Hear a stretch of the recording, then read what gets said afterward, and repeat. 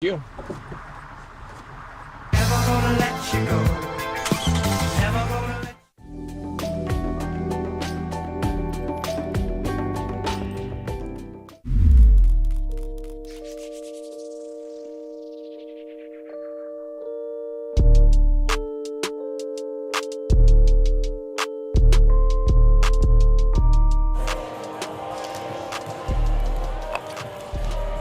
Finally, a word that Tiger and Lady Tiger fans know all too well. It's December, and they finally get a home game here at the Powell Athletic Center, at least Mid-South Conference home games for the Tiger basketball team. The Lady Tigers, this is their home opener as they battle Freed Hardman tonight in a matchup of unbeatens. Number 3, Campbellsville, and the Lions out of the receiving votes category. The latest NAIA poll. Matt Payton with you at the Powell, joined by my colleague and pal here, Benji Kelly. He's well known around these parts, the Hall of Famer, the second all-time leading scorer. Dr. K, as some will call him, and color commentary. And then on the side, he moonlights, or whatever you want to call it, as vice president for development. It's many hats you wear, my friend, but it's nice to have you with me finally. It is good to be here, Matt. It's been since March, and it has been the longest off season. I know you've already had several games under your belt. Been listening to you on the road. Was planning on to make that Lindsay game, but then we actually decided to go to see family a day before the Thanksgiving holidays. But it is good to be back here beside you. And I tell you what, December normally is a time that, you're playing in tournament, Christmas tournaments, you're having that non-conference schedule. Here we are, the 4th game in the Mid-South Conference in December, which is really hard for me to wrap my head around. And what a great game this is going to be tonight.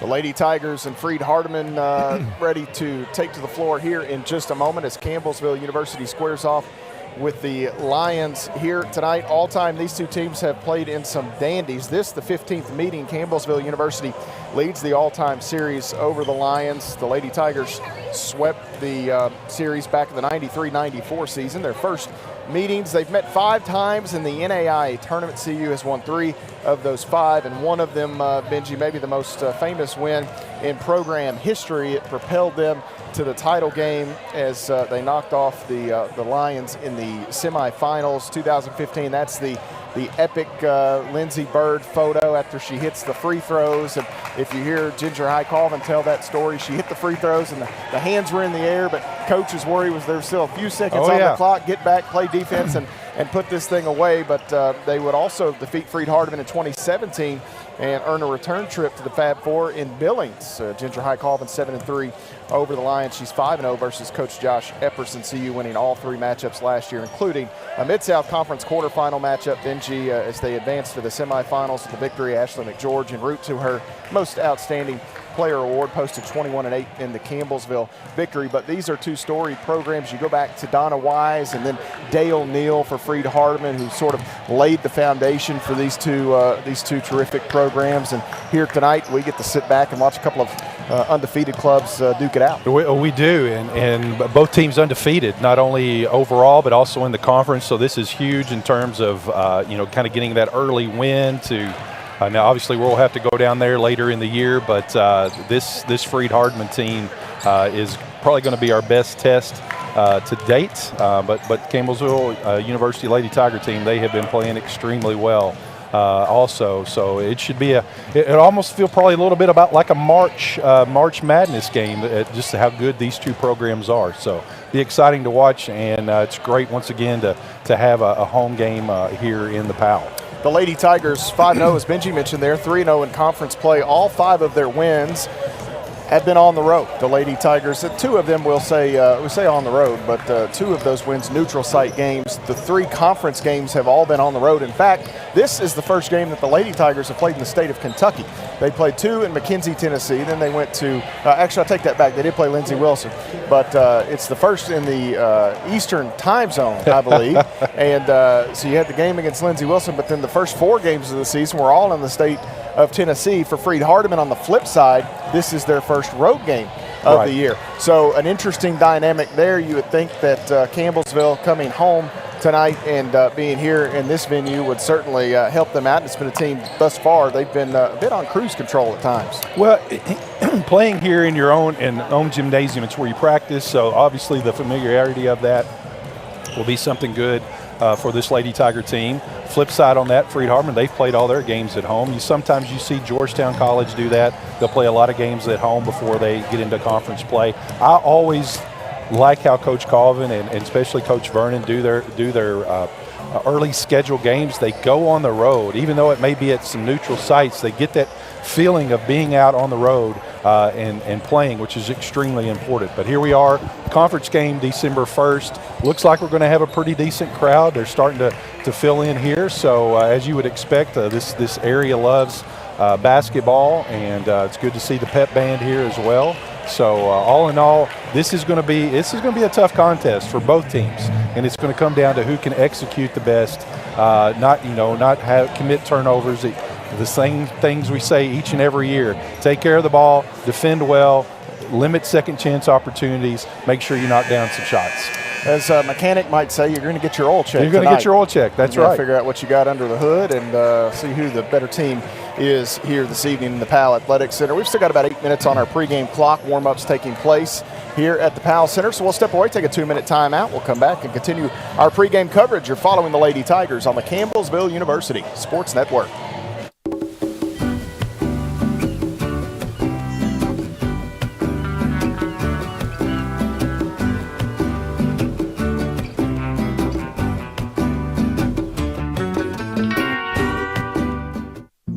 Jason, let's go see your room.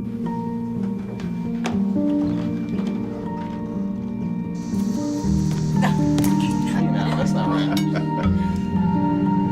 How is it? Is it good?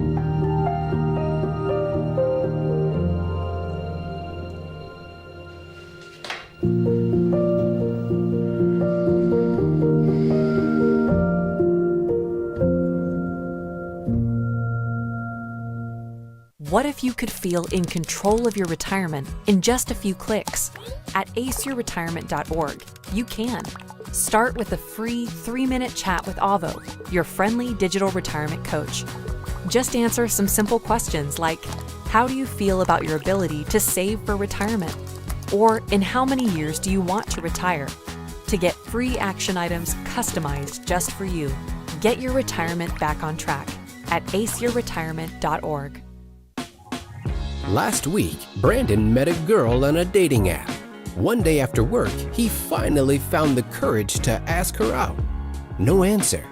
He started to panic. Was he being too pushy? Maybe it was too Sorry I didn't respond. I was driving. I would love to go on a date. How does tonight sound? Brandon tried to play it cool, but inside he knew. A girl so smart, so responsible. She must be a keeper.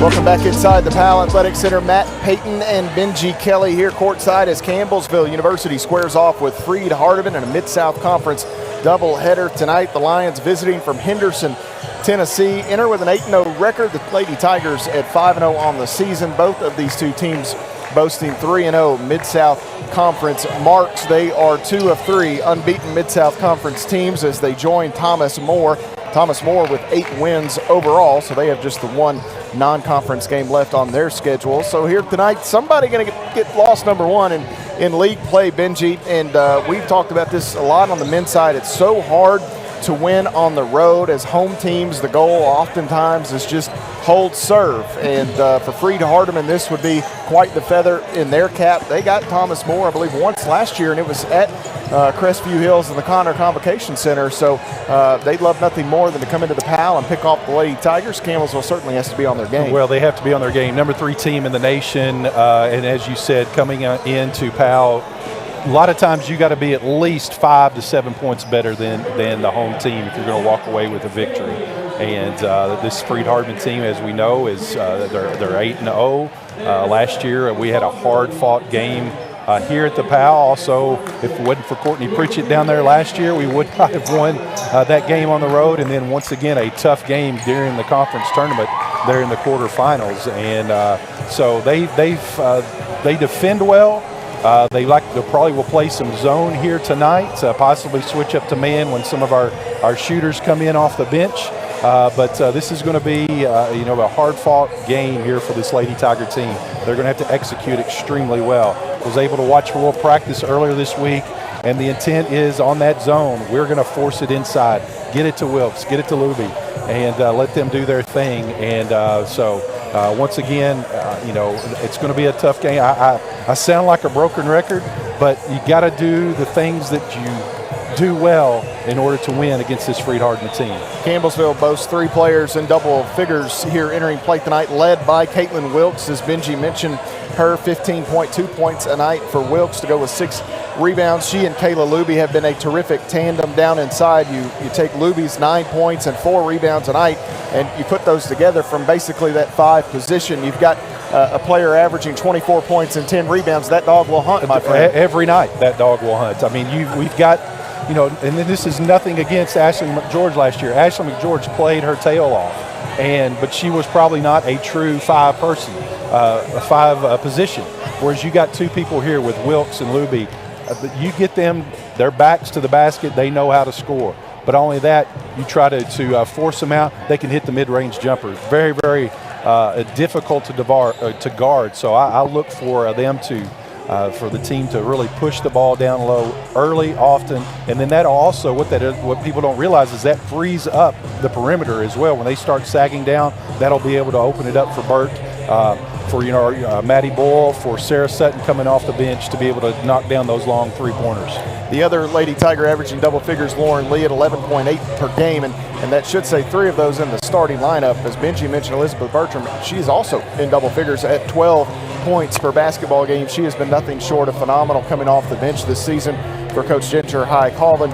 For Freed-Hardman, led in scoring by Rachel Satterley.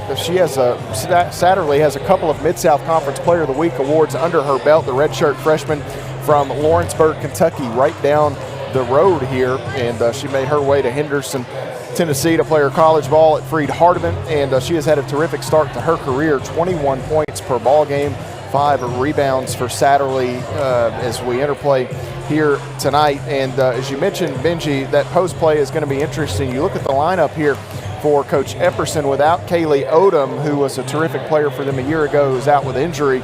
It is not a very big team in terms of size, and I think that's what you were getting at, talking about the attack for the Lady Tigers. Feed it in there to Wilkes and see how they intend to guard. Obviously, a zone is going to be a big part of that as they try to maybe dig at times and keep things away from Caitlin Wilkes in other ways. Well, even when the team plays a zone, you can get the ball down low. It's all about penetration, the angle of entry. It's all about the post player sealing that person that's in that zone. Sometimes there'll be 3 back on the zone. Sometimes there'll be 2 back. So on the offensive side, making sure that you read what defensive player is actually going to guard you, posting up and giving a clear passing lane for those guards to be able to hit it. So it's early season. It's early season because the coaches and referees are still smiling They at are each still other smiling. here That's early. exactly right. Wait till we get into mid-year, and those smiles are few and far between. But anyway, we are about a minute or so here from the national anthem, opening prayer, and things starting lineup. So we're going to get set to take a break momentarily as we wait here for this final 40 seconds or so and put a bow on some of our pregame stuff. Campbellsville averaging 87 points per ball game at 53.3% from the floor, 40% from deep. Benji, the points per game, 6th in the country.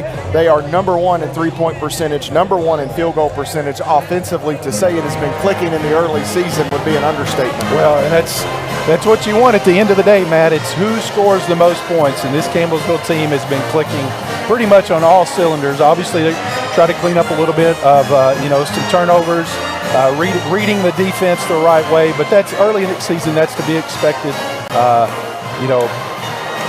5-0, 8-0. It's going to be a great game. It really is.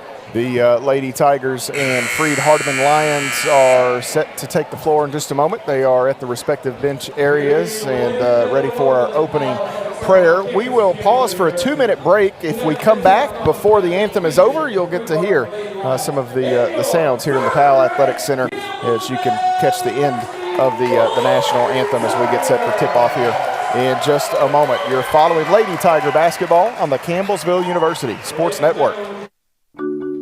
I tell my son, I love you every single day. Now, my dad has never said that to me. Not because he doesn't love me, but because culturally it wasn't comfortable for him. Now that he's a grandfather, he says, I love you to my son every time he sees him. My advice to all the fathers out there, forget the cultural restrictions. They grow up way too fast for you to waste even a single precious moment. The family's visit to the forest inspired a beautiful question. Mother, mother, am I a tree? You tell me to stand tall. You tell me to stay rooted. I think I am a tree. My child, of course you are. But what kind of tree will you be? The kind to hug or the kind to climb? Doesn't matter which you choose, so long as you choose to be a tree that's kind. Make the forest part of your story at a park near you. Find one at discovertheforest.org. The black truck? Hey, Christina from accounting. Yeah, hi. Hey, I used to date a girl named Christina. Oh, really? Yeah, and then she dumped me for my best friend. You want to see some photos of them that I took? I don't. I thought we talked about this, buddy. Buzzed and overshared again? Yeah. Yeah. I'm gonna call a car. That's a smart idea. So yeah, I know, that's why I did it. Hey, you're gonna get back to the top of the mountain. Does that mean I'm gonna get back with Christina? No. Oh. No.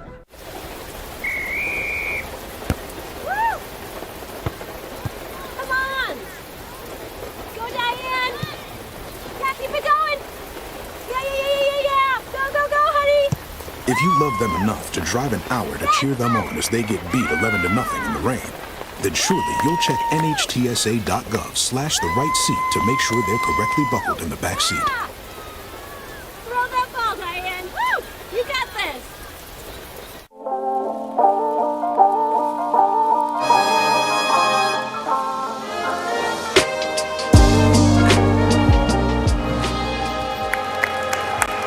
Tiger Pep Band taking care of our national anthem here tonight inside the Powell Center. Matt Payton and Benji Kelly here. We are ready for tip-off in just a moment. The starting lineup set to be announced in the Powell Center. Josh Spencer on public address here this evening as Campbellsville University and Freed Hardman square off. Let's take a look at the starters for the visiting Lions. Josh Epperson in his third season, assisted by Abby Stutz. Today they run out KJ White, 5'7", a senior guard from Trenton, Tennessee. Rachel Satterley, 5'6", a freshman guard from Lawrenceburg, Kentucky. Reagan Purvine, 5'7", a senior guard from Dixon, Tennessee. Madison Baher, 6 foot, a graduate guard from Peoria, Illinois. And Ellie Chumley, 5'10", a freshman forward from Manchester, Tennessee. Now for the Lady Tigers, Campbellsville University's Lady Tigers, the number 3 ranked team in the country. Ginger High Colvin, her 16th season, 420 wins on the ledger for Coach Colvin, 5 times the Conference Coach of the Year award winner, assisted by Miranda Denny in year number 15 and Brett Sowell. The Lady Tigers send out Bailey Pedigo, 5'7", a junior guard from Glasgow, Kentucky. Lauren Lee, 5'7", a sophomore guard from Liberty, Kentucky. Maddie Boyle, 5'6", a junior guard from Milledgeville, Kentucky. Courtney Pritchett, 5'8", a redshirt junior forward from Byrdstown, Tennessee. And rounding out the 5 for the Lady Tigers, Caitlin Wilkes, 6'2", a junior forward from Stanford, Kentucky. And Benji, before we get started, we want to send our condolences to the family of Courtney Pritchett. She lost an uncle this past week, and it's been a difficult week for her, difficult week for her family, obviously, and we send condolences and thoughts and prayers to them during what has been a very difficult time. Absolutely, and just a tough situation for her, to being able to go back and forth, to be there for family. But I tell you what, she is one tough young lady, and I know that this probably here tonight will be able to give her a little reprieve to be able to play the game that she loves, and loves quite a bit. So. Campbellsville University in the home white uniforms tonight. Campbellsville across the chest in maroon with maroon numerals. Little gray trim for Campbellsville. LTB on the left leg of the shorts, actually on each leg of the shorts. The tiger paw between the shoulder blades. For Freed Hardman sandwiches the number in white trim and piping for the Lions as they have the FHU lion head between the shoulder blades. For those following along on radio tonight, 88.7 The Tiger, Campbellsville University going from right to left, the Lions left to right. We are underway. Tap is controlled by Baher. Back to Freed Hardman and Campbellsville on the defensive end to begin things as KJ White works with the basketball. Satterley out top, Campbellsville giving chase in that patented twilight zone. Satterley going to hoist the early three. That is short. Rebound taken in by Pritchett. The Lady Tigers want to run here. Pritchett going to leave it with Boyle. Left side on the wing, Pedigo. Little contact, and we're going to have an early whistle here as this will go against Purvine, who closed out on Pedigo. Gets a bit too much of Bailey, and that's the first on Purvine, the first on the Lions. We see Satterley there launch one from about 5 feet behind the arc. Campbellsville in good rebounding position there and was able to get that defensive rebound. Boyle navigates off right, back to Pedigo out top. Now Lee. Zone defense for Freed Hardman. Entry here, Wilkes. Double team comes. Wilkes' shot is short. Rebound is going to be jostled for, and we're going to have the possession arrow come into play here as Campbellsville will keep it. The double thumbs thrown up down on the far end. 11 seconds remaining on the shot clock, Matt. We saw right away Campbellsville once again is trying to get that ball. Actually, that thing that hit the rim, so it should have reset to 20, and they have reset it. So Lauren Lee, the trigger gal here for Campbellsville. She'll pitch it in. Waits. There's Boyle. Boyle going to take the quick pull-up jumper, and that's over everything. Boyle a little strong on that attempt. I think she didn't realize how wide open she was and kind of forced that rather quickly. It's almost an over and back there. Satterley just able to get it across, get her body across as the pass came in. We got a walk called here as that was, is that White dribbling down inside? It's 15, yes, 15. 15, Purvine? Purvine. First turnover of the game. Campbellsville, that defense. Scoreless here. We've played almost a minute as Bailey Pedigo handling the basketball for the Lady Tigers. Into the corner, Lee bounces. Pritchett can't shoot it. Pedigo out top. Extra passes. Boyle. She'll get by Purvine. Throw up the jumper from the same spot, and there was a test out. That first one just a little test, Benji Kelly. It was. She was surveying the wind conditions. The wind conditions, and she nailed that one perfectly. 2-0 Campbellsville, the early lead. White holds it off the wing. Purvine, a nice cut down the baseline for Chumley. Lays it up and in. Yeah, nice offensive move there by Freed Hardman. That's one way that you're able to beat that zone that Campbellsville likes to play. And here we have a blocking foul called on Freed Hardman, and that's going to go against Baher. And for Baher, her first, and that's number 2 on the Lions. Campbellsville will trigger it in right in front of the Lady Tigers softball team on the far side. Lee off the wing. Pedigo out top. Extra pass. Boyle. 3 on the way. That is off the mark. Let's hope Maddie Boyle was testing out the wind conditions on that one too. And there's a payout coming later because that one was well off the mark. Foul here going to go against Courtney Pritchett in the backcourt. Her first. Team's first. Tied at 2. 8:25 to play in the first quarter. Freed Hardman back to work, almost a double team trap there, and able to get it away was Purvine. Satterley back to Purvine and out. 3 on the way is off the mark for White, and ball is tapped as that was Chumley trying to save it in bounds. Last touched by the Lions, and Campbellsville will go back to the offensive end. Good block out there by Courtney Pritchett to able to hold off that Purvine there to be able to knock it out of bounds. So Campbellsville another opportunity here to take this lead. Kind of feels like both teams are kind of trying to a little prize fight here, trying to feel each other out and see how things are going. Two good undefeated clubs, absolutely. number 3, and a team that's receiving votes, trying to make a name for themselves a bit here as Freed Hardman is climbing back into that national spotlight. Bouncing inside, Pedigo has Wilkes, throws it out. Pritchett won't shoot it. Decks it, drives, now kicks. This is Pedigo. Her 3 is off the mark. Long rebound taken by Bailey Pedigo. Campbellsville gets the short reset. Pritchett, 3 on the way. Bang! Courtney Pritchett! And Edward Jones, 3 for the Lady Tigers. And there we go. That had to feel good for her to get that first shot, knock it down. I know it felt good for me I to see her. absolutely see that. 5-2. White being chased, able to knife her way inside, kicks it out. Satterley can't shoot, drives in, throws up a shot, and it's an offensive foul. Bailey Pettigo sets up camp, had the hot dogs and marshmallows roasting, and Satterley with a contact will pick up her first 3 on the Lions. Bailey Pettigo was there early. She was set up camp, as you said, and did a great job of taking the charge there. 7:20 remaining here in the first quarter. Boyle holds it, waits, has Wilkes, back to Boyle off the wing, won't shoot it. Inside, wide open, Pettigo hesitates, a little contact. I think if Bailey lets that go, she gets the foul call. Now entry for Wilkes. Wilkes has to juggle it and catch it, kind of tapped it up to herself, back out. Pritchett won't shoot. Off the wing, 5 to shoot. Pettigo lets it ride. That is off the mark, and the rebound taken in by Baher for Freed Hardman, and she'll bring it ahead. Yeah, good ball movement there by the Lady Tigers. Got a great look, just didn't fall. Sometimes that happens. Satterley and Baher go a little back and forth here. Satterley closed out on. She'll come to KJ White off the wing. Ran into by Lee. Now a pass contested, stolen. This is Pritchett. Pritchett ahead. Campbellsville looking to add to their lead. Pritchett able to navigate away from some contact. Fouled by Satterley and one. Is Swiss doing it all. She grabbed it, brought it down the floor, hesitated, gets the bucket, and she'll go to the line. Yeah, that's actually a foul on White. So not Satterley. They got White in there with coming over the top, but great job by Courtney Pritchett. One on the defensive end, kind of get in the passing lane. The ball kind of falls in her lap, goes full court, was able to gather herself, go up strong, draw the foul chance here for the old-fashioned three-point play. 7-2, and Pritchett makes it an 8-2 ball game. Pritchett has 6 of the 8 for Campbellsville. White, the basketball for Freed Hardman. That foul was on her, her first. 4 on the Lions here. Changes for both teams. Ball deflected and stolen. Pettigo throws it long ahead. Lee couldn't quite control it. It's still loose, and it goes nearly out of play. Ball still being battled for, and Lee picks it off as she took it away from Satterley, who was on her keister. Here Bertram has gun, will shoot. Off the mark, Elizabeth Bertram, the 5'6" sophomore guard from Glasgow, Kentucky, in the lineup for Campbellsville. Far side, Purvine looking for some help.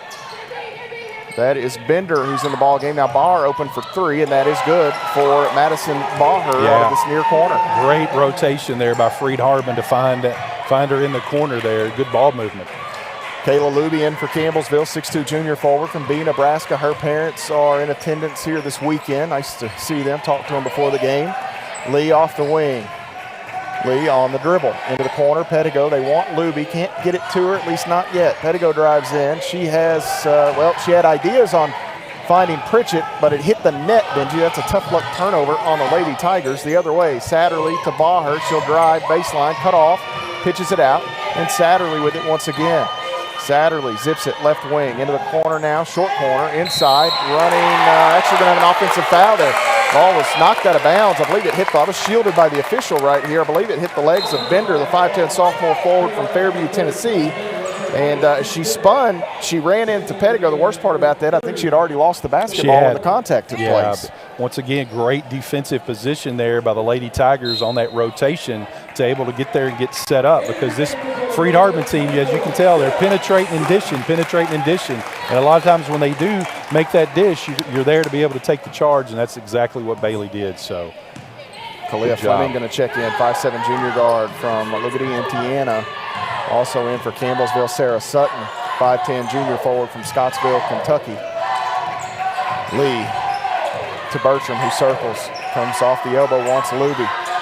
Wraps one down inside. Luby needs help. Pritchett to Bertram, nice feed inside. Luby goes up the left hand, won't go, stays with it, gets her own miss. Going to go back up. What do we got, a foul or a jump ball? Got a foul. Foul called inside on Freed Hardman, and this was something that we talked about at the outset, is this is going to be on Kelsey Bender. That's 2 quick ones on Bender here. But we talked about maybe Freed Hardman's going to have a little difficulty contending with the Wilkes and Luby tandem, and that time you could see Luby's size giving them all kinds of fits. 8-5 the score, 4:46 to play in this first quarter. We've got a media timeout. We'll step away. You're following the Lady Tigers on the Campbellsville University Sports Network. When I got the opportunity to get her, there wasn't no choice. I told myself, I'm gonna take custody of my daughter. It's my baby. That's what we're supposed to do as men. Take care of our home, build a foundation, you know what I'm saying? Love, our money, she's my purpose. I'm here to walk with her, hold her hand until she can walk alone. Ain't nothing like being a father in this world.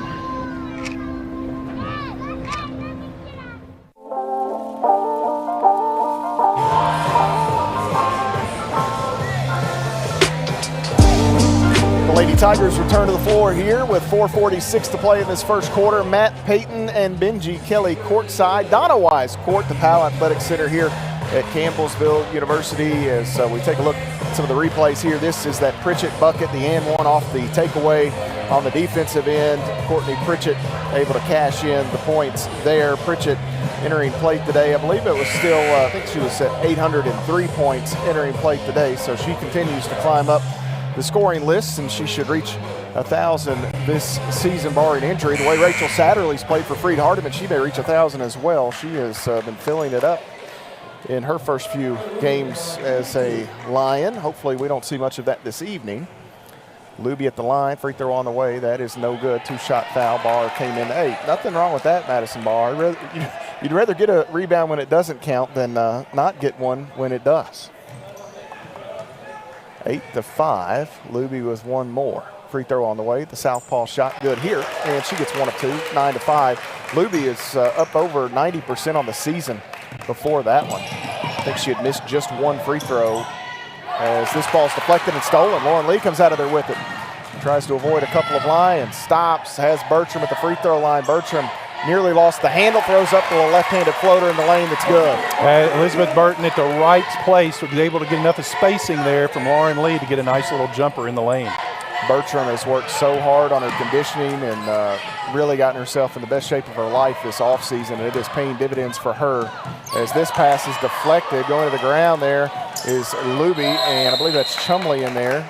Finally, we go to the thumbs, and it'll stay with Freed Hardman here. That's what I like about Kayla, her intensity on defense. Her hands and feet are always moving, and that's what you want. She was able to get that deflection, which then caused the jump ball. Not sure what the discussion is here. That's right. It's okay. So the scoreboard didn't Scoreboard's update wrong. Yeah, it was showing Campbellsville. So yeah, it is Freed Hardman basketball. Yeah, we had an early jump ball in that first possession. Here, Lee knocks the pass out of bounds there. Lauren Lee kind of jumped in front. Great defense. Chumley there. Yeah, kind of got around. Freed Hardman lucky that wasn't a turnover. Actually, the shot clock should not have gone to 20. It should be 11.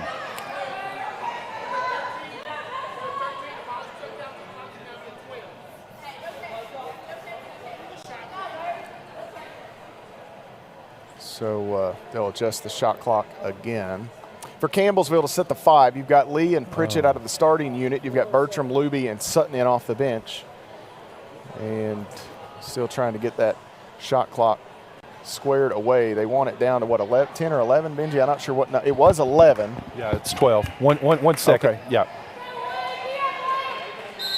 So we'll try again here as Satterley still looking, throws one out deep. Lee, the help defender, nearly came across and grabbed that. Bertram with heavy defense on Fleming. Now on around, they get Satterley open in the corner. 3 round and out, no good. Chumley can't handle the rebound. Luby corrals it, and the Lady Tigers sprint the other way. Bertram trying to avoid some defenders, and then her own teammate kind of runs into her. Bertram was going to navigate off right. Luby from her keister finds Sutton, who couldn't get the reverse. Oh, wow, that would have been a spectacular reverse layup there.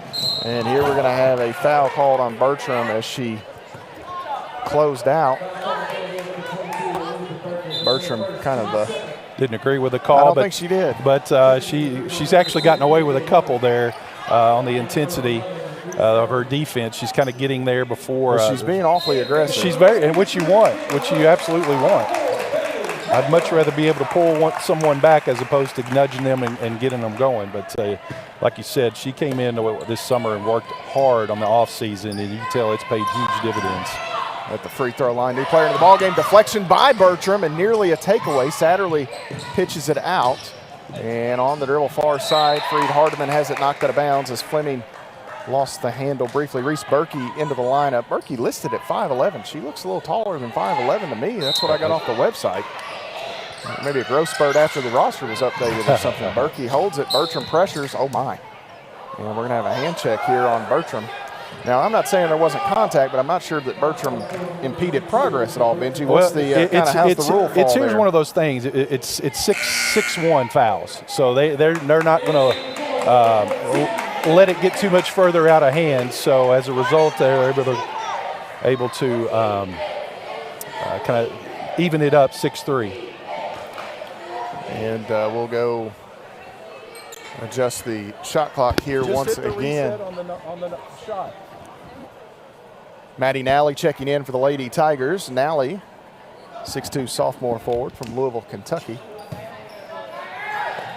Nally's in a bit of a pickle, Benji. I won't get into the details, but I saw her outside. She's looking for something she lost earlier. Oh boy, it's been a real ordeal for her and Sarah Sutton. Here's a 3 on the way, no good. Rebound to Sutton, and she's knocked to the ground. Rebound for Sutton will draw the foul against Ellie Chumley there. And they'll actually send Sutton to the free throw line. Our friend Shootin' Sutton, we've not seen much of her. She's averaging just 9 minutes a game, and she's had a rough preseason. She's still trying to get herself back to 100%. Yeah, she's had some tough sledding here as of late. You name it, and she's probably endured it as she hits that first free throw. Sutton's first trip to the line this season here tonight. Campbellsville leads at 12-5 if you're following along on 88.7 The Tiger. Lady Tigers now 13-5 the advantage. Freed Hardman back the other way. KJ White working with the basketball into the corner. Has Berkey.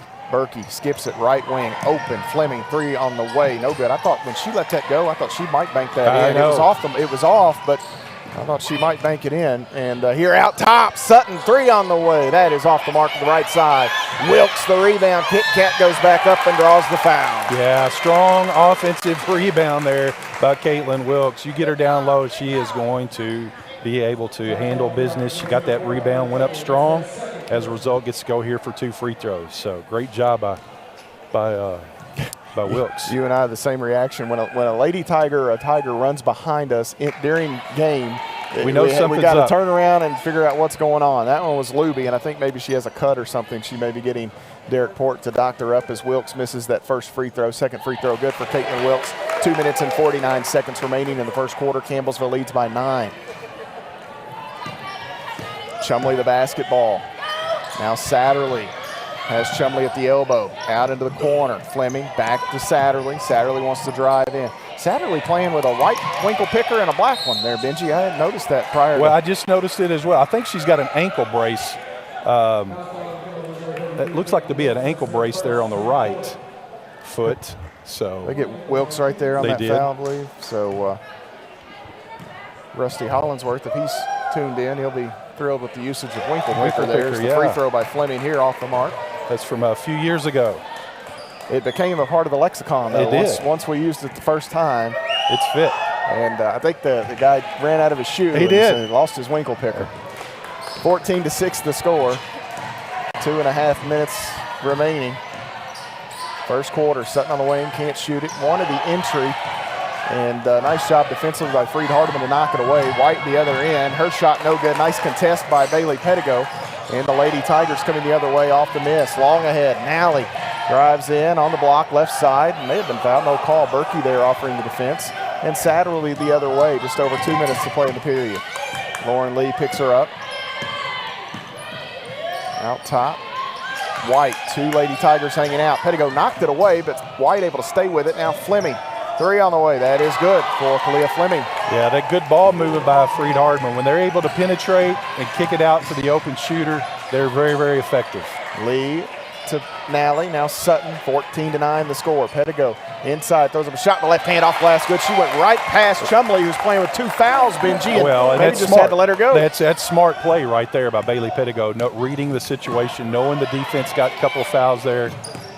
Satterley gets around Lee, driving in. Wilkes there to defend. Shot no good. Pettigo clears it. Campbellsville the other way. They lead by 7. Lee out. Sutton extra pass looking for Nally. Now Wilkes. Ball deflected twice. Wilkes going to be called for an offensive foul. And that one there, Benji, is one that I hate the call because so often the bigger player gets penalized. Now, it's hard to tell exactly how much contact there was from here, but give Satterley credit. She had no chance down on the low block stopping it. No, well, and it's one of those things. They've already called 2 charges down here on this end. They're trying to even it out, and, when a player goes down that hard, you're exactly right. They're going to call that 99% of the time. Kayla Luby back in with that right wrist taped up, so that must have been the issue from earlier. Out to White, 1 minute even showing on the clock here. Here, Chumley out, ball stolen away. Here comes Maddie Nally to the offensive end. Nally going to go up, left hand. She is fouled by KJ White.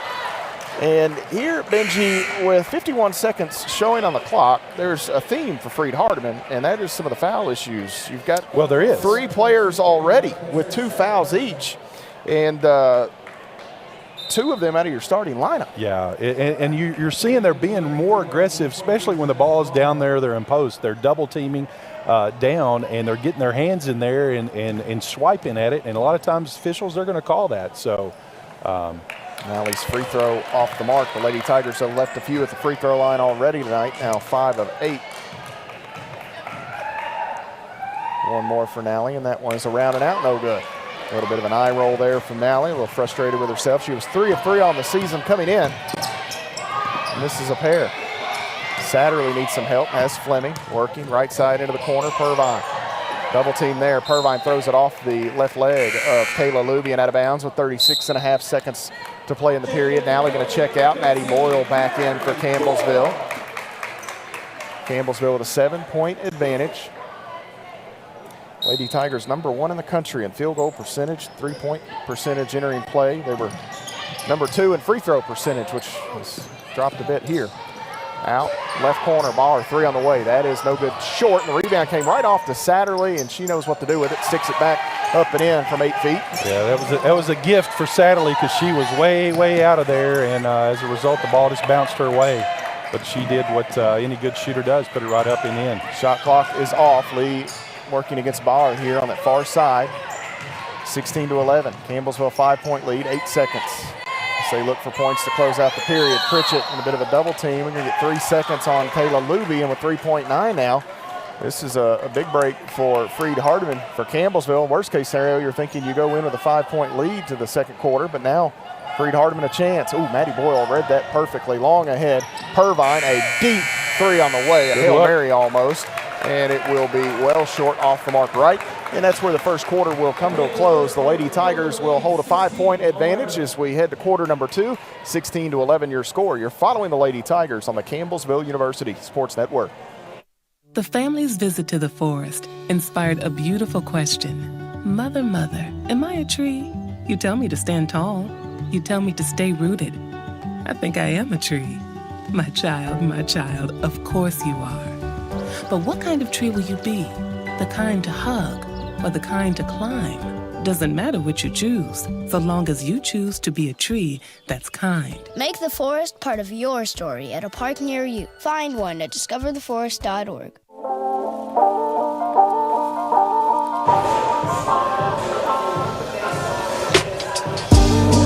To 11 your score as we conclude period #1. The Lady Tigers and Freed Hardman combined to make just 9 field goals in 28 attempts. So Benji, that percentage hovering around 31, 32% perhaps. Kind of an ugly first quarter really. And you use the phrase kind of feeling each other out. I'm cracking up here. Chris Schroeder is here. Old habits die hard. He's checking coach's water. I mean, he knows his role. I'm telling you, the man, after all these years out of the game, still knows his role. He's down there filling up cups.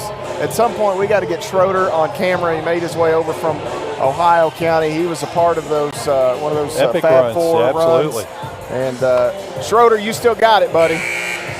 You still got it. He said he's rusty. He's like a rusty old nail. Grading himself tough here. Said he's rusty, but it's like riding a bike. 16, a rusty bike. 16-11. Campbellsville leads by 5. Lauren Lee left side to Boyle. Pettigo on the wing right side. Back to Lee. They want Luby. Can't get it to her. Boyle and Lee and Pettigo kind of working it around the horn. Skipping it is Lee. Ball knocked away, but Boyle able to save it. 10 to shoot. Lee drives in, kicks out. Pettigo back to Lee, short corner, driving baseline, spinning away, 5 seconds, gonna have to do something with it. She lowered the shoulder. So they're gonna say Lauren Lee lowered the shoulder a little bit there, and that'll be the first on Lauren Lee, first on the Lady Tigers. And back the other way, Freed Hardman will have a chance. Campbellsville 5 turnovers in this one as Lauren Lee gets the left shoe out and kicks it right back into the direction of Fleming. 9:26 to play in the half. I am still, all these years later, not used to the quarters. Yeah, it's different. But I'll tell you one thing, it has sped the game up. Yeah, I don't know. I'm a traditionalist, I guess. I guess, same here. I like the National League with the pitchers hitting. Sumi, 16-11, left wing. Inside now Satterley, who pitches it out. Barr, another 3 on the way. That's good. I believe her second of the night. Yeah, once again, that ball penetration it kicks things open for the shooters. Freed Hardman's really good at that. Left wing Boyle, 16-14. It's as close as we've been in a while. Pritchett going to drive. Kicks it out to Pettigo. And now shovels it back. Pritchett can't shoot it. Pettigo in the corner. Out top Lee.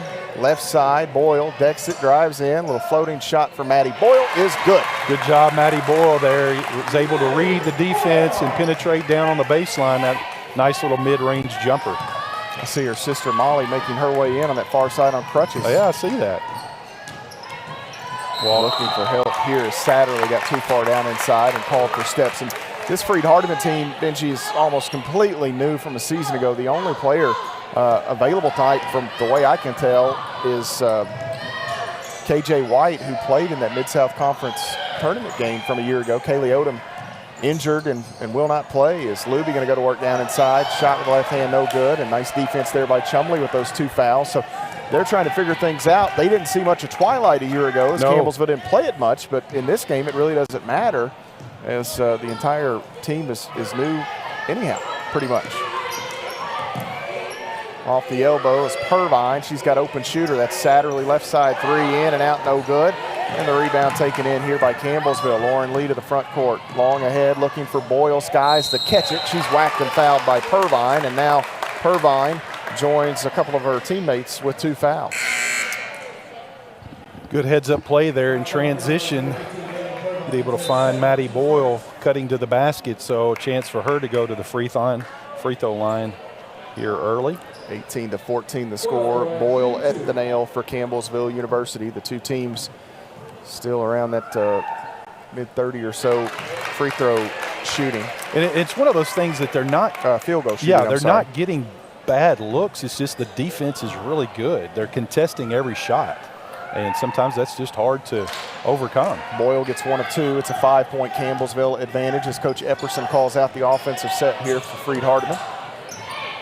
Lauren Lee gives chase to Fleming. And now driving is Berkey, who needs some help here. And Berkey throws it away. Pritchett there to intercept. Long ahead, she's got Boyle, who's going to have to chase it down. And Satterley may have done Campbellsville a favor there, yeah, Benji. She they really were a bit out of sorts, and they would have had Boyle in trapped down there in the corner. Trap. Yeah. And the ball got poked out of bounds by Satterley. Easy for me to say from here. Satterley just to the hustle play. As Lee pitches it in, and Luby, before I could even call her name, was fouled. The whistle had sounded there as they found Luby. Fleming going to be called for the contact here. Good out-of-bounds play by the Lady Tigers for Luby to get that wide open opposite block. Good heads-up play there by Lauren Lee to see her, because Pettigo was actually open here on the wing. Luby's shot in the left hand is good. Luby got to go home to Nebraska for the holiday, and her parents drove in and catch a few games this weekend. And the official may have caught, I assume earlier with blood. It may be on her uniform. That may have been the discussion. As the second free throw on the way is good. If you're not familiar with Kayla Luby's story, the Lady Tigers played against Luby in Hawaii last year. Kind of a long commute to play against a team, but Campbellsville gets the takeaway. Lauren Lee to the front court, right hand stops, hesitation, the shot no good. 2 players run into each other as Satterley and I believe that's Bender come together. Long ahead, they've got Berkey. Berkey will go up the right hand too strong. Lauren Lee another rebound, and she is fouled here by Baher. And that's going to be 2 on Baher. Let's just give 2 to everybody here. That's about where we're headed, my friend. But that Luby story, and I'm sure we'll talk about this a few times, they play against Concordia in Hawaii, and then Concordia was at the same regional site, the NAIA opening round tournament in Bowling Green. They lost to Benedictine. Campbellsville would beat Benedictine in that final contest to move on to Sioux City. But at some point after the season, Luby kind of reached out and told Campbellsville, told Ginger High Colvin to have a little interest. And the next thing you know, she's a Lady Tiger. Pretty neat story is the entry here. And Lee going to pitch it out to Pritchett. 3 for Boyle is short. And Satterley able to keep it in play. Freed Hardman back to the offensive end. 6.5 minutes to play in the half. 21-14. Campbellsville leads it by 7. Berkey open right wing triple is no good, and the rebound chased down by Boyle. She'll pitch it ahead to Pettigo, and long left wing they have Pritchett back to Boyle. Pettigo again shovels it to Lee, and they look for Luby, not there. Now Pritchett wide open inside. Luby left hand off glass, good. She gets the deuce, Swiss the dime. Yeah, nice entry pass there by Courtney. And once again, Luby, she found that defender, sealed him perfectly, and got a nice little easy layup. It was 16-14, Benji, at one stage here. Campbellsville has scored 7 straight. On the wing, White going to drive in, gets around a pair of Lady Tigers, and pitches one up and in off glass. And we've got a stoppage here. I believe Ginger High Colvin may have taken a timeout. Coach Epperson did. Coach Epperson. Yeah. Took a timeout. So it's a 30-second timeout, but it'll become a media stoppage. So we will step away. Campbellsville leads at 23-16. 5:43 to play in the half. You're following the Lady Tigers on the Campbellsville University Sports Network.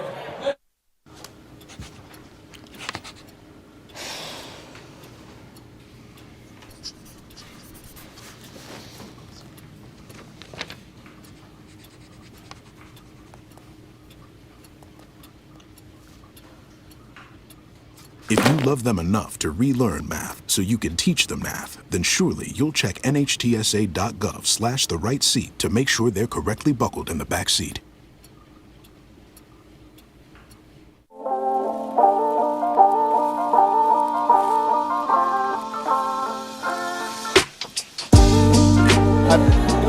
Five minutes and 43 seconds remaining here in the first half. Matt Payton and Benji Kelly with you at the Powell Athletic Center as the Lady Tigers playing their home opener tonight. 5 games to begin the season, all on the road. As we take a look at replays, those of you following along on our coverage, video coverage, whether that's local cable or YouTube, sidearm, whatever it may be, for the Athletics website. Thank you for tuning in tonight, joining us on radio. But that pass there, Courtney Pritchett, Benji able to set up offense, and she did that so well last year. Talking about Ashley McGeorge at the outset of the broadcast, McGeorge able to get so much done, thanks in large part to Courtney Pritchett. She is one of those players that she just makes everybody around her better. Well, she's so smart that she knows how to read the defense. She knows what kind of entry pass needs to be made, and if she has to take a one dribble to the right or left to be able to improve that passing lane, she does, and she can shoot the ball. So she's just a dynamic player, and it's good to see her having a great night tonight, especially what she's gone through here this last week. 23-16, Pettigo out top, right wing, Sutton. Thought about it, wouldn't let it go. Now Pritchett, nope, it's going to be Lee straight away. Back to Sutton. Sutton survey, skips it. Short corner left side, ball knocked away from Pettigo by Purvine, and Fleming here is going to be knocked to the ground and fouled by Pettigo. It may have been a little frustration foul there on Pettigo, getting the ball stole from her. And 5:19 shows on the clock. Campbellsville back in the defensive end here after that Pettigo foul. 2 on the Lady Tigers as a club. KJ White has it deflected, but Satterley catches it, gonna dribble in. Just off the free throw line, deep shot there is no good for Bender. Kayla Luby the rebound, Campbellsville the other way. Lee will slow it down a bit, leave it, trailer, Pritchett, ball fake, out, Lee wide open, she'll deck it as well. Now you've got Pettigo, right wing, triple, around and out, no good. Sutton with the rebound, and we're gonna have a foul called on Sarah Sutton. Yeah, Sarah, little body there on the rebound. I love the effort and the willingness to go after it, but she just kind of made a little contact there, and officials call that. Pass ahead to Satterley, back to KJ White. White dribbling, left side of the lane, pitches it back out. Now Satterley, straight away, 3 on the way. That is hard, and the rebound going to be tied up. Bender and Luby come together, and the arrow will stay with Freed Hardman here. The Lions 10 turnovers already, averaging just 13 of all game coming into play here this evening. So Campbellsville has been able to speed them up, Benji, and get them out of rhythm at times. As Satterley pitches it out deep here to Bender. Now White, left side. Entry pass to Purvine, back out, and again, White gonna drive, gets the step and gets the lay-in with the left hand, and a foul gonna go against Campbellsville. I believe Kayla Luby, a bit tardy getting over, will be hit with the contact. It is, and Kayla Luby picks up her first of the ball game, 4 on the Lady Tigers as a team. 4:24 remaining in the half. We had a couple people that got out of position there. Luby was a little bit out of position, and then Pedigo actually got her feet tangled. She fell down, and as a result, created the dribble lane there for Freed Hardman. KJ White misses the free throw, so Campbellsville will hold on to this 5-point lead for the time being. Low scoring affair thus far. Neither team has gotten much done offensively. Pritchett holds it. She scored 6 of the first 8, scoreless since. Sutton 3, bang! Sarah Sutton and Edward Jones 3 for the Lady Tigers. She can shoot. We've all seen that. Has gun, will shoot. Yeah, she and Bertram subscribe to the same philosophy. I think you had that philosophy too. I had you couldn't that philosophy. score if you didn't shoot, right? That's exactly right. Here is Fleming driving, and boy, the lane just opened up for Fleming, and a little strong with that shot. Ball gets knocked out of bounds. Last touch by Freed Hardman. Campbellsville will have it. Yeah, you're not second on the all-time scoring list by boxing out and playing hard defense, right? As Coach said, I didn't play much defense, but that was okay. 26-18, an 8-point Lady Tiger lead. Pritchett out to Luby. On the wing, it's Lee. Looking. Now Sutton on the wing, left side. Wants Luby. Ball knocked away by Purvine. She's been a bit of a pest here in this first half. Right wing. Pedigo, 5 to shoot. Pedigo bounces, and Luby couldn't handle it clean. I believe Bender may have gotten a little piece of that on the way through. And Purvine the other way, leaves it out to Satterley. Wide open 3 on the way for Satterley. That is hard, and the Lady Tigers continue to avoid Satterley getting going here. She struggled. Sutton 3 on the way. That's going to be off to the right, and the rebound taken in by Satterley, who falls down. Luby knocked the pass free. Pedigo goes to the ground. Goodness gracious, like roller derby out here. Out wide, right side. 3 on the way from Fleming, no good. Here comes Lee to the other end. Lee tries to split 2 defenders, and it was actually the defender getting back, Bender, that knocked that out of play. I believe half of the players on the floor just about were on the court in the last 20 or 30 They were literally seconds. laying on the floor. Nally going to check in. Luby checks out.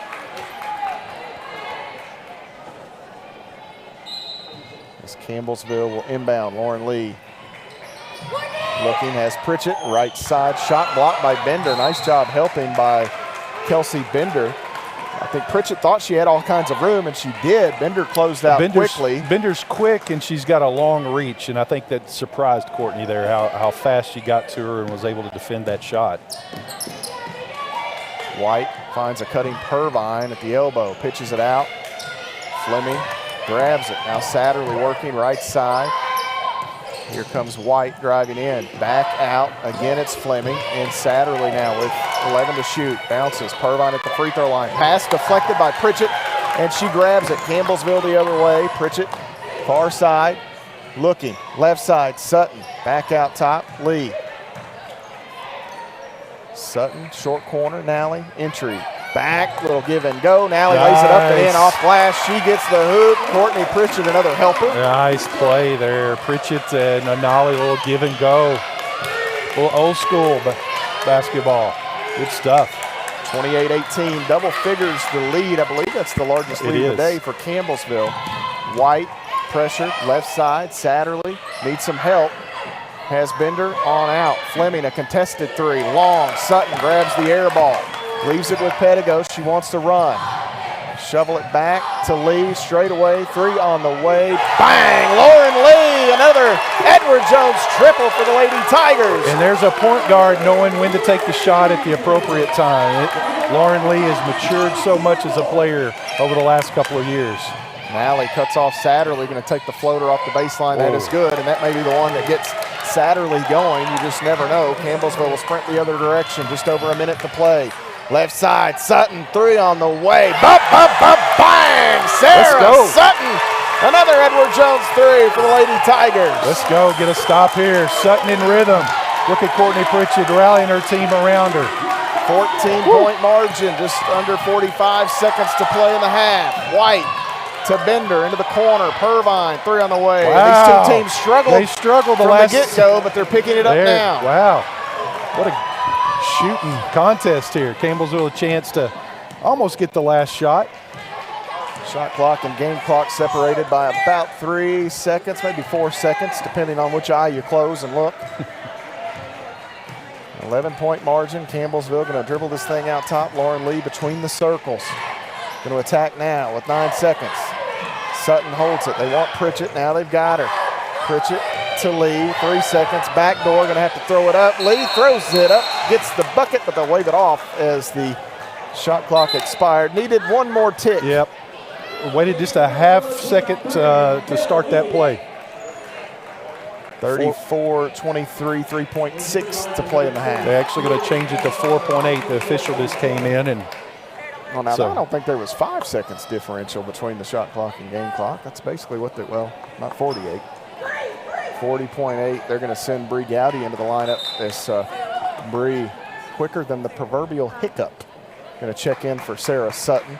So Freed Hardman had a chance late in the first quarter to get a buzzer-beating shot. They'll try it again here in the second. Satterley looking for some help, spins, 2 seconds. He's going to have to heave one up. Good Not defense. a chance.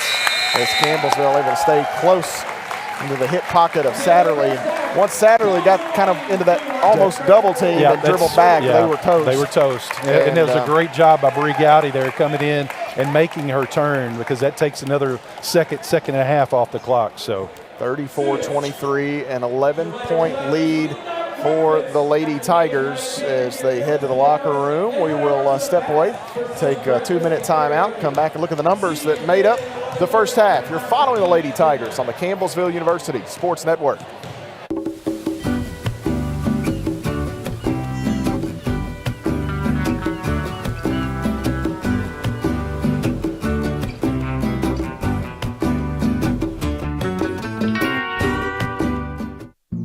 Jason, let's go see your room.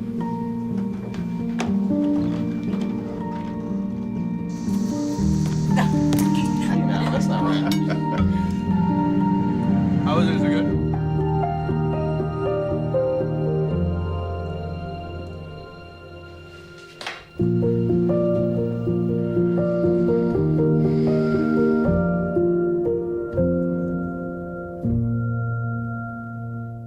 What if you could feel in control of your retirement in just a few clicks? At aceyourretirement.org, you can. Start with a free 3-minute chat with Avo, your friendly digital retirement coach. Just answer some simple questions like, how do you feel about your ability to save for retirement? Or in how many years do you want to retire? To get free action items customized just for you. Get your retirement back on track at aceyourretirement.org. Last week, Brandon met a girl on a dating app. One day after work, he finally found the courage to ask her out. No answer. He started to panic. Was he being too pushy? Maybe it was too... Hey, sorry I didn't respond. I was driving. I would love to go on a date. How does tonight sound? Brandon tried to play it cool, but inside he knew. A girl so smart, so responsible. She must be a keeper.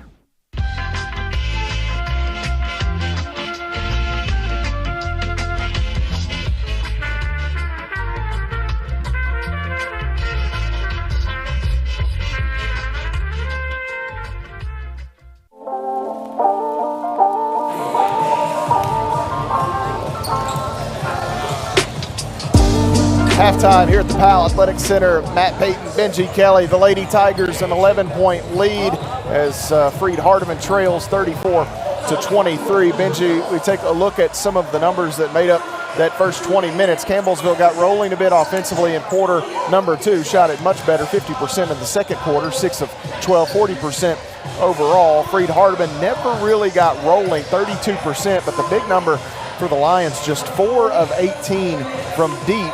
So that 3-ball was not falling for them. And it really, 1 or 2 of those in the game looks a little differently. It's totally different. And one of the reasons why they got some looks, but Campbellsville was contesting those looks. The ones that they were able to knock down, they were wide open. So it's totally different, vibe there, especially on the defensive end for the Lady Tigers. They've done a really good job of blocking out, presenting those second chance opportunities. But as you mentioned, Campbellsville kind of got rolling there in the second quarter. And one of the reasons why they were able to do that, Matt, is a little bit of transition. Freed Hardman was getting back, but those open shooters were open. You saw Sutton, you saw Lauren Lee hit one. You saw Courtney Pritchett actually hit one. So Campbellsville was able to knock down 4 3-pointers there in the second quarter, 3 in the second quarter, and it was just some good execution. Taking a look at some of these numbers here, the Lady Tigers finished 40.7% from the floor. As I mentioned, they were 4 of 11 from deep with 4 Edward Jones payouts. That's 36.4%, 61% at the free throw line. That may be the number that Ginger High Colvin really barks at halftime, as they've been a terrific free throw shooting team thus far in that first half, just not the results that we've been accustomed to. This season for Freed Hardman, just 32% from the field in the first half. They were 22% from deep, and the Lions just 1 of 3 at the free throw line there in the first frame. Campbellsville led in scoring with 8 points from Sarah Sutton. Sutton off the bench, 2 made 3-point field goals. She had 3 rebounds in the first half. They got 6 from Courtney Pritchett, 6 early points, a couple of rebounds, a couple of assists, 3 steals for Swiss in the first period. Kayla Luby had 5 points, 4 boards, 5 more for Maddie Boyle in the first half. Campbellsville gets 3 from Lauren Lee to go with 4 assists and 2 steals, 2 each for Bailey Pettigo, Maddie Nally, and Elizabeth Bertram, 1 from Caitlin Wilkes, and that's, for Campbellsville, Wilkes got those 2 fouls and had to sit. That's kind of an X factor, a bit of a wild card moving into the second half, with Wilkes kind of struggling there in the first frame, just in large part thanks to the foul troubles. Yeah, but Campbellsville is able to adjust on that. Actually, Luby came in and played some really, really solid minutes. You saw Maddie Nolly come in there as well and was able to contribute. But one thing that I'm impressed about this Lady Tiger team is they have already turned Freed Hardman over 11 times, and they only turned the ball over 12 times Ignite. So great effort there in the first half. I think that's one of the reasons why Freed Hardman has just not gotten in sync on the offensive end, is because they've been turning the ball over because of Campbellsville pressure. For Freed Hardman in the first half, they were led in scoring by Madison Barr with 6 points. They got 4 each from Kayla Fleming, KJ White, and Rachel Satterley, 3 from Reagan Purvine, and 2 from Ellie Chumley. And that rounds out the scoring for the Lions, who also in a bit of a pickle with fouls and the foul situation there. They've got 5 players with 2 fouls each. For Campbellsville, they finished 17 rebounds in the first half, 3 of them on the offensive end. Freed Hardman, 13 rebounds, just 1 on the offensive end. 10 assists, 7 steals, 8 turnovers for the Lady Tigers. For Freed Hardman, 7 assists, 4 steals, 11 turnovers, as Benji alluded to. And you've got the old calling card of this Campbellsville University club has been that extended zone. It's turned Freed Hardman over, and it's resulted in points off turnovers. It's an 11-point ball game. Campbellsville with a 9-point advantage in points off turnovers, 12-3. So Freed Hardman hasn't really been exposed to this defense. You've got some teams around the league, like a Thomas More, a veteran team with Courtney Hurst and Zoe Bart. They've seen it, they've done it, they've been around it. Right. It's tough to adjust. We'll see how the second half plays out for Freed Hardman. Well, and you know that they'll make a few tweaks, but Campbellsville also will make a few tweaks on the defensive end as well. So, it's all about adjustments when you come out in the second half. This first 5 minutes is always critical. You don't want this Freed Hardman team to get in there and cut it back to, a 5 or 6 point ball game. Let's go ahead and put the throttle down and extend this thing from 11, get it up to a 15 and 16. The next thing you know, frustration sets in, and then you've got them where you want them. So thankfully we get the ball here to start the second half. I would not be surprised if we go straight down low to Caitlin Wilkes. Campbellsville points in the paint, 10-8 the advantage. We talked about off turnovers, 12-3 for the Lady Tigers. Second chance points 5-2 in favor of CU, and then bench points 17-4, another big one for the Lady Tigers. They've gotten quite the play from their bench tonight, mainly Sutton and Luby. No lead changes, one tie in the ball game. Campbellsville's largest advantage, 14 points coming in the last minute or so of the first half. We'll step away here, an extended timeout, come back and get you ready with second half action in a moment. At halftime, the Lady Tigers lead Freed Hardman 34-23. You're following Lady Tiger basketball on the Campbellsville University Sports Network. When I got the opportunity to get her, there wasn't no choice. I told myself, I'm gonna take custody of my daughter. It's my baby. That's what we're supposed to do as men. Take care of our home, build a foundation, you know what I'm saying? Love, our money, she's my purpose. I'm here to walk with her, hold her hand until she can walk alone. Ain't nothing like being a father in this world. Hey, Bobo, do trees tell each other stories? I'm sorry. I'm afraid I don't know that. Hey, why don't we go find out? Listen. Can birds draw pictures? I don't have an answer for that. Dad, do stars visit their friends? Look!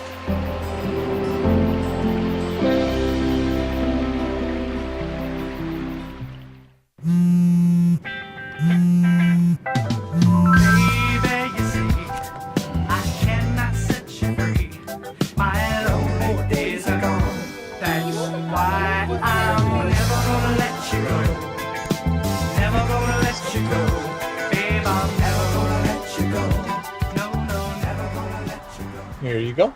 Thank you. Thank you.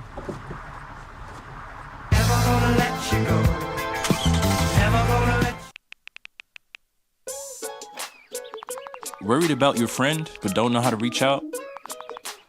You could say, how are you, or get a fake tattoo. You could ask with an app if it works for you.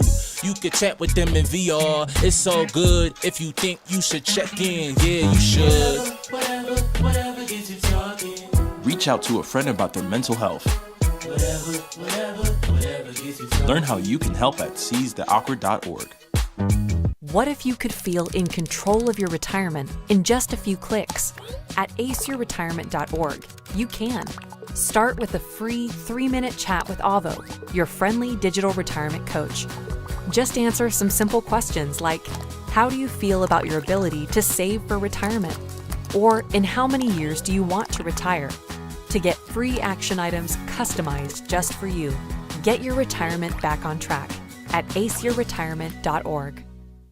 When you look at the number of disasters in the U.S., chances are every area will deal with some kind of emergency in the next decade. And between school, sports, and social lives, chances are you won't be with your kids when it happens. Will they know what to do? Ready.gov/kids has the educational tools and information to make the conversation easy. When the time comes, chances are they'll feel prepared, not scared. So talk with your family today. The family's visit to the forest inspired a beautiful question. Mother, mother, am I a tree? You tell me to stand tall. You tell me to stay rooted. I think I am a tree. My child, of course you are. But what kind of tree will you be? The kind to hug or the kind to climb? Doesn't matter what you choose, so long as you choose to be a tree that's kind. Make the forest part of your story at a park near you. Find one at discovertheforest.org. As a dad, every day is a challenge. To make sure that the time that I have, I spend with them. It doesn't matter how tired you are, you have to try to teach them. When they learn something new, and you can just see in their faces, it's such an incredible moment. It's those moments that are my favorite.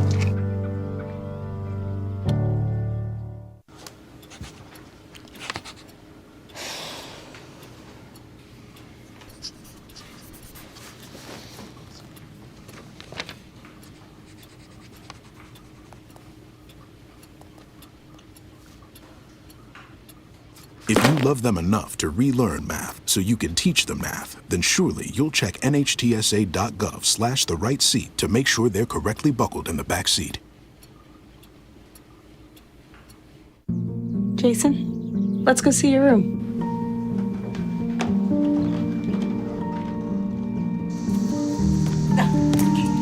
That's not right. How was it? Is it good?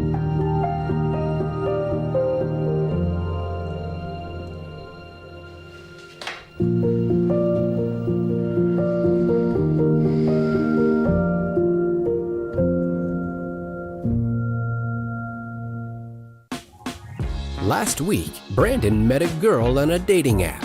One day after work, he finally found the courage to ask her out. No answer. He started to panic. Was he being too pushy? Maybe it was too... Hey, sorry I didn't respond. I was driving. I would love to go on a date. How does tonight sound? Brandon tried to play it cool, but inside he knew. A girl so smart, so responsible. She must be a keeper.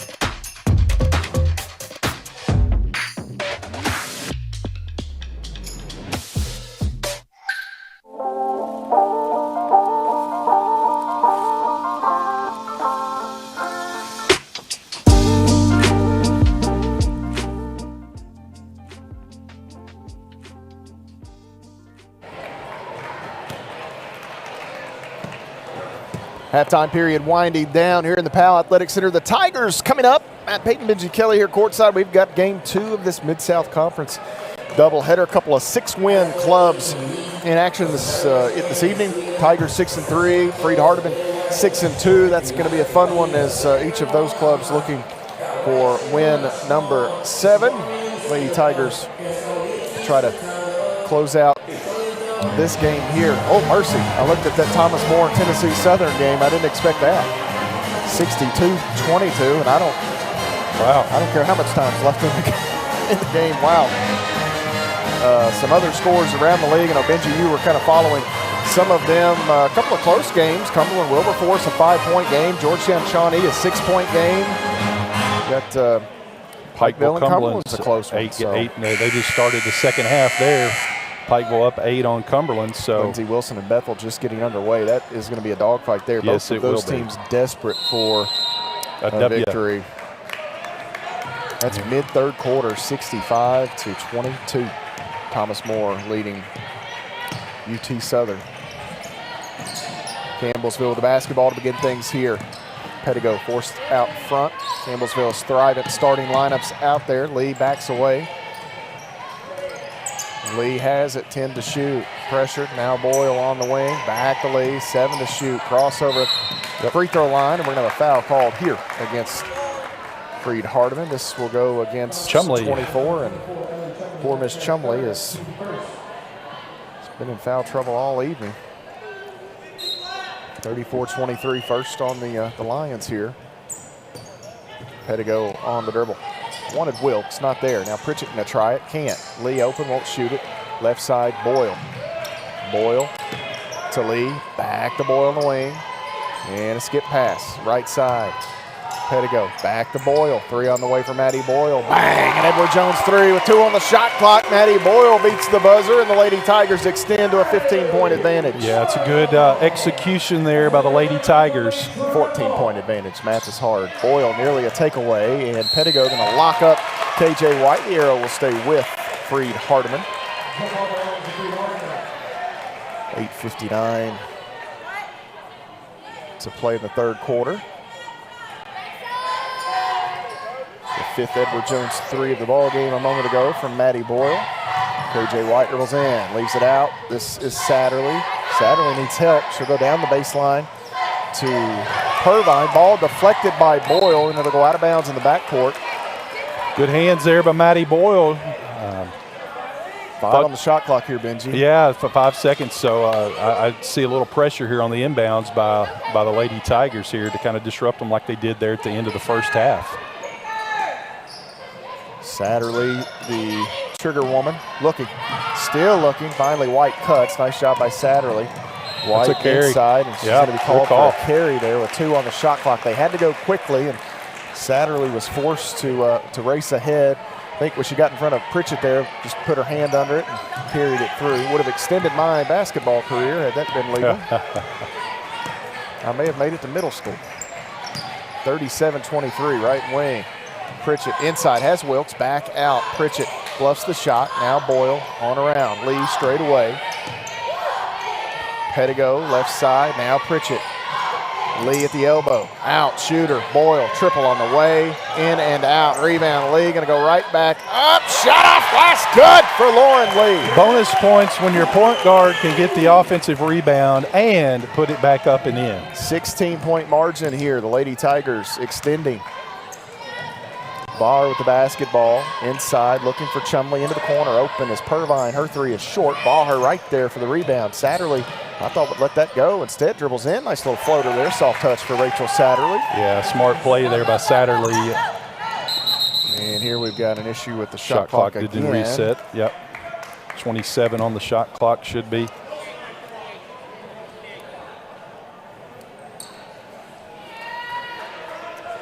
Well, we've got a moment. Benji Kelly wanted me to tell all you Buffalo Bills fans to text him and let him know the score this evening. I think he's going to play keep away. It's so hard to try to avoid. We talked about this, as you can see the replay here, as Bailey Pettigo skips it left side to Boyle for that 3 for those following along on video. But they got you this week, and I'm pretty sure me next week. Of course, my team's not really worth watching most Sundays or Thursdays. Great win Sunday, though. Jacobs went off. It was here as Lee is pressured. We'll talk about that a bit more in a moment. Next media timeout or something. We'll just keep it here. Is this ball deflected? Bauer, can she save it? She cannot. Campbellsville will have to pitch it in. I tell you, I've been impressed with Bauer here on a defensive end, just how she is constantly moving and the hands moving and was able to reach in, time those dribbles, and disrupt the Lady Tigers. Right side, Pettigo into the corner. Boyle wants Wilkes. They've done a nice job taking away Wilkes in that entry pass. Pritchett, 4 to shoot. Lee, corner. Boyle again. 3 on the way. Bang! Maddie Boyle! That's a buzzer beater right there. The shot clock sounding as the ball was in the air. Hits another Edward Jones 3, a high arching 3 as Pettigo kind of gets the body of Satterley and knocks her to the deck. There's a linebacker right there coming through. Look like Bailey Pettigo. She's like, I'm just going to knock you over. Her down. We'll see if they'll call it or not. But what about Maddie Boyle, the game she's having here tonight? She has hit some big shots throughout her career, and a couple here this evening. A.J. White, the basketball, left side. Barr with it. Now top, White again. Surveys, nowhere to go. Now going to dump it into Chumley. Out to Satterley. Pressured a bit. Needs some help. Down the end line. This is Chumley. Nice drive across the lane, and we got a whistle here. They're going to call Caitlin Wilkes again for a foul. Wilkes, not sure about it. It'll be 2 on the Lady Tigers, as that's going to be 3 now. That may have been on Caitlin Pettigo. Wilkes. Let's see. Here's the Boyle. You can see that high arching shot to get it over top of the defender. That was Satterley. Wilkes going to check out. She's got the 3 fouls now. Pettigo out, has 2. Bertram back in for Campbellsville with 2 fouls. Kayla Luby re-enters for CU as Chumley at the line here for 2 shots. First shot no good. 1 more coming. 17-point margin. Campbellsville 42-25 the advantage. Second free throw for Chumley on the way. That one is no good, so she misses both. Campbellsville back to the front court.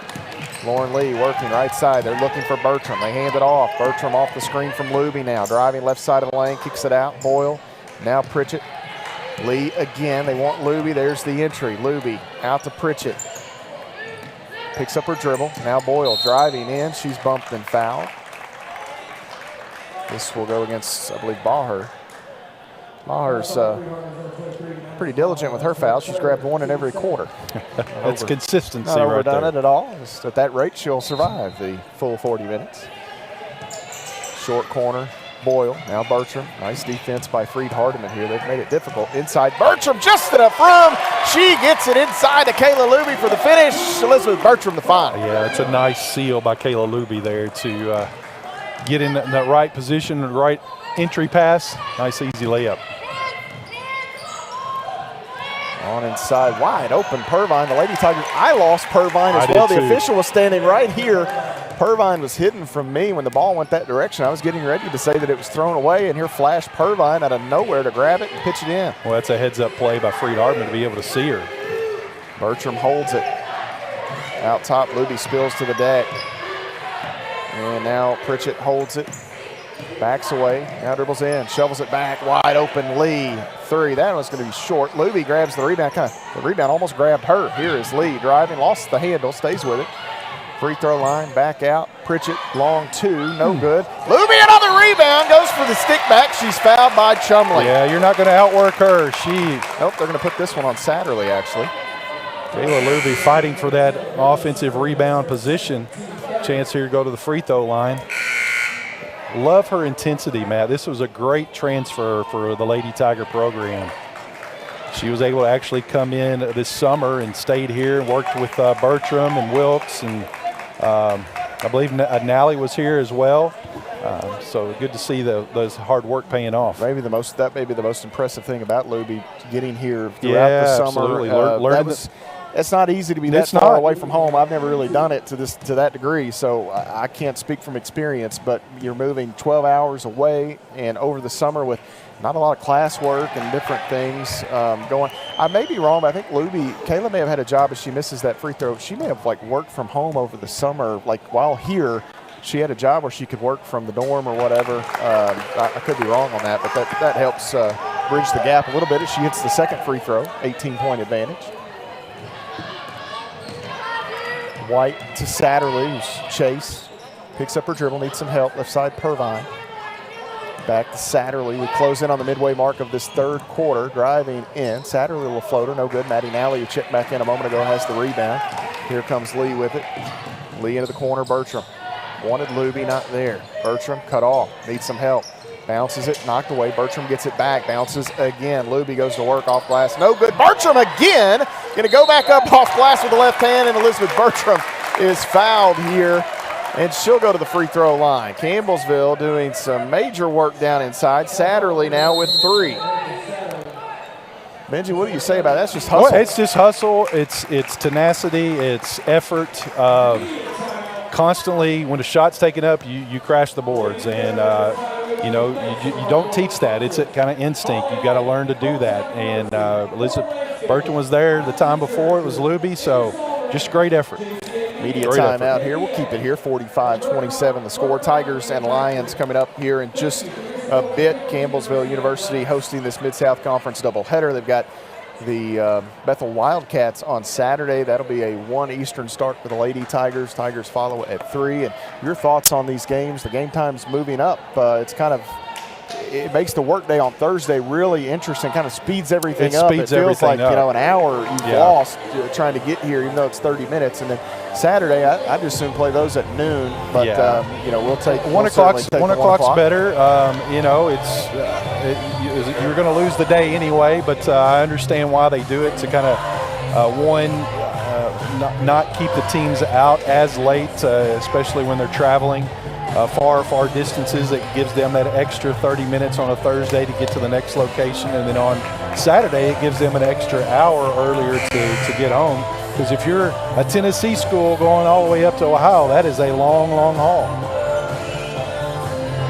Worry about that time change as well. Different like when we go to Freed Hardman on a Saturday, that return meeting between these two clubs will be on the 14th of January. That's for the guys, a 4 o'clock Eastern tip-off, so you're not out of there till 6. It's a 5-hour trip, no matter how you cut it. Right. And Bertram here misses that free throw, but makes for a long night. Campbellsville struggling, or actually both teams struggling from the free throw line here tonight. Bertram gets the second. 46-27, almost a 20-point lead for the Lady Tigers. Satterley ahead with the basketball, cut off there by Bertram. Needs some help as she's picked up her dribble. And back out. Now Satterley. And this ball knocked out of bounds. Well, and that was the point of emphasis that Coach Colvin had is basically disrupt Satterley, or speed her up. And as you can see there in the first half, Satterley had 4 turnovers. So Campbellsville doing a good job of making her feel uncomfortable. I think we lost camera 2 briefly. We've got it back now. Pitch it out, left side. Rolling in with the shot there is Satterley. Luby the rebound as she missed it, a little short. Sutton back in for Campbellsville. Lauren Lee, the only member of that Thrivent starting lineup to, I think that button is sticking on the shot clock so here. too. They're trying to work on it, tighten the cord. And Lauren Lee, the only member of the starting lineup. Thrivent Financial presenting that starting lineup. Quentin Ford, thank you to Quentin for his support of Tiger Athletics. As Lee with the basketball. Lady Tigers circling, and now Bertram left wing. Rips through quickly, but going to leave it right back out with Lee. Sutton holds it on the right side. Fleming defends. Now Lee, excuse me, that is Bertram actually. Inside, Nally finds Luby. Out, Lee, 3 on the way. That is short, and the rebound is corralled inside by Bender. She'll come the other way. Left side, Fleming. Cut off there by Nally, and we've got shot clock again. Oh boy. And I'm afraid we've got a malfunction. This is not an individual. It's not an individual problem. I think we may have a piece of equipment there that's going haywire. While we've got a moment, Benji, we talked a little bit about a little filler. We talked about the Thursday night football and the Bills tonight. And I'll just wish my childhood hero a happy birthday. It was yesterday, Bo Jackson's birthday. Bo Jackson. November 30th. And while I love Bo, it's his fault I'm a Raiders fan. If I could say that, it's been a difficult life to live there. Well, you know, the Bills had a difficult life to live as well. 17 years of a playoff. Now we got our quarterback that we had that everyone I think wishes they had. So it's been exciting. I like Derek Carr, but Josh Allen. He's a whole nother level. But anyhow, but we're here tonight. We got Lady Tiger. I won't be checking my phone. Stay with it. Wait till the end. Here, Fleming going to throw up a floater and have a late whistle there. I'm not sure Luby moved. She turned to box out Fleming and end up picking up the foul call. As hopefully our shot clock issues are remedied. Fleming second. It's going to be 3 on the Lady Tigers as a team.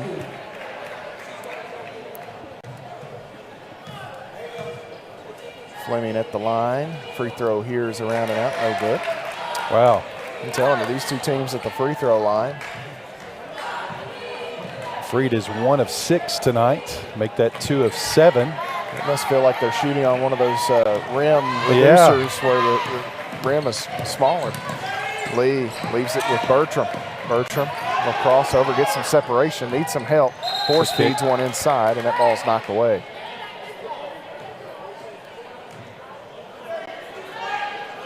Richard Robards did shot clock last year for a game, and he sent me a text. He said, "I told you that button sticks." I had forgotten about that, but he's right.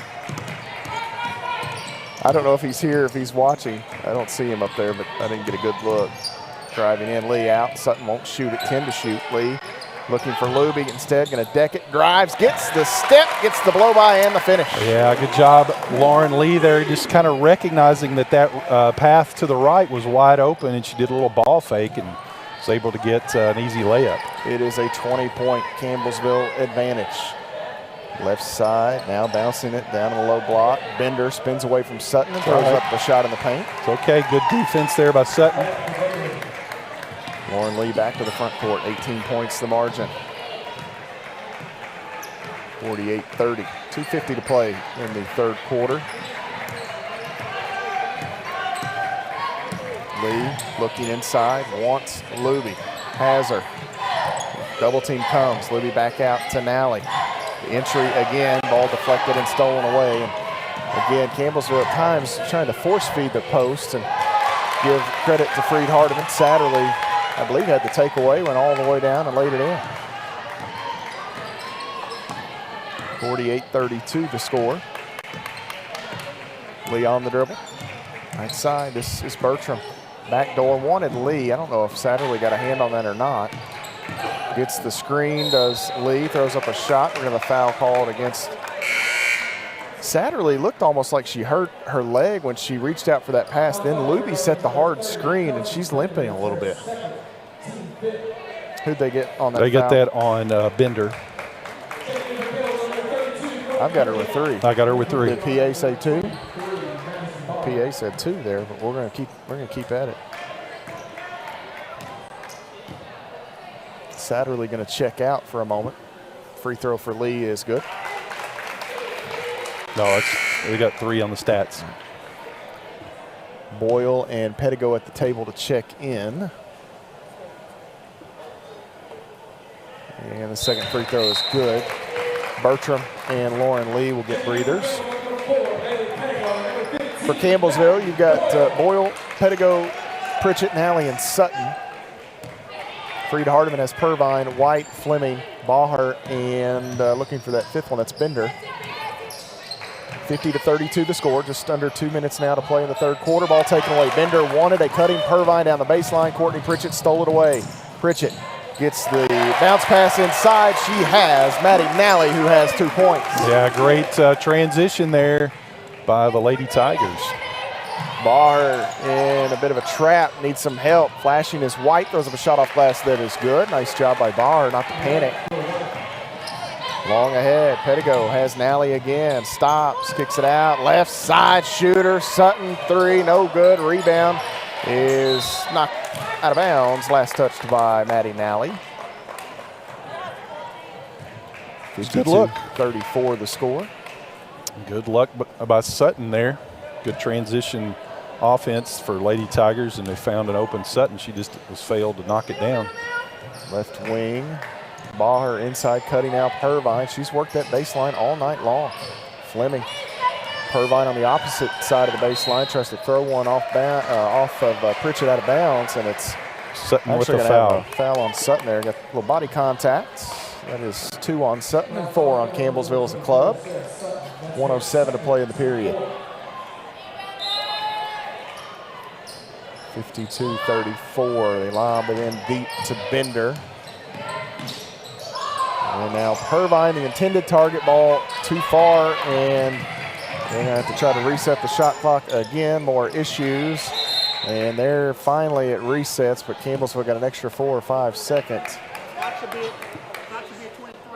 And they'll try to set it to 23, and this is frustrating for all parties involved. Well, it's a brand new, I think it's a brand new remote, is what Michaela Jarman said, and it's not communicating, she said, properly to the box, so may have to go back to that old one. That's not good. When I get a brand new remote at home, I don't communicate with my wife too well. That's for true. A few Yeah, there you days. go. 52-34. Maddie Nally, far side, bounces. Pritchett, Boyle, looking for Sutton. Dribbles through now. That's and a hold. We've got a hold Yeah. down inside. As Purvine going to be whistled for her 3rd foul. It's going to send Courtney Pritchett to the free throw line here for the Lady Tigers. You look at that post up that Courtney Pritchett had. She was working. She was working it. So good effort here tonight from Courtney. You know, you and I had texted a few times wondering kind of how her performance would be tonight, but this is exactly, I think, what we had hoped we'd see from her. Great effort tonight on both ends of the court, and what's been a tough week for her, but she is just one special young lady. Birdstown's finest. Yes. Courtney Pritchett, one more, and that free throw is good. Gets both. I feel like we've said that much tonight about Lady Tigers at the free throw line. It's been one of those evenings. Yeah, 14 of 21, 67%, so it's slowly creeping up. One thing I'm surprised, though, is Freed from the free throw line, 2 of 7, 28%. They're normally a 72% shooting team from the line. 54-34, 20-point Campbellsville advantage. About 5 seconds the differential between the shot and game clocks. Doesn't matter as Fleming knocks that one down. And Campbellsville will have all kinds of time as Pettigo did a nice job there, Benji. She didn't chase that ball and try to dribble it. She let it come back down and bounce, so there was no infraction. Left side, Nally, 7 to shoot. Pritchett holds it at the elbow. Nally going to take the long 2. That is in and out for Nally. Pettigo had it. She and Purvine tied it up, and they'll let that be a play on, which is beneficial to the Lady Tigers as they'll have the basketball to begin the fourth quarter. 54-37 your score. Campbellsville leads it. You're following the Lady Tigers on the Campbellsville University Sports Network.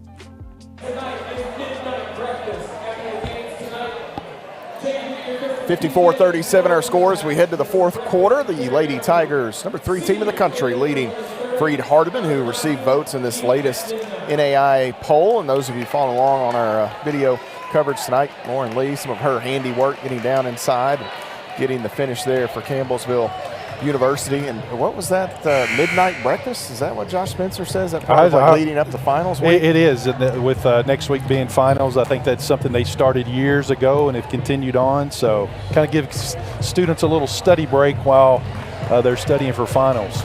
Midnight breakfast. Yeah, I'll be in bed. Yeah. If I'm eating at midnight, it's darn sure not breakfast. Something's went awry. Yes.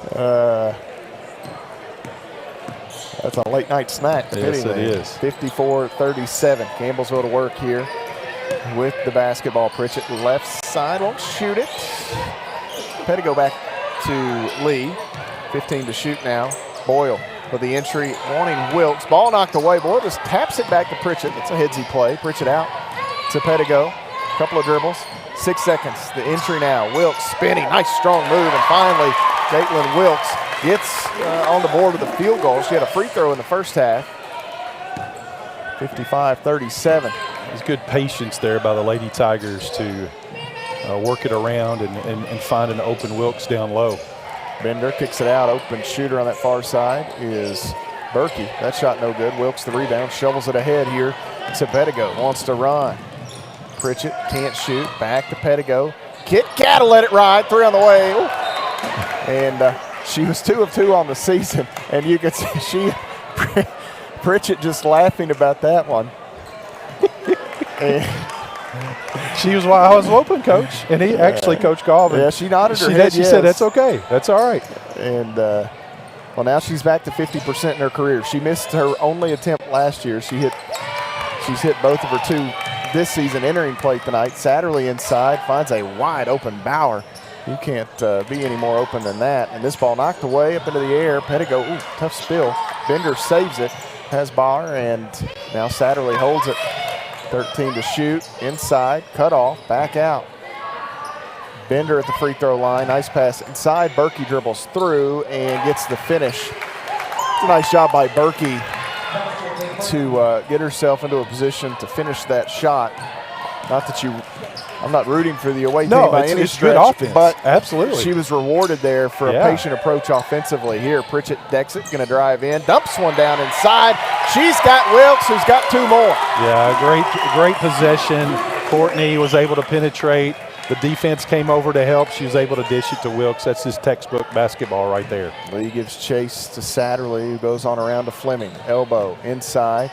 Bender has Berkey, missed that shot, and ball knocked away. Pettigo did a nice job on that rebound to poke it free. Pritchett comes away with it. Pettigo, left side, shovels it back. Open shooter is Swiss. 3 in and out. Wilkes the rebound, and she is whacked and fouled. This will be on Satterley, and that is 4 now on Rachel Satterley. Josh Spencer and I are going to have a conversation. I've got Satterley with 4. And so does the stats. So replay there, the Wilkes bucket. Sutton in for Campbellsville as Bailey Pettigo checks out. The Lady Tigers again have Bethel coming to the Powell Center on Saturday. Then next Thursday, a week from tonight, Cumberland's comes to Tiger Town, and 2 on the road, Georgetown and Asbury. Asbury, of course, a non-conference game as Wilkes hits the first free throw, and Wilkes creeping closer to double figures after what has been kind of a long night. Only one Lady Tiger in double figures thus far. That's Maddie Boyle. Wilkes gets both. 60-39 the score. Right side on the wing is Fleming. Out top, Satterley. Back to Fleming. Down on the end line, Berkey finds Chumley. Nice job by Freed Hardeman to get another bucket. Saw Donna Wise walk by there a moment ago, Benji.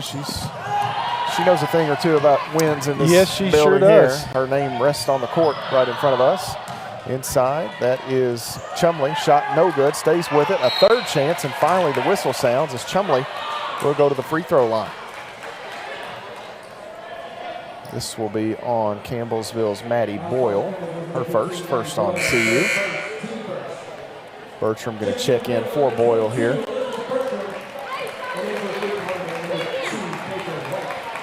So Chumley at the line, 50% on the season entering play tonight.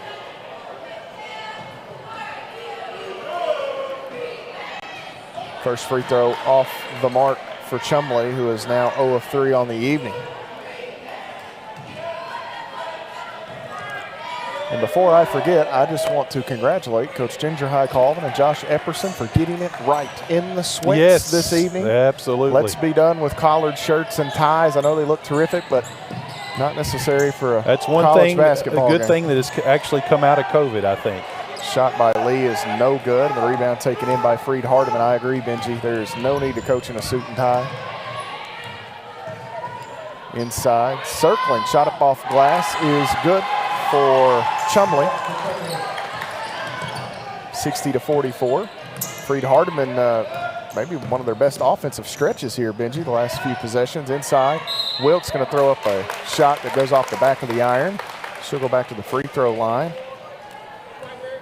On Chumley. And that's 4 on Chumley. Is that the second team foul here in the quarter?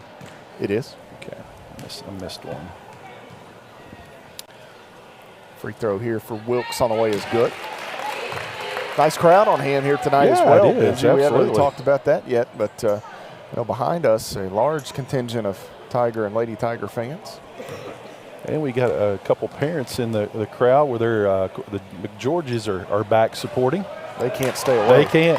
They're on a different side, though. I don't know if I like Joel behind me. I like him in front where I can keep an eye on him. Side here, Chumley shot no good. Wilkes missed that second free throw. Freed Harden with an opportunity down there. Come up empty. Pritchett here is fouled by Baher.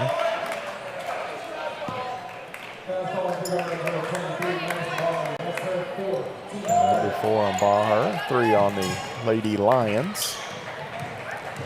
Lauren Lee, far side. Baher defends. Sutton back to Lee. I come near side now. Inside Wilkes. Wilkes going to go to work. Spins. Left hand off glass, you betcha. That is a spin cycle right there. Quick. Nice touch off the glass. That gets Wilkes into double figures now. It does. 63-44 Satterley. Left side, Baher wants to drive on the inline. Ball knocked away from behind by Bertram, but she also got a large chunk of Chumley. And this will be the third on Burt. 2 on the Lady Tigers as a club. See a shot here of Wilkes down inside. Gathers, goes up that left hand. Hard to defend that one. It is. Satterley pitches it out deep. She's got KJ White here. And she knocks Bertram to the ground. I'll tell you what, Benji, that is a call, but if this game is a 5-point game, that's a big call. There are a lot of upset folks. Well, and it's the forearm was extended. Yeah, that was the issue. And he was straight lined, and I don't think he saw that. So pitch it back out into the backcourt to KJ White and Freed Hardeman. Back to work inside. That's a nice spin move for Chumley. Steps through, but a nice defensive effort by Wilkes to block the shot. Campbellsville the other way. Bertram left side, triple, no good. Rebound. Pritchett needs some help as the ball goes to the deck. We're going to go to the arrow, and that will Freed Hardeman go the direction of the Lions. And this will bring us, nope, not a stoppage yet. The Lady Tigers were going to the bench like. Thought it was media, but yeah, we're 12 seconds. Yeah. Before we get there, 63-44.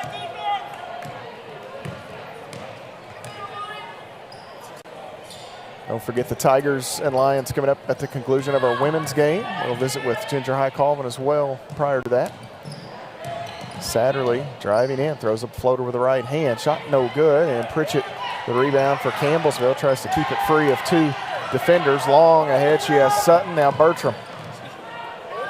Out top, Pritchett. Lee. Back the other way, Sutton open, three on the way. Bang! Sarah Sutton, another Edward Jones cash in. You could tell from the get-go that she was wanting that. Yeah. And she got her feet right and was nice. Ball back tap by, I believe, Bertram. Came off to Pritchett. Pritchett's got to watch it. It's back tap from her. Lee the other way. She gives chase to White. Knocks it free. White's shot up off glass. No good. How about the defensive effort for the Lady Tigers? Nice hustle. Good in a 22-point game, they get back, and it's at least going to force Freed Hardman to do some work in the half court. Well, it was good defense on both ends. Even Freed Hardman coming down here and getting the tap out. So two teams that are wanting this victory here. Now we've got the media timeout. But great effort there by the Lady Tigers there on that exchange. Bree Gowdy going to re-enter, 5'5" freshman guard from Campbellsville, Kentucky. She played a few moments there late in the first half for defensive purposes. And while we've got a timeout here, we'll step away as well. Campbellsville leads the basketball game 66-44. You're following the Lady Tigers on the Campbellsville University Sports Network. Jason, let's go see your room.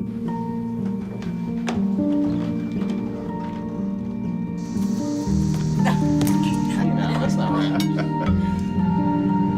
How was it? Is it good?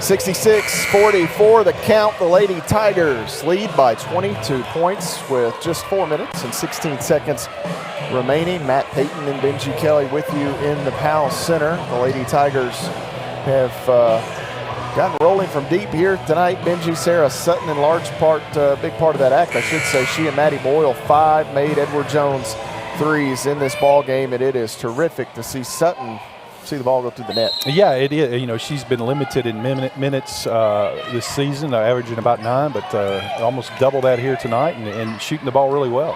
KJ White, long three is good for White. She got freed up and sinks the triple. Bree Gowdy in there running the point here for Campbellsville. Gowdy, her dad Bronson over there on the far side, her uncle Brian, and I see Phil Gowdy over there as well. Has this ball knocked out of play? Nice hands. Get lucky every now and then. 66-47.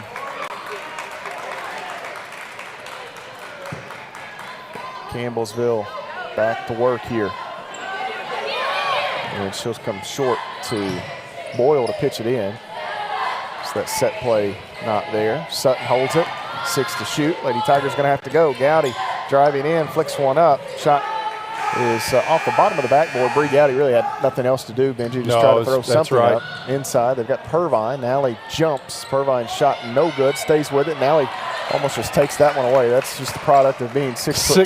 6'2" with a long reach. Gowdy out front. Right side, Nally. Dribbles left and comes back to the right side to Boyle. Just over 3 minutes to play. Sutton, Nally, they want Wilkes. Wilkes, the entry out to Sutton, gonna get the screen. 8 to shoot. Nally has Wilkes working inside, kicks it out. Boyle, shooter. Bang! Maddie Boyle, another Edward Jones three. She's got 3 tonight as well. I don't believe her mom, Tracy, was here. She was on a trip Dad's sitting behind us here, but that, Jeremy's here. That shot, you could tell as soon as she released it, it was on point. 69-47, White, the jumper, banks it in off glass. Little late night bank shot. Yeah, little kiss off the glass there. Nice jump shot. 69-49, Nally hands it to Boyle. Comes off the Nally screen. Purvine picks her up and knocks it into the Lady Tiger bench. 20-point game, 2.5 minutes to play. Campbellsville on their way to victory number 6. Katie Arms going to check in, 5'6" sophomore guard from Salina, Tennessee. And then Morgan Quick, 5'11", sophomore guard from Sparta, Tennessee. Wilkes gets the assist on that made three-pointer by Boyle a moment ago, as you see it there. Thought they tried to throw me another one there, Benji. Yeah, he's trying. You got any eligibility left? I can set a screen after that. It's all dicey. 69-49.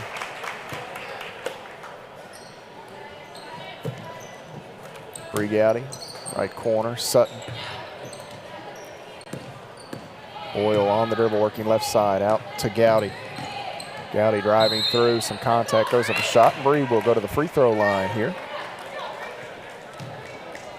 KJ White. 4 on Freed Hardman as a club. Bree Gowdy is still looking for her first field goal as a Lady Tiger, but she's had no issues at the free throw line.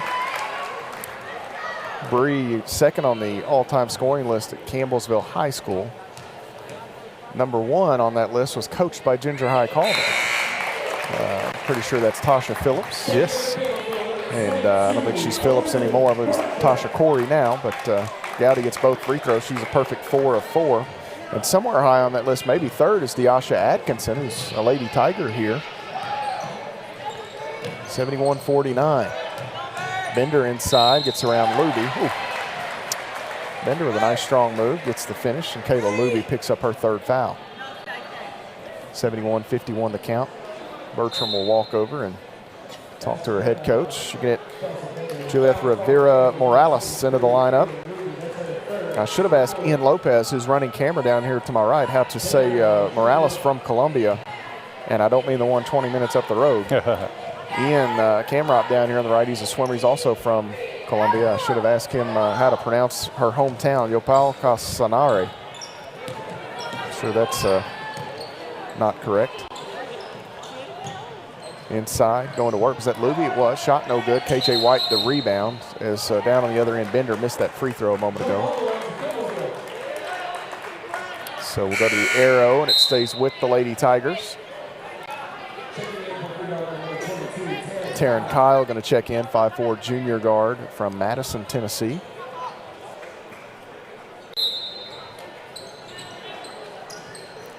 Gowdy to Nally, now Bertram.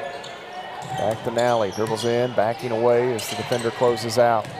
Bertram driving left side of the lane, throws up a shot, won't go, and the rebound taken in here by Quick. And she'll bring it to the offensive end, chased down by Bertram. It's a 20-point lead, just over 90 seconds to play in the ball game. Arms, and this pass deflected and stolen. Here comes Gowdy the other way. Bree Gowdy inside, throws up a shot off glass, no good. Couldn't get it to go. And to the other end, it's Arms, works left side. Luby blocks it, Arms spills to the ground hard, no call, and Campbellsville back the other way. Gowdy has Bertram, bounces inside Luby, and she's whacked and fouled here by Quick. And Campbellsville will send Kayla Luby to the free throw line with 1 minute and 8 seconds remaining. Well, it's a good victory here for this Lady Tiger team here tonight, Matt. You know, you and I had talked earlier in the week expecting this game to be a tough one, but Campbellsville has just come out, and you know, the first quarter it was fairly close, but they kind of extended, kind of got on the offensive run there in the second quarter, and then in the second half, it's been pretty much all Campbellsville. Freed Hardman just couldn't really get over that shooting slump. They've been around that 33 to 38% all night long. Campbellsville obviously played a much better half in the second half, shot the ball better from the free throw line, 69% compared to Freed Hardman, who's 3 of 10 for the evening, which is very uncharacteristic of them. Campbellsville empties the bench and sends new players into the lineup here. The jumper for Quick is good. Bree Gowdy to basketball. Paige Evans out there, 5'3" freshman guard from Hodgenville, Kentucky. Kaylin Mills, 5'5" freshman guard from Flat Lick, Kentucky. Shelby Beatty out there, 5'3" freshman guard. She's not 5'3", freshman guard from Owensboro. I was looking at Paige Evans. Beatty from Owensboro, 5'11", freshman guard. She hits the three-point field goal. She is much like Sutton and Bertram. Has gun, will shoot. They throw it away. Gowdy picks it off. She'll come down left side of the lane, goes up the shot up high, and that's good. To the uprights. Be out of bounds. I don't know if Bree gets a bonus. Look over. Bronson's got his hand on his head. He said, I didn't teach you how to do that. I'm going to have to ask her if she got those, but she's smiling. She just had too much on it. Paige Serafini in there as well, 5'11" freshman guard from Lawrenceburg, Kentucky. 3 on the way. No good. Mills the rebound as Morales missed the shot. Shot clock is off. And Kaylin Mills will give it away to Beatty. And now Gowdy with it. And 75-53 good win will be your final score as the Lady Tigers pick up the victory. Campbellsville moves to 6-0 on the season. They are 4-0 now in Mid-South Conference play. Freed Hardman 8-1 on the year now, losing their first game of the season here tonight. 3-1 in Mid-South Conference play, as we'll wait for Ginger High Colvin to make her way over, and we'll visit with her in just a moment. So the Lady Tigers get the win. We'll look at the stats here in just a moment as the guys are ready to race out onto the floor as soon as everything is all cleared up here. Campbellsville finishes 42% from the field. They were 23 of 54, 9 of 23 from long range, 39%, and 20 of 29 from the free throw line, 69%. Freed Hardman finishes 39% from the floor, 22 of 56. Three-point percentage for Freed Hardman, 25%, 6 of 24, and then free throws, 3 of 10 for the Lions, just 30%. Joining me at the table, the head coach here, Ginger High Colvin. Campbellsville gets the win over Freed Hardman. Coach, I know that's a Freed Hardman team that you've had kind of preparing for. Things that worried you, as most teams in this Mid-South Conference do.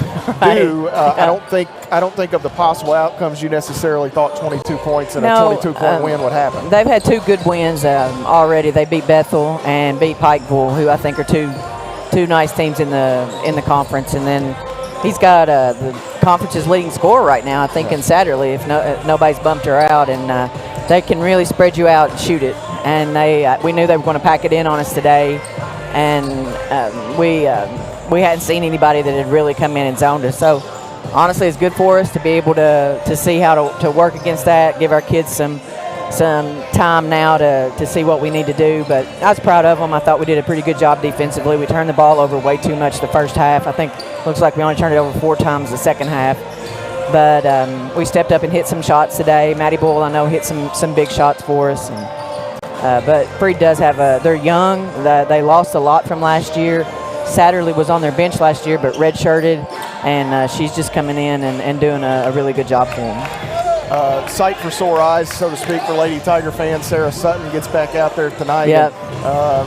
We just need Sarah Sutton to shoot, right? And, that's right.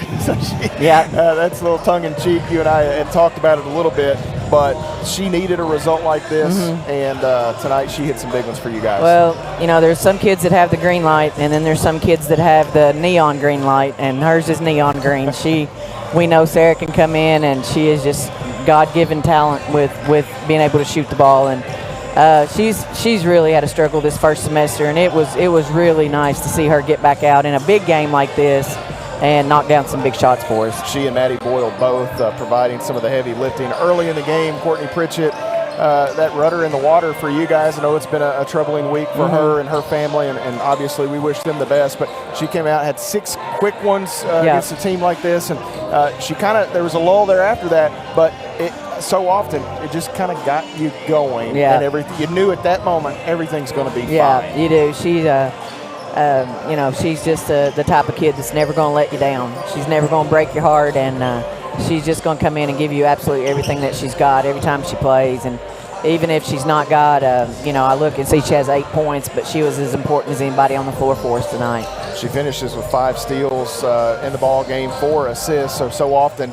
some things that may not show up in that point column and different things that jump out, but steady as ever. And your post play tonight, Coach, you got some foul trouble from Caitlin Wilkes, and that gives Kayla Luby a chance to come in, 9 points, 8 rebounds. And speaking of neon green 3-point lights, Caitlin Wilkes is not neon green, but it's green. It was green, and now it's like it's flickering. Maybe. It is flickering. So we're going to have to talk about that. But no, Caitlin, she can really shoot the ball. But she had maybe that was the worst one of the year for her. But yes, we'll definitely get to talk about that one and make some fun of her for it. But talk to me about Kayla Luby, Coach. 9 and 8. Again, she's someone you roll in there off that second unit, and you kind of know what you're going to get. And again, steady as ever. Yeah, and a great day for Kayla because her family was able to come in and watch her play live. So I think she was probably a little bit nervous. She's been great from the free throw line, and I think she stood there and missed her first 2 tonight. Well, she had missed 1. Okay. She was 93%, but tonight she missed more than and that's she had all year. uncharacteristic for her. But that's a lot to ask a kid to come in, and she'll figure it out. She'll be in here in the morning shooting free throws, I'm sure. But she's a strong kid, and she plays extremely hard. And to have her when Kate got in foul trouble to go out and give us those minutes is. They've been sharing that post spot minutes, and it was we had to ask a little bit more of her the first half minute-wise because Kate was in foul trouble.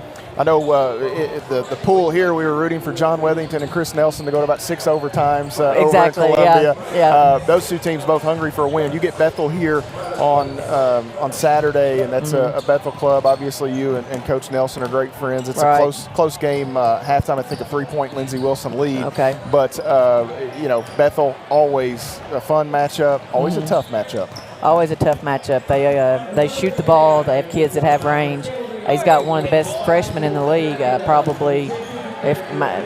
Saturday, we're going to probably face the 2 best freshmen in the league this weekend, and we've got to really do our job there. And they do such a great job in the dribble drive, kicking the ball out. They'll play hard defensively, and they'll be ready. Like I say, the outcome of that one's going to be a tough one because Chris and John are both good friends of mine, and somebody's got to win it, somebody's got to lose it, but. We've got our hands full with Bethel coming in here on Saturday. And everything around the league tonight was really tightly contested outside of this one, and then Thomas More and UT Southern. But that's life in the Mid-South Conference. There are very, very few give-me's, and 3 points, Cumberland's and Pike. I mean, that game's still going on, a 3-point game, 10 seconds to go. Cumberland, you up just a little bit over Wilberforce. It's a wild league. Yeah, it's a very wild league. It's a league that there's not any teams that I guess you call gimme games, teams that you think you're going to go work on some stuff. It's just we've not been able to see Wilberforce, so I'm not sure about them yet. But I just know the rest of the teams in our league are ready to roll and ready to play us, and we have to be ready every night. Coach, congratulations. We'll do it again on Saturday. Thanks, man. I appreciate it. The Lady Tigers victorious as they knock off here tonight in the Powell Athletic Center. Freed Hardman, final score of this one, 75-53. As if you guys want to kill that second mic down there for the time being while we go through stats, there's a lot of music and crowd noise. There you go. As we take a look here at some of the final game numbers quickly, we talked about the percentages for Campbellsville. They get a game-high 14 from Maddie Boyle this evening, knocked down 3 Edward Jones threes. They get double figures from Sarah Sutton off the bench. She also had 3 Edward Jones threes, 4 rebounds for Sutton in this one. 10 points for Caitlin Wilkes, who spent most of the game in some foul trouble, got rolling a bit late. Wilkes finishing with 10 points, 3 boards, 3 of 5 shooting. CU gets 9 apiece from Lauren Lee to go with 7 assists and 5 rebounds, 2 steals, 9 more from Kayla Luby, 8 rebounds for Luby in the ballgame. 8 points for Courtney Pritchett, 5 rebounds, 4 assists, 5 steals for Swiss here. And this one tonight, Campbellsville off the bench gets 4 points from Maddie Nally, 3 points each from Shelby Beatty and Elizabeth Bertram, and 2 points out of the starting lineup for Bailey Pettigo. Pettigo finishes with 5 assists in tonight's game as well. Kaylin Mills, Paige Evans, Paige Serafini, and Well, those three ladies all seeing time failing to score. Bree Gowdy actually had the 2 free throws in there. She had 2 points for Campbellsville as well. For Freed Hardman, they get 11 tonight from KJ White. Their leading scorer, Rachel Satterley, held to just 8 points in this one. She was 4 of 14 from the field. They get 8 more from Kayla Fleming. 7 from Ellie Chumley. Madison Barr had 6, 5 from Reagan Purvine, 4 from Kelsey Bender, 2 each from Morgan Quick and Reese Berkey in tonight's ball game. Campbellsville wins the battle on the glass 33-26. 8 offensive rebounds for Campbellsville, just 6 for Freed Hardman. Campbellsville finishes with 20 assists, 13 steals, and 12 turnovers. Freed Hardman, 17 assists, 7 steals, and 18 turnovers in the ball game. Enhanced scoring quickly. Points in the paint, a 2-point Freed Hardman advantage, 26-24. Off turnovers, 20-9 in favor of CU. Second chance points, 11-7, again in favor of Campbellsville. And bench points, 32-16. The Lady Tigers double up Freed Hardman. The score was tied once, 2-2, and the lead changed hands none throughout the ball game. The largest lead for Campbellsville was 22 points, and that is also the margin here as the final score was 75-53. We'll step away and take an extended break. We'll come back and get you set for men's action here as that's the second half of our Mid-South Conference doubleheader for Tiger and Lady Tiger basketball. The Lady Tigers victorious. You're following the Tigers on the Campbellsville University Sports Network. When I got the opportunity to get her, there wasn't no choice. I told myself, I'm gonna take custody of my daughter. It's my baby. That's what we're supposed to do as men. Take care of our home, build a foundation, you know what I'm saying? Love, our money, she's my purpose. I'm here to walk with her, hold her hand until she can walk alone. Ain't nothing like being a father in this world.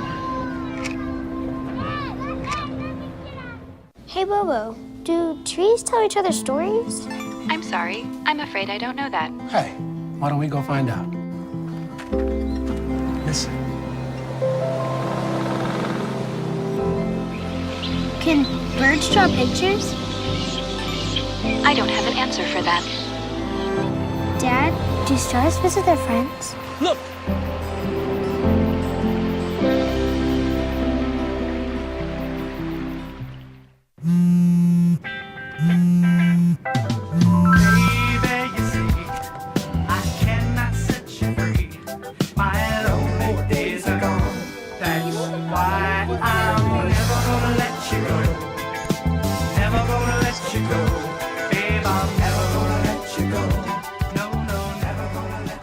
Here you go.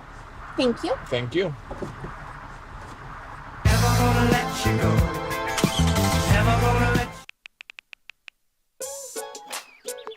Worried about your friend, but don't know how to reach out? You could say how are you or get a fake tattoo. You could ask with an app if it works for you. You could chat with them in VR. It's all good if you think you should check in. Yeah, you should. Whatever gets you talking. Reach out to a friend about their mental health.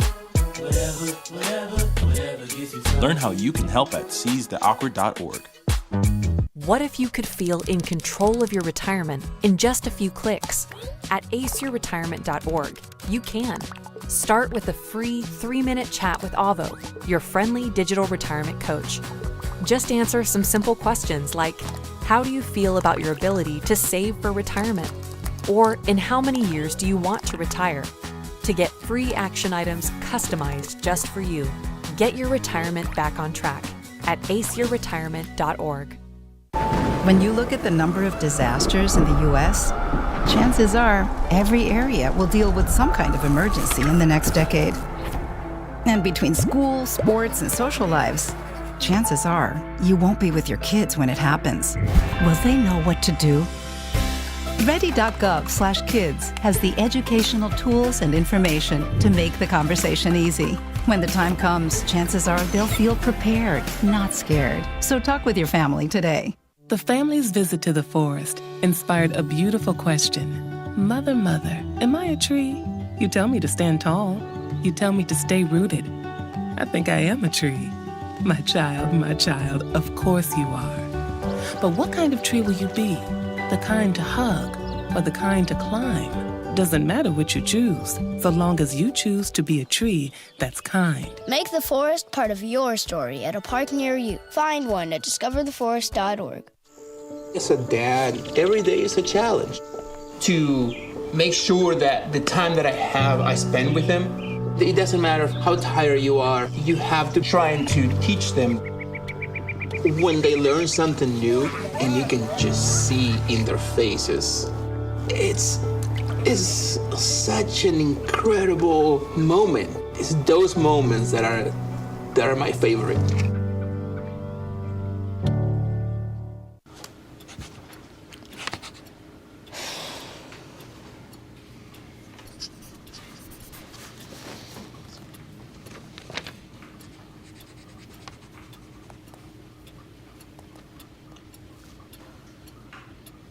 If you love them enough to relearn math so you can teach them math, then surely you'll check nhtsa.gov/the-right-seat to make sure they're correctly buckled in the back seat. Jason, let's go see your room.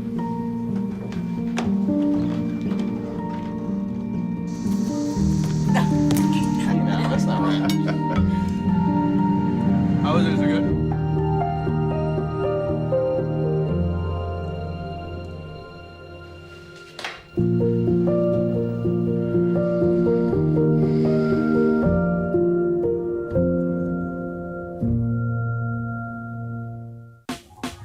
Last week, Brandon met a girl on a dating app.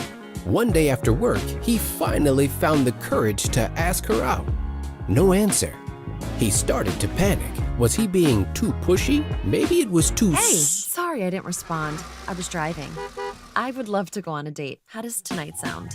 Brandon tried to play it cool, but inside he knew. A girl so smart, so responsible. She must be a keeper.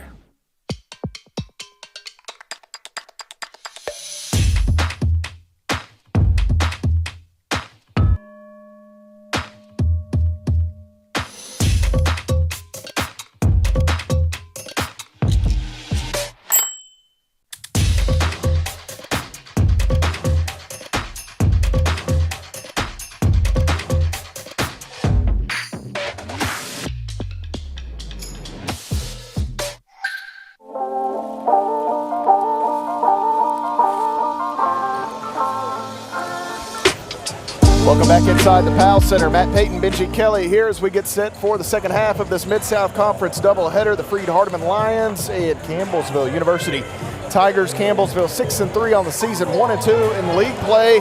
Freed-Hardman 6-2 on the season. They are 3-0 in Mid-South Conference play. And this Freed-Hardman club, Benji, one coming in here riding a lot of momentum. It's hard to go 3-0 at any point, winning 3 straight in this league. They've done it. They're one of 3 unbeatens. Them, Thomas More, and UT Southern all undefeated in league action, and the Tigers would love to put a feather in their cap tonight by knocking off the Lions here. Absolutely. This would be a huge win for Campbellsville. Get that second win in the conference, and then you got a Bethel team that coming in on Saturday, so that would allow you to have 2 wins over a weekend, which would go a long ways in this conference, because like you said, this conference is tough from top to bottom, and any win at any given time, and especially in a win streak like that Freed-Hardman's had 3 in a row, is quite impressive.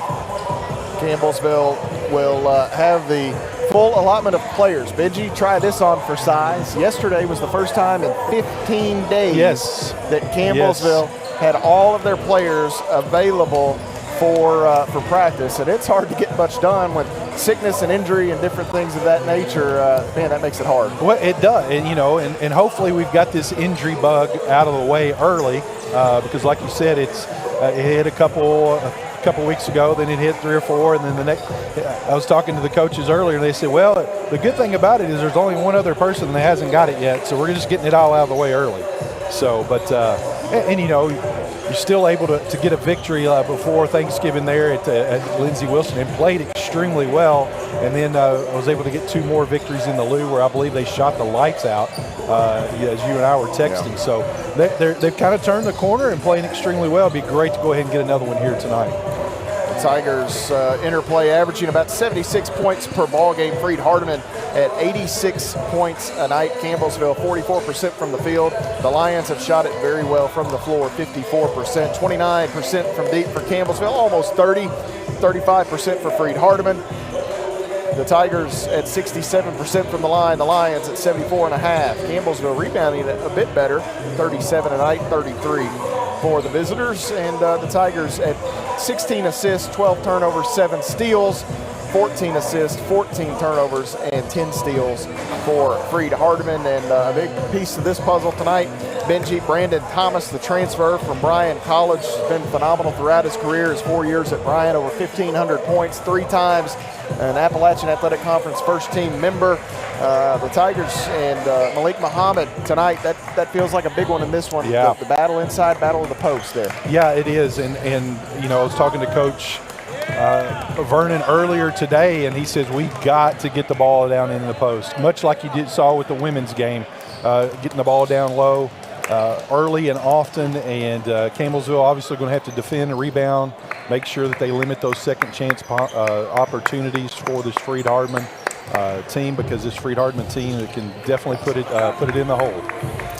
Campbellsville and Freed Hardman now starting to head over to their benches. And for the Tigers, I mentioned a full allotment of players that they were healthy, and the biggest one maybe a guy that we've seen only once this year in Trayshawn Smoots. Benji, his one appearance was pretty terrific, 8 points and 4 rebounds. I don't know if I updated my numbers correctly on Trayshawn. I adjusted the stat sheet a little bit, the call sheet a little bit, but 8 points, 4 rebounds in about 22 minutes of play at Lindsey Wilson College, and his ability to shoot the basketball is something the Tigers desperately need.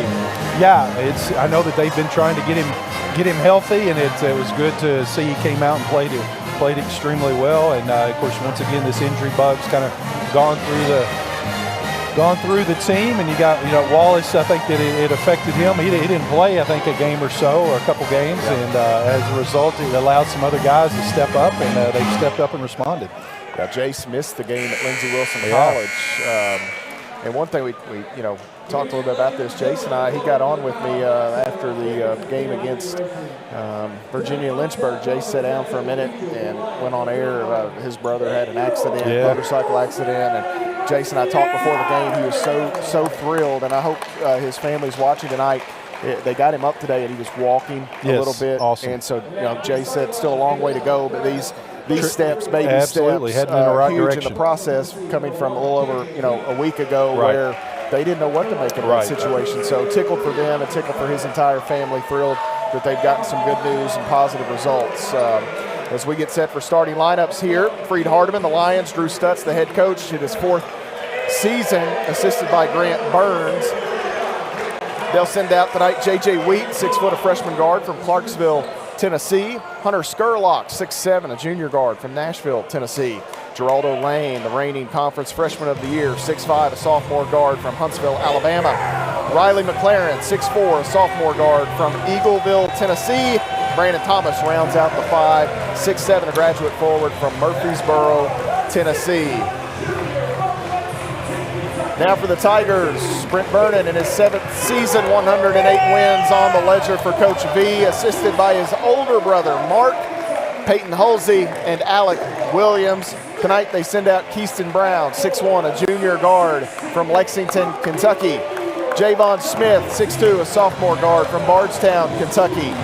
Malachi DeSouza, 6'6", a senior forward from Beacon, New York.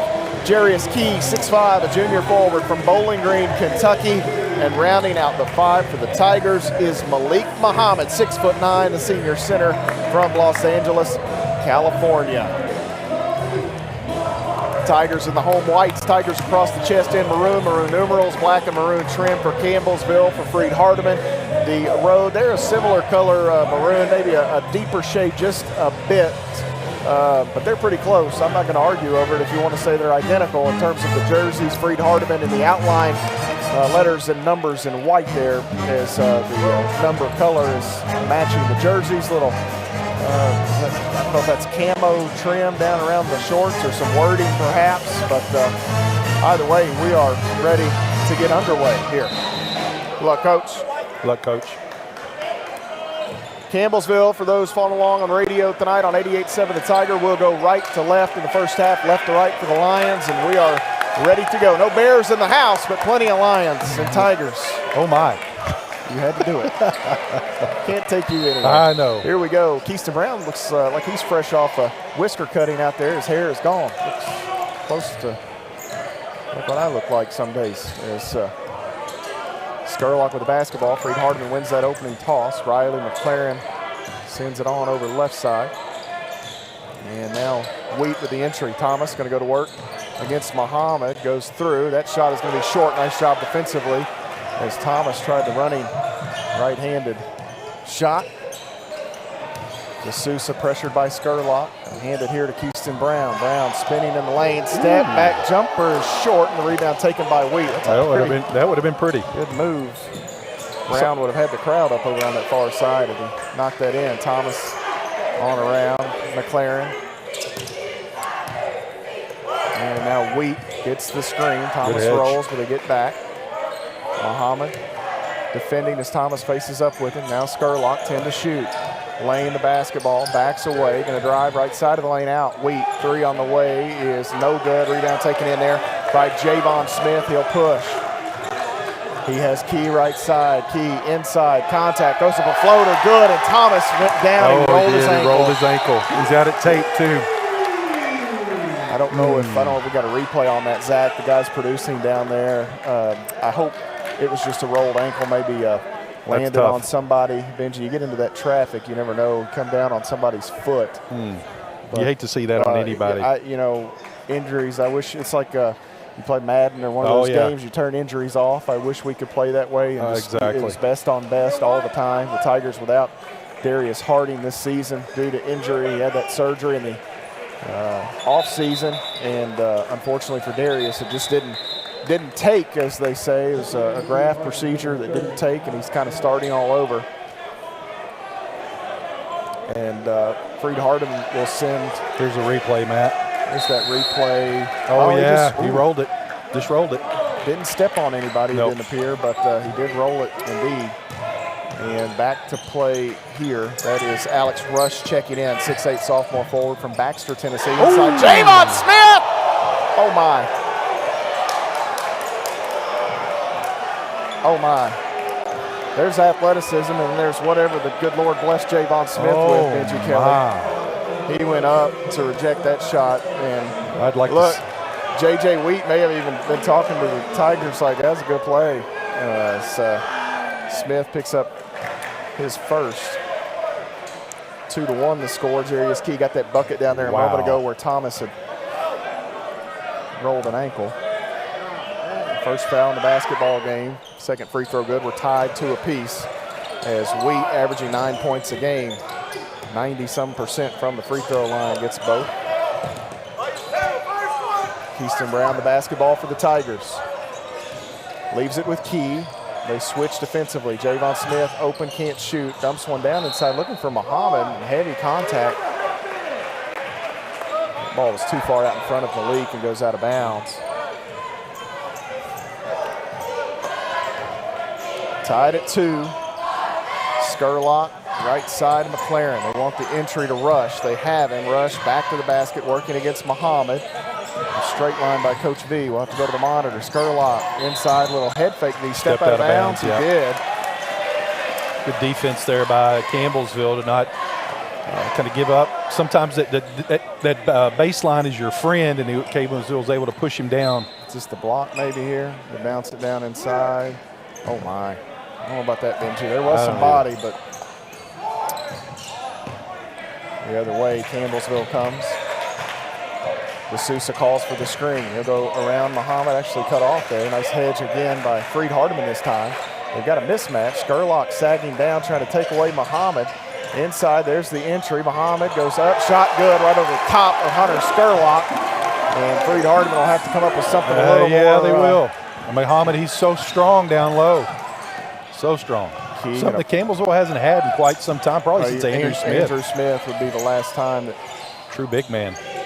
Here driving in is Lane. His shot no good, and Javon Smith taps it Lane thought he may have been fouled, Yeah, and that one looked like more of a foul than the block a moment It ago. really did. I thought that they could have called that one as opposed to the one that they did call against And you Javon. know what? That official down inside there was the one that I think Coach Vernon was barking at a little bit out here, so he may have been the one to decide, we're going to even things up a bit. Long ahead to Sousa, wanted Key. Skurlock got a hand on it, pitches it back here to Lane after he came away with it. McLaren finds a cutting teammate. That's Rush. He's inside, and Rush ties it up at 4 apiece. Nice ball movement there by the freed Hardman there in transition. Tied at 4. Keyston Brown out front. Brown working left side, kicks it. Javon Smith open, 3 on the way. That is hard, and the rebound taken in by Geraldo Lane. Long ahead, McLaren. Little contact between he and Key. McLaren shot no good. Skurlock the rebound and gets the putback. Campbellsville just not back in transition there to get that defensive rebound, and as a result, allowed Skurlock to stay in there and get that easy putback. 6-4, Jarius Key on the dribble. I believe this is Freed Hardeman's first lead there. Yes.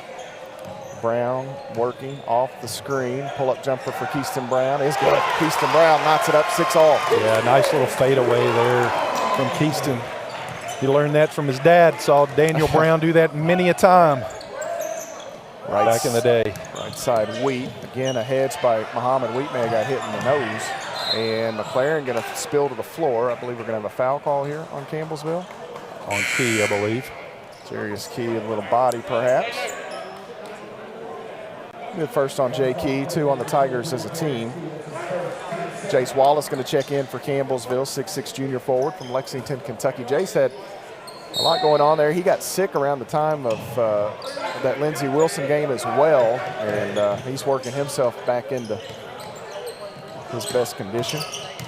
Lane inside does a nice job protecting the basketball. We're going to have a foul here on Malik Muhammad, I believe. Lane able to split defenders and get the step. 3 on the Tigers, the first on Muhammad. Geraldo Lane goes to the free throw line here for Freed Hardeman. Lane on the season, about 76% or so from the stripe. First free throw is good.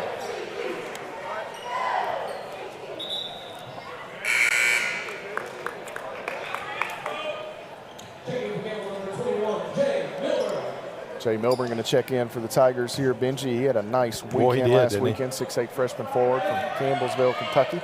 Second free throw is good for Lane. And Campbellsville coming back the other way. A little full court pressure applied here. Peyton Law into the lineup for Freed Hardeman. DeSouza skips it right side. Key. Now Brown. And Wallace.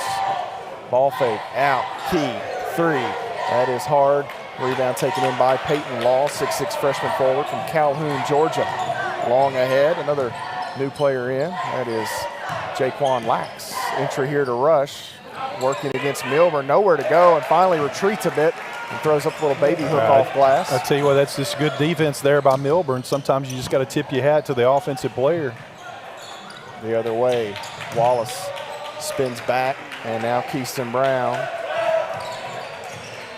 Brown spinning, tries to keep it free, tries to thread the needle. Ball's deflected. It's going to go out of bounds off of a couple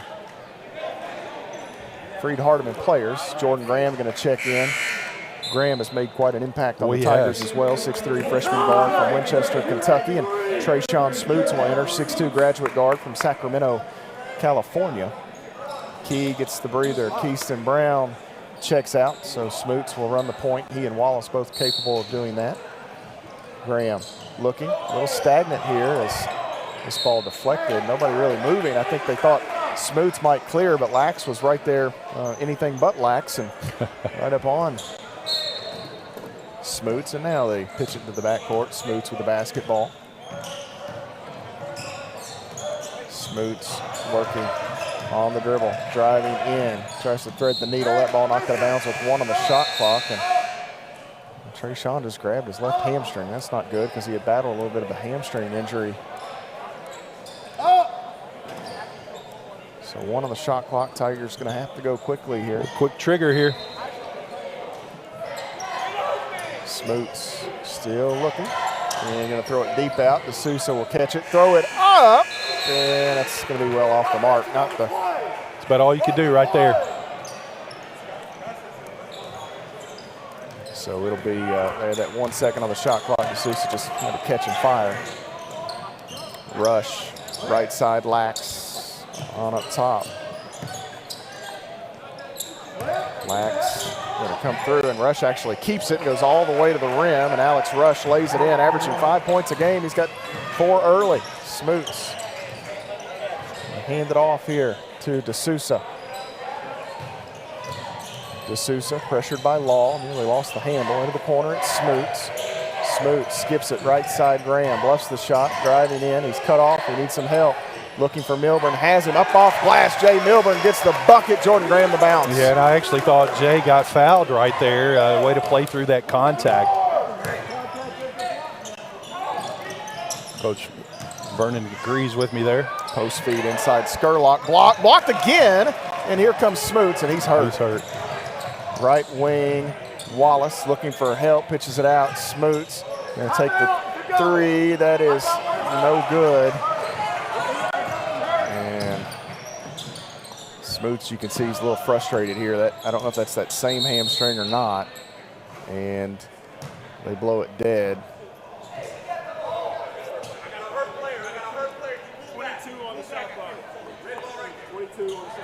I don't know. Coach Stutz might have a little bit of an argument there because the officials can stop the game at any point when a player's hurt. I guess the official, his thing is when you're on the attack moving forward, they were going to let it go as soon as they passed it back. As soon as he retreated, then that's when they blew it dead. So boy, they pitched it back for an open shot though. I don't know. That's I get it on Coach Stutz's behalf. Lane. So each team has had a player leave this game with injury. Brandon Thomas as Chandler Clements checked in, gets the block shot right there on Lax. Clements, 6'7" junior forward from Clementsville, Tennessee. Wallace out left side to Brown. Wallace dribbles in, and the help defender Lax comes across to take it away. Lax going to try to beat Keaston Brown down the floor and does. And Brent Vernon going to take a timeout here. It's a 14-8 score. The Tigers see a couple of easy buckets there for 30-second timeout. Freed Hardman, 12:48 on the game clock here, Benji. The Tigers had some good things going early, and since then, a little stagnant offensively, a couple takeaways for Freed Hardman that has led the points, and it's a 6-point matchup here. But Brandon Thomas for Freed Hardman left. I think he had his ankle retaped. Trayshawn Smoots was trying to work out that hamstring, and I think he may have went back with Derek Port to get a little therapy back there. And it's one of those things, you know, when your hamstring's pulled, you just can't get the push and the lateral movement like you normally would, and he's been battling that all year. He came back, was it the Lindsay game? Yeah, and he sprained his foot. He had a little mid-foot sprain he was dealing with in Lindsay. So, yeah, it's been a tough go for Trayshawn here, a little bit snake bit. Back to play here, a little token pressure from Freed Hardman, just seeing if Campbellsville will make a mistake. Little zone here, little 2-3. Zone look, as Benji mentioned, inside. D'Souza goes with the shot that is blocked by Rush. Graham nearly knocked that away. Rush head to Law, and he has Lane. Lane working inside, stops, back out, Rush, 3 on the way. That is no good. Rebound taken in by Jace Wallace. Tigers want to run. Wallace greeted by Lax, works around the Clement screen, bounces one inside. Graham goes reverse to get the lay-in. Nice offense there. Nice Jordan offense. Graham gets the finish. Jace Wallace the find. And so many times you'll see guys make that as a chest pass instead of a bounce pass there by Wallace. So great execution by the Tigers in transition. And backdoor cut. Lane going to get an easy dunk. Jordan Graham was out top a little bit there, and Lane took off backdoor. An easy deuce for Freed Hardman. Wallace left side here to D'Souza. Back out top, it's Brown. Brown looking for some help here as he's picked up his dribble, has D'Souza. And now Keaston Brown again, 6-point Freed Hardman lead. They switch, Brown gets matched up with Rush, into the corner, Wallace. Bump, no call, my goodness. 3 seconds on the shot clock, and now we get a late whistle. And this will be on Jaquan Lax. First on Lax, first on Freed Hardman, and this brings us to immediate stoppage here. 16-10 the score. Freed Hardman on top. You're following the Tigers on the Campbellsville University Sports Network. Worried about your friend, but don't know how to reach out? You could say how are you or get a fake tattoo. You can ask with an app if it works for you.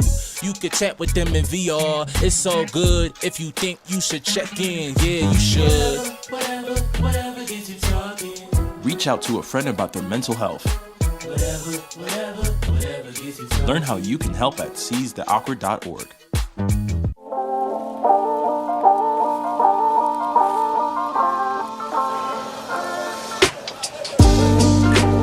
16-10 the score. Freed Hardman on top of Campbellsville University in the Powell Athletic Center. Matt Payton and Benji Kelly with you here this evening as the Tigers looking for their first home Mid-South Conference victory. Of course, it's their first chance for a home win here in the Mid-South Conference. First 3 games on the road. We talked about it some in the women's broadcast. Life on the road in this league is tough. It's tough. It's tough, especially when you have to go on the road down to Tennessee, and then you, of course, down 20 minutes down the road to Lindsay. Those games, you just never know. You can throw the records out anytime that those two teams get together. But the great thing about it is you've already got 3 games on the road out of the way. And obviously, in the second half of the season after Christmas, those teams will have to come here. So I tell you, I'm impressed with Freed Hardman's defense, just how they extend and how long they are.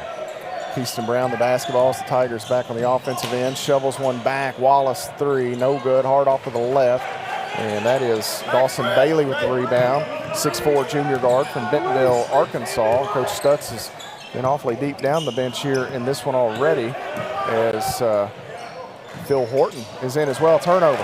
Law looking for Bailey. Long ahead. They have Clements. Sends it back to Muhammad, and he's fouled by Phil Horton, who checked in there a moment ago. 6'6" redshirt freshman forward from Memphis, Tennessee. Good job there by Jace Wallace to read that backdoor cut. And he turned his head and was able to get that the steal there, and then good transition for the Tigers to allow Muhammad here to go down. Chance at the free throw line. Who was the foul on? Did he say 24? 24 on Morton. I think that official said 21. They're going to have to talk about it as Muhammad misses the free throw, but I think Benji's right. I think it was. When Horton checked in initially, I thought his number was 21. And I looked down and panicked because I don't have a 21 on my 24. sheet. So 24, that is Horton. First on Horton, second on the Lions. 16-10 remains the score. One more from Malik Muhammad, and that one is good. He gets 1 of 2. 16-11. Wheat the basketball. Sends it ahead here to Bailey. And now Horton off the screen. Wheat has it. McLaren holds it. Wallace defends. McLaren working around. Bailey, a little ball fake, driving in, shot blocked. Bailey stumbles a bit. Campbellsville the rebound. Here comes Jace Wallace with it, right wing, working inside. Kicks it out too far, looking for Keaston Brown. And Campbellsville just going to slow down a little bit. Yeah, a couple unforced errors. A little bit out of control there. Last couple of possessions, I'm surprised they haven't actually called a charge on the kick out, but just got to, just slow down just a little bit. And the intent is there. They're just a little sloppy in the execution. 5-point Freed Hardman lead. Horton on the baseline. They'll take the face-up jumper over Muhammad, and that is over everything. Yeah, we want him to take that shot every time. That's a good job, good defense by Muhammad. Left side, Brown, bumped by Bailey, looking as he spins back out. Chandler Clements out front here to Graham. And now they'll work to the right side. Graham looking, cutting. Clements catches, goes up, and gets it. Woo. Chandler Clements, a nice job there. He went through and hesitated a bit, then able to get it up on the rim. Well, he got it up on the rim, and then how many times have we seen it do that and just come right on out? So they used all those up at UT Southern a few weeks ago. Oh, that's exactly right. Bailey going to try a contested left side 3. Air ball number 2 here, and back-to-back trips. And the student section in the Powell, one of the best in the country when it's packed out. Great crowd tonight for both games. Campbellsville can tie it with an Edward Jones payout here. Brown gets the step, and he'll send it on over to Graham. Graham calls for the Muhammad screen, goes with it. Wants Muhammad, the entry. Malik going to go up, but he's fouled by McLaren, who comes over to help. And actually, they're going to call that on Bailey. I thought they were going to get McLaren on the backside there. They're going to call that on Bailey. So that's going to be Dawson's first and the third on Freed Hardman. Malik Muhammad goes back to the free throw line here for Campbellsville. We've not seen Brandon Thomas since he rolled that ankle. As Malik misses the first free throw here. Of course, we've not seen Trayshawn Smoot. Smoot sitting at the end of the bench for Campbellsville. Thomas sitting at the end of the bench for Freed Hardman.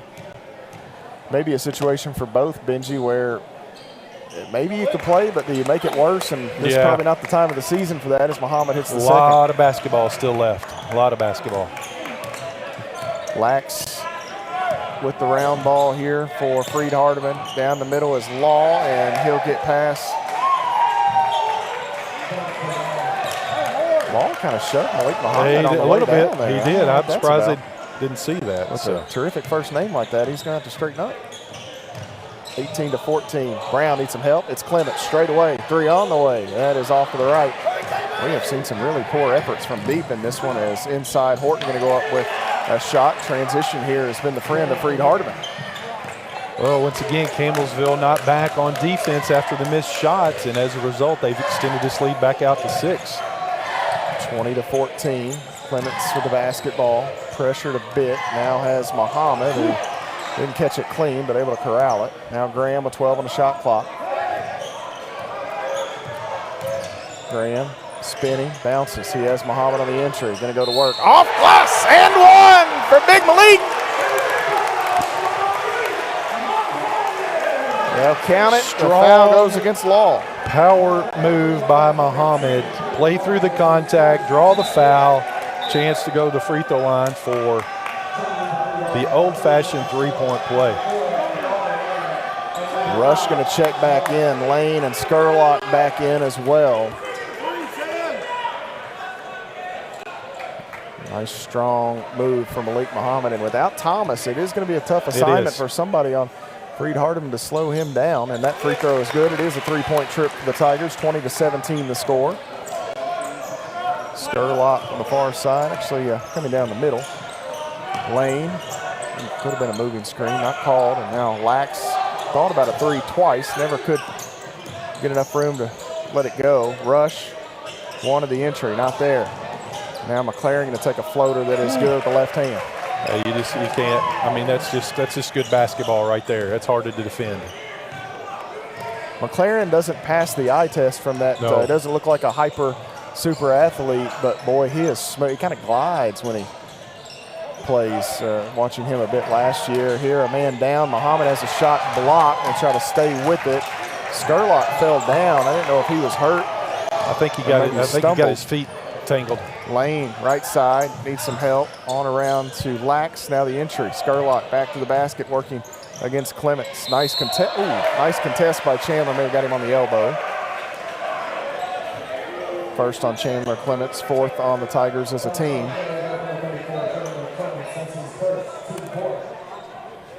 Physical game as we would expect here in the Mid-South Conference, Matt, but one thing that I just keep harping on, how intense Freed Hardman is on defense. I mean, they are a lot of body contact. The refs are kind of letting them play a little bit, and it's kind of flustered Campbellsville, sped them up a little bit at times, and some unforced errors, so Campbellsville's going to have to regroup. Skurlock gets the second of the two free throws, missed the first one. And the Tigers back the offensive end here. Jarius Key back into the Campbellsville lineup. Ball deflected and a turnover, maybe. And it is. Lax was able to save it.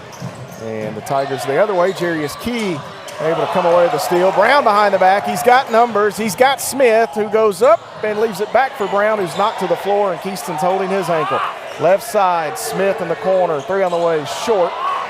And Keaston appears to be okay. He went down in a heat. Oh, boy, maybe not. He's going to play through it, though. Skurlock driving in, working against Jarius Key. Spinning, and that's a double dribble. Yeah. Either that or they could have got him for a hook. So this is a turnover. Malachi DeSouza back in, Jace Wallace back in.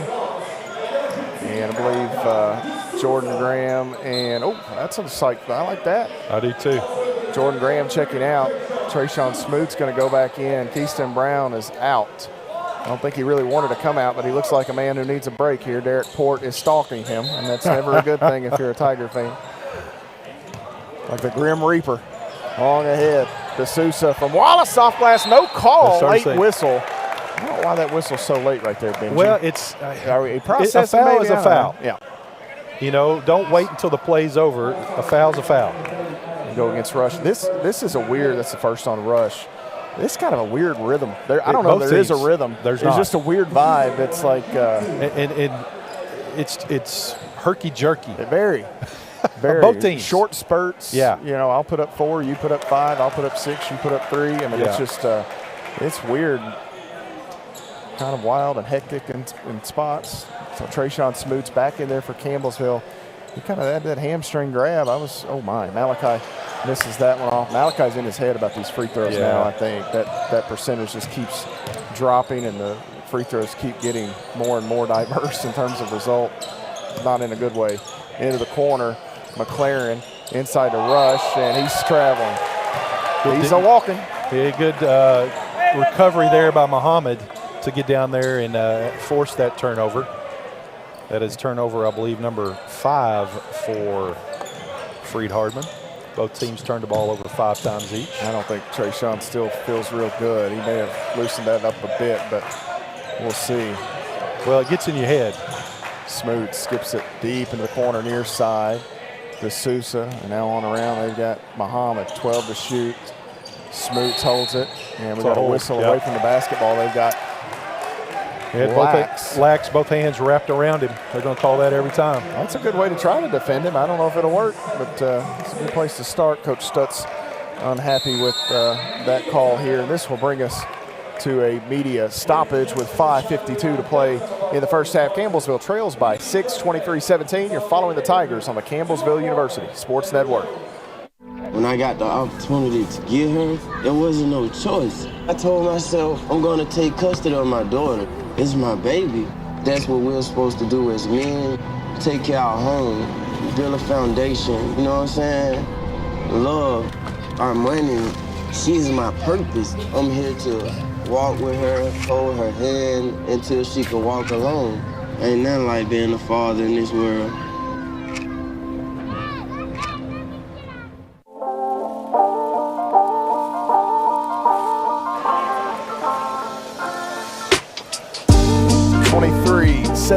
Freed Hardman on top of Campbellsville University here in the Powell Athletic Center. Matt Payton and Benji Kelly with you. What has been just a weird first half. 23-17 the score. You've had both teams with some injuries. Both teams have turned the ball over at times, been playing a little fast. You've got 5 turnovers each way here. You look at it, and really neither team has cashed in much on the turnovers. 9 total points off turnovers. Just an interesting first 20 minutes or so. First, I guess, 14 minutes of actual gameplay here. Yeah, it's as you said, it's got a weird vibe to it. No threes made. No, just a different game. Wallace lost the handle there. Skurlock, I believe, got a hand on it.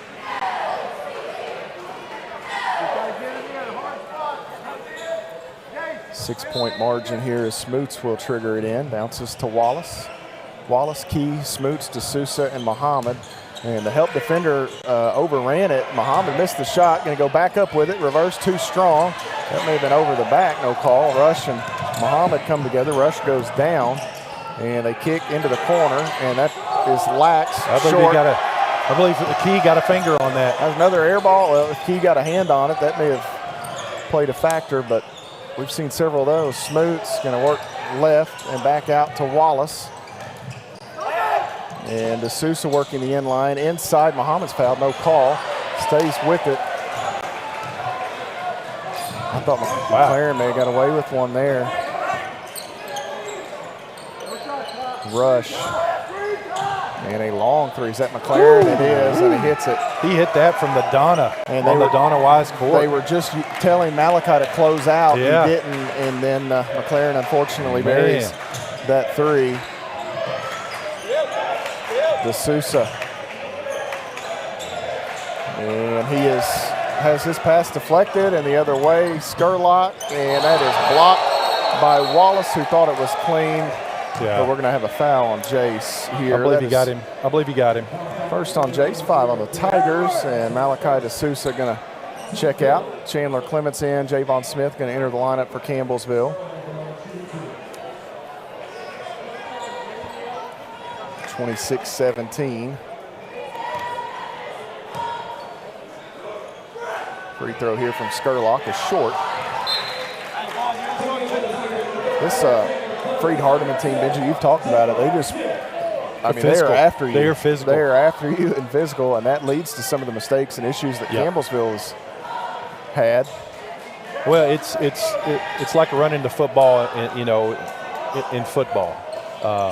Eventually, you're going to wear them down. You're going to wear them down, and it causes them to, to make mistakes. And we've already seen that here early. Campbellsville kind of speeds up a little bit and some turnovers, but here we are. We got a 10-point deficit, 4 to go. Try to keep this thing in single digits. Smoots looking inside for Wallace, who was cutting. Wallace back tap. Javon Smith picks it up. Wallace goes left block to Clements, who lays it in with the left hand. Yeah, Campbellsville needed that. Yeah, they did. They really did. They got to keep this thing in single digits here. There was plenty of time left in this first half, but you don't want this thing to get out of hand early. Off the screen, Lane sends it to Skurlock. Now they come right side. Lax out top, rush, ball fake. And it's Lane, left wing, working against Wallace. Lane inside, out. Skurlock driving, right side. Wallace defends. Skurlock misses the shot, and they're going to say Wallace got him on the noggin. I don't know about that. So that'll be 2 on Jace Wallace, 6 on the Tigers as a club, and Skurlock back to the free throw line. The biggest issue there is that's 2 the on second Wallace. on Wallace. So here's, I think we got a replay here in a moment on the first Wallace block attempt on Skurlock as he hits the free throw there to Hunter Skurlock. Makes it a 28-19 game. Keyston Brown back in for the Tigers as Jace Wallace will exit. Skurlock with 1 more. And that one's around and out, no good. Jarius Key snatches the rebound. Smoots ahead. He's got Key, who goes baseline. Jarius Key goes reverse. It won't go. Ball still being battled for. Rush has it knocked away by Clements, and they're going to say out of bounds off of Chandler Clements. The Tigers here, Benji, just a little out of sync. Well, they are. It's like you said, it's just a, yeah, he got him on arm. That's a foul for sure. I don't know if it's because we're not able to play through the contact or what, but it's just it's difficult for Campbellsville here tonight. This Freed Hardman defense is just suffocating. Claren, and now Lax cutting his rush, and too far. Keyston Brown tried to save it. They're going to say he was out of bounds. I don't know if Chandler touched it or not. If Keyston had just throw his body up there, I don't think Rush could have gotten back to it. It may have been Tiger basketball, but it's easy to say after the fact. Lax lobs it out here to Skurlock, 5 to shoot. Skurlock working against Key. And inside, Lax throws up a shot, no good, as he ran into Jarius Key. The Tigers the other way. Smoots on the dribble, and he's fouled from behind. He baited Jaquan Lax into that, and that's going to be 3. Lax had to do all that, do that all over again. I'm not sure he would have reached in there, but it looked like Smoots kind of dribbled over in front of him. I like that. Well, that's smart play. Smart play. Get the guy out. So he's been playing extremely well. So yeah, you got a chance to go to the free throw line here for the bonus. 1-1 here as Trayshawn Smoots will shoot his first free throws of the season. Long pause there. Smoots, a couple of dribbles. Shot on the way is good. Nice. 28-20 the score. Once again, if we can keep this thing in single digits, make some adjustments at halftime. get a little more tougher with the basketball. There's been a couple one-handed passes. That's not going to cut it in this league. You've got to be strong and crisp with your passes. Is one hand. Smoots gets both. Won't cut it. So let's get another stop here, guys. 7-point Freed Hardeman lead. Javon Smith will defend Wheat. Wheat works around the Skurlock screen. McLaren. That's illegal. Left side Law will ball fake. Working against Keyston Brown. Backing in. Goes up with a shot that is good. Peyton Law with another bucket. Keyston Brown behind the back. Defended here by Law. Working. Bounces to Key, who nearly lost his footing, but gathers his balance and goes up with a shot off glass. Yeah, it's a good strong move there by Key. He could have easily kept floating away, but one thing he's learned, he's so strong, gather his feet and go up strong. Much better player. Law working against Brown. Needs some help. Cutting is Wheat, and he got the step. I'm not sure. The backdoor cut there. Campbellsville a little slow on defense. 32-23. Smoots wants Clements. He has him, and the help defender came through, and we're going to have a foul called on Wheat. No, I believe he stepped out of bounds, Matt. He came from out of bounds to steal it, and so it was out of bounds. Stepped out of bounds, and he touched it there as Clements was. Campbellsville may have called a break there. Yeah, they did. Smoots to trigger it, and That's he's held. Yep. I told you he fouled him. It's a little early. It's on Wheat. So that's the first on J.J. Wheat, who I've been impressed with here early. It's a strong freshman. So Keyston Brown goes to the line here. Campbellsville won in the bonus. And this is a chance, Benji, you've struggled a bit offensively. This is huge for the Tigers if they can pick up points here at the line. Oh, absolutely. And, that's 6 of 10 here tonight. So just a little below our percentage, but, actually a little below our percentage, 67% on the year. But when the clock stopped, anytime you can get those free points like that, it's critical, especially when you're down almost 10 points. So, if we get a stop here, come back, hit a three, and next thing you know, it's a 2-possession ball game.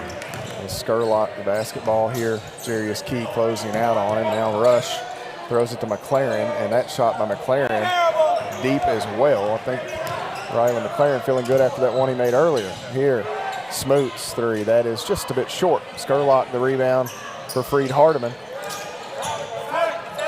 Wheat driving in, cut off by Javon Smith.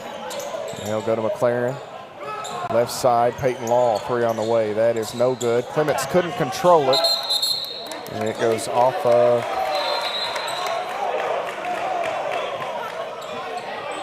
Clements. Smoots thought Rush hit it as well. I thought Trayshawn could grab it, but he let it go out of bounds. He must have thought Rush hit it as well. 32-25 the score. Freed Hardeman to inbound. Skurlock out front. Now McLaren, they want Rush. Good and defense. Nice job by Clements. He knocks it away. Key, the other end, no numbers. Right at Skurlock, goes up the right hand, no matter. He gets the finish anyhow. Good defense there by Clements that started all of that, and Key was a nice layup. So Campbellsville down 5. Let's get another stop here. Clements almost had a takeaway. They lob one up for Law, too far, and Smoots is tripped. Oh, he didn't touch it, did he? I don't know if Trayshawn ever touched it. Oh, that could have been – that's a tough break because Smoots was at least going to pick that up. It was going to be Tiger ball, but he steps on the guy's foot or leg. I've seen that called a foul before. Oh, yeah, I have too. It's a tough luck incidental deal, but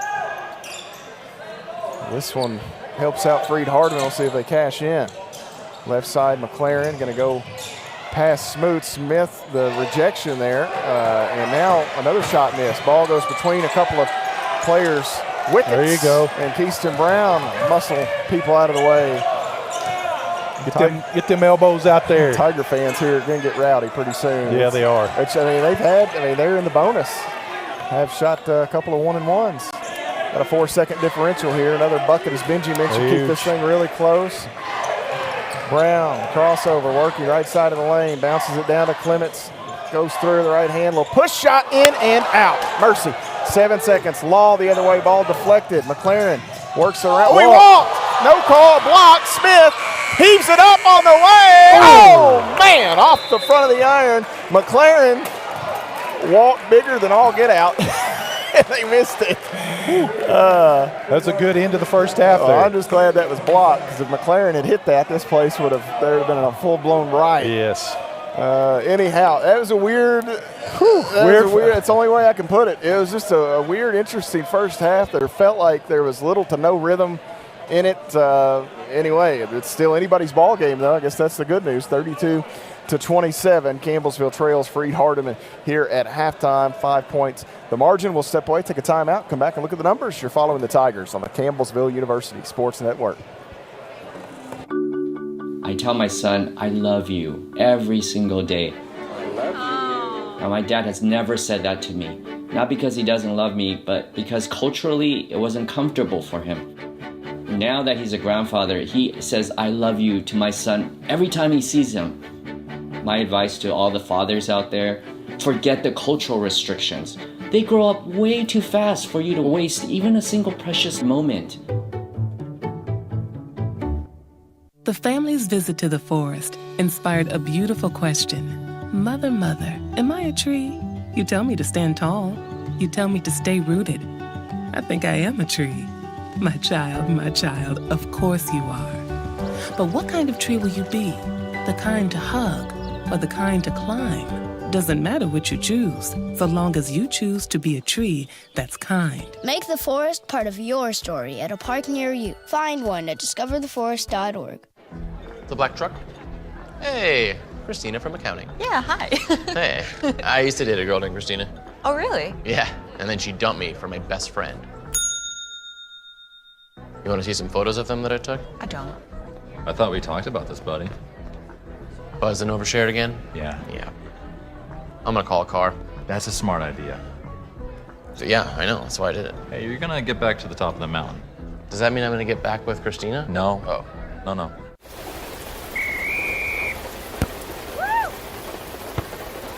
Come on! Go, Diane! Yeah, keep it going! Yeah! Go, honey! If you love them enough to drive an hour to cheer them on as they get beat 11-0 in the rain, then surely you'll check nhtsa.gov/the right seat to make sure they're correctly buckled in the back seat. Throw that ball, Diane! Woo! You got this!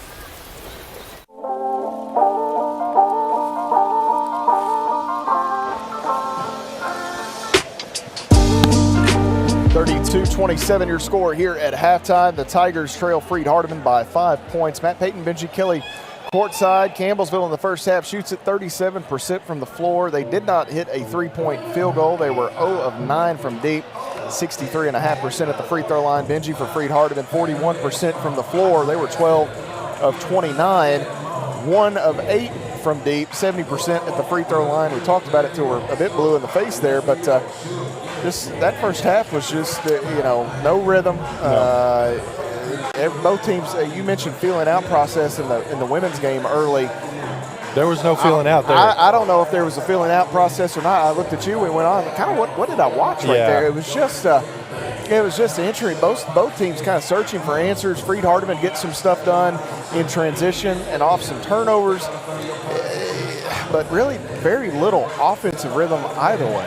Yeah, and I won't say sometimes you have games like that. Sometimes you'll have one team that plays like that. Rarely do you see both teams struggle the way that they did, and it was tough to watch.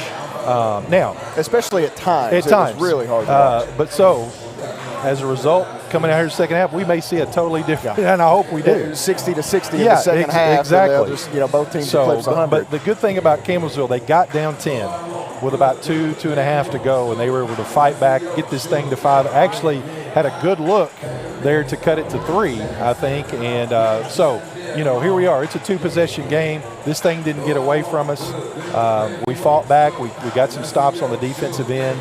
And, as a result, here we are 5 points down. So no player in the ballgame in double figures. Nope. And fact, the high scorer in the game is Malik Muhammad with 7, and he played just 11 minutes. So 7 points, 3 rebounds from Malik, 2 of 6 from the floor, 3 of 5 at the line. Campbellsville gets 6 from Jarius Key.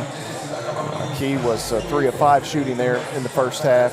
4 from Keyston Brown to go 3 rebounds, 4 more from Chandler Clements.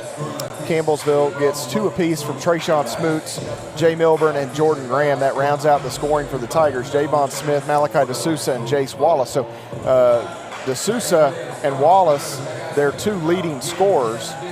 And Javon Smith, another guy that's pretty high up on there. So 3 guys that they typically rely on, no points. You look at Freed Hardman, Brandon Thomas had that early injury, played just 1 minute, and it appeared rolled an ankle. We certainly hope he's okay, and that may be part of what is ailing them is playing without him now. Oh, it could, and you know, your whole game plan going in, especially with them against Thomas, you saw the first 2 possessions, they got the ball down low to him. That was, and then you throw that out the window when he gets hurt. So that may be one of the reasons why they're playing, you know, as choppy and sloppy as they are. But choppy's a good word. On the other end for us, you know,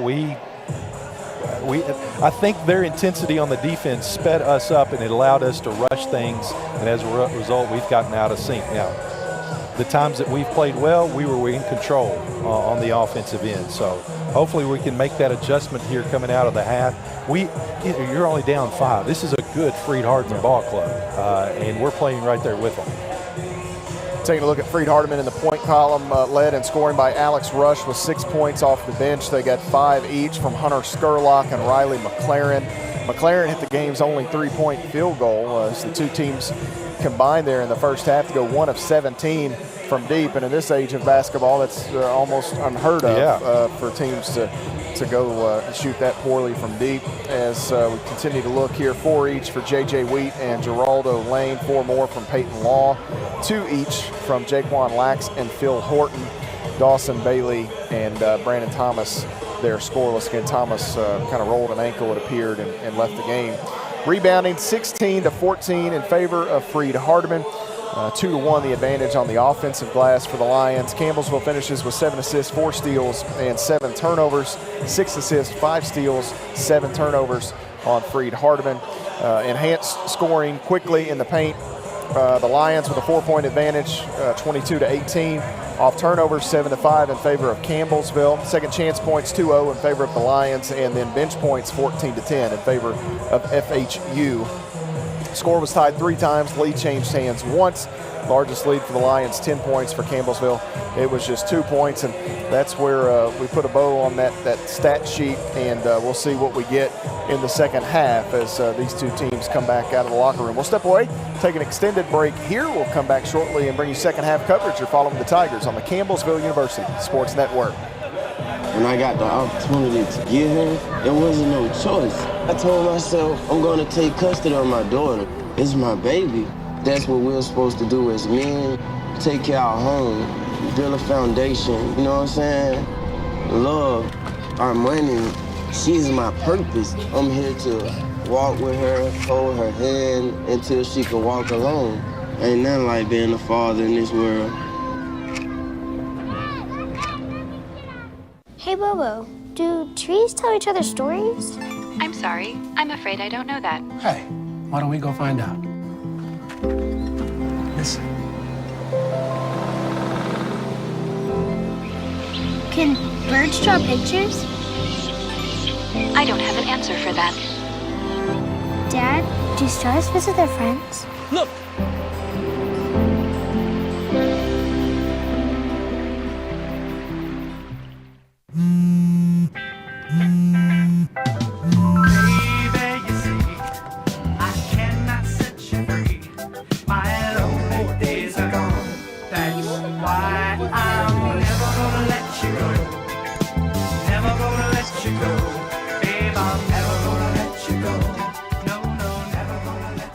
Here you go. Thank you. Thank you.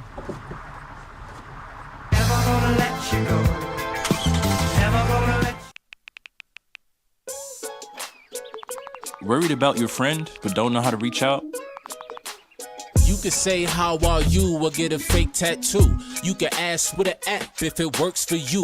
You could chat with them in VR. It's so good. If you think you should check in, yeah, you should. Whatever gets you talking. Reach out to a friend about their mental health. Whatever gets you talking. Learn how you can help at seizetheawkward.org. What if you could feel in control of your retirement in just a few clicks? At aceyourretirement.org, you can.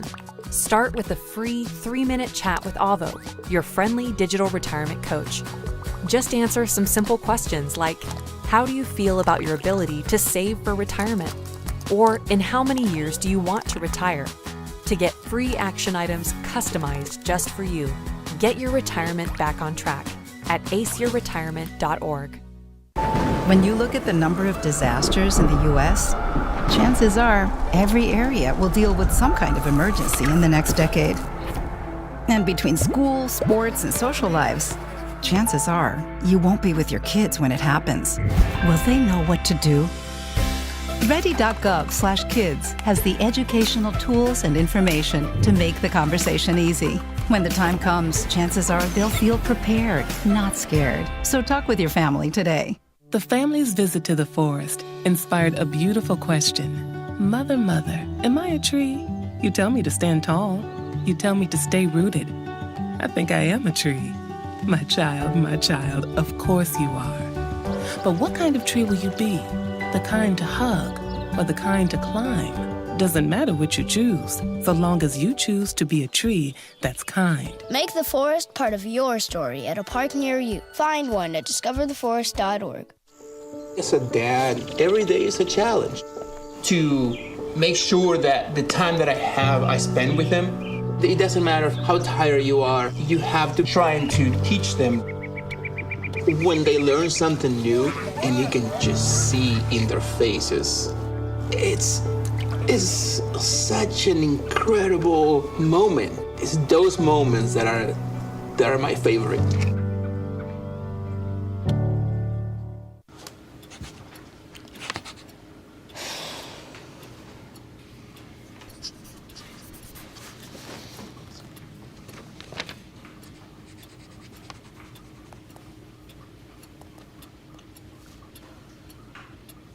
If you love them enough to relearn math so you can teach them math, then surely you'll check nhtsa.gov/the-right-seat to make sure they're correctly buckled in the back seat. Jason, let's go see your room.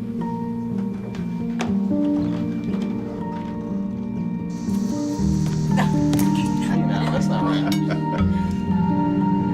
How was it? Is it good?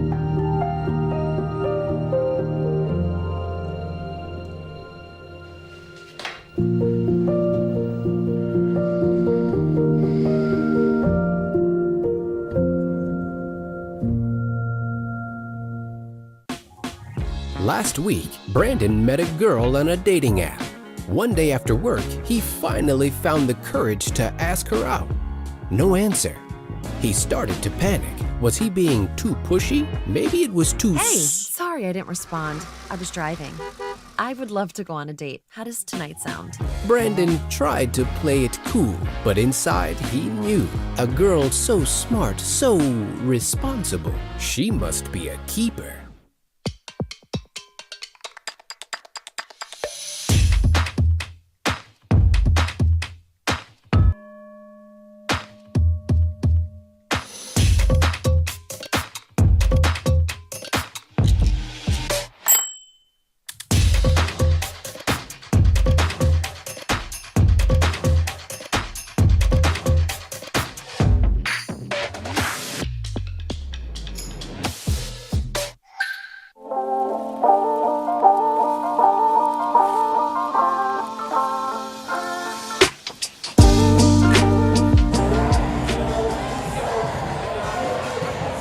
(32-27) your score here at halftime. Less than 90 seconds remaining in this halftime intermission. The Tigers and Freed Hardman set for second half play in just a moment. Freed Hardman just coming back out onto the floor a moment ago, Benji, as you taking a look there at some of the numbers from around the league. Yeah, Shawnee State up on Georgetown in the second half. That's a little bit of surprise there. Let's see. Well, where'd the rest of them go? They went away.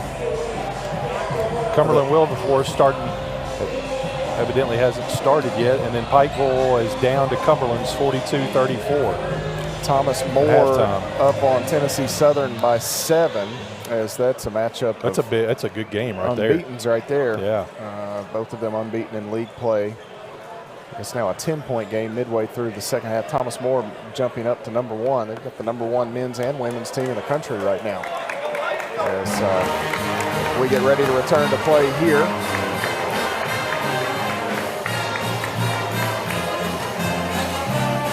And Brandon Thomas does not look like a guy that, is his shoe off? Now he's talking to Derek Port. He doesn't, that's a heavy limp. Yeah, he does not look like a guy limp. that's going to play the rest of this game. And for Freed Hardman, you hate to see that. The Tigers have been on the short end of that stick already this year, and we certainly know how it feels. You hope that's not a lingering long-term issue for Thomas, who's been a phenomenal player for 4 years. Last year, Benji averaged 18.5 points, 7.5 rebounds at Bryan. 1,500 points in his time at Bryan College. Played his high school ball at Blackman High School there in Murfreesboro. 32-27. Back to play here for the Tigers. You've got their thriving starting lineup out there. Brown with the basketball, pressured, working. Dumps it down inside. He's got Muhammad. Going to go to work. Right-handed shot from Malik. Won't go. Stay with it. Go back. Get the stop. That's one way to get it in there. Flush it. Malik Muhammad stayed with it. 3-point game. McLaren forced deep. Now Rush. Here's Wheat. Entry to Rush. Going against Muhammad. Rush in between 2 defenders. Throws it away. He was looking for Lane. D'Souza there. D'Souza left side. He has Key. Has it raked away. That's good help defense by Lane. And knocked it away from Key. So the two teams trade turnovers. And inside Wheat cut off. He needs some help. And they're going to say that Javon Smith was out of bounds whenever that ball was possessed down on the end line. So it will reset things, and Rush finds himself open. 3 on the way. Hard, long rebound is taken by Javon Smith. He got a hand right in front of Skurlock. I thought that was going to be an offensive rebound on the long carom. Smith, right side Brown. They want Muhammad instead. They skip it. D'Souza back out. Smith, D'Souza again. The help defender comes. It's Key open in the corner. Now Smith, 3 on the way. Bang! We're tied up. 32 each way. 90 seconds gone by off that Edward Jones 3. Yeah, first 3 of the game for Campbellsville. Great look by Javon, and 2 good possessions early here for Campbellsville on both ends of the court. Far wing, that's Wheat. Entry now, Rush goes to work, off glass, good working against Malik Muhammad. And a timeout taken by Coach Drew Stutz here as the Tigers with 5 quick ones to tie it up, 32 apiece. A 30-second timeout here, Benji. And sometimes you just need to see a few go through. And hopefully that'll get Javon Smith rolling a bit. Yeah, you do. And it's, the start here, first 2 minutes, totally different than the first half. Now, I know we've only seen 2 minutes, but being a little more intentional on the offensive end. Campbellsville playing really good defense on the defensive end, but you got that last play there was just a good, strong move for Freed Hardman, and as a result, you just got to tip your hat. Sometimes the offense is going to be better. Malik Muhammad there as you watch that replay for those of you following along on Comcast Cable and on our internet streams tonight through Sidearm Sports, CampbellsvilleTigers.com, and our YouTube channel.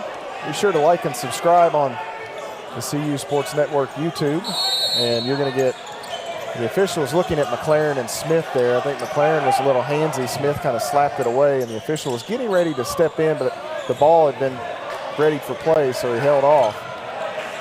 Easton Brown brings it across in a couple of seconds to spare as Freed Hardman stays in some full court pressure. Brown on the dribble, Wheat in the hip pocket. Has D'Souza here off the wing. Thank you. D'Souza working right side, cut off. Ooh. Contact there. Sousa needs some help, throws it out. Brown has it, nearly lost the handle. I'm gonna have to throw it up. 2 on the shot clock. And Campbell's going to have to get back quickly. As Wheat gets inside, throws up a shot off glass. We've got a foul call here against Campbellsville. And this will go against Javon Smith, as you can hear Mark Vernon pleading for the Tigers to get back.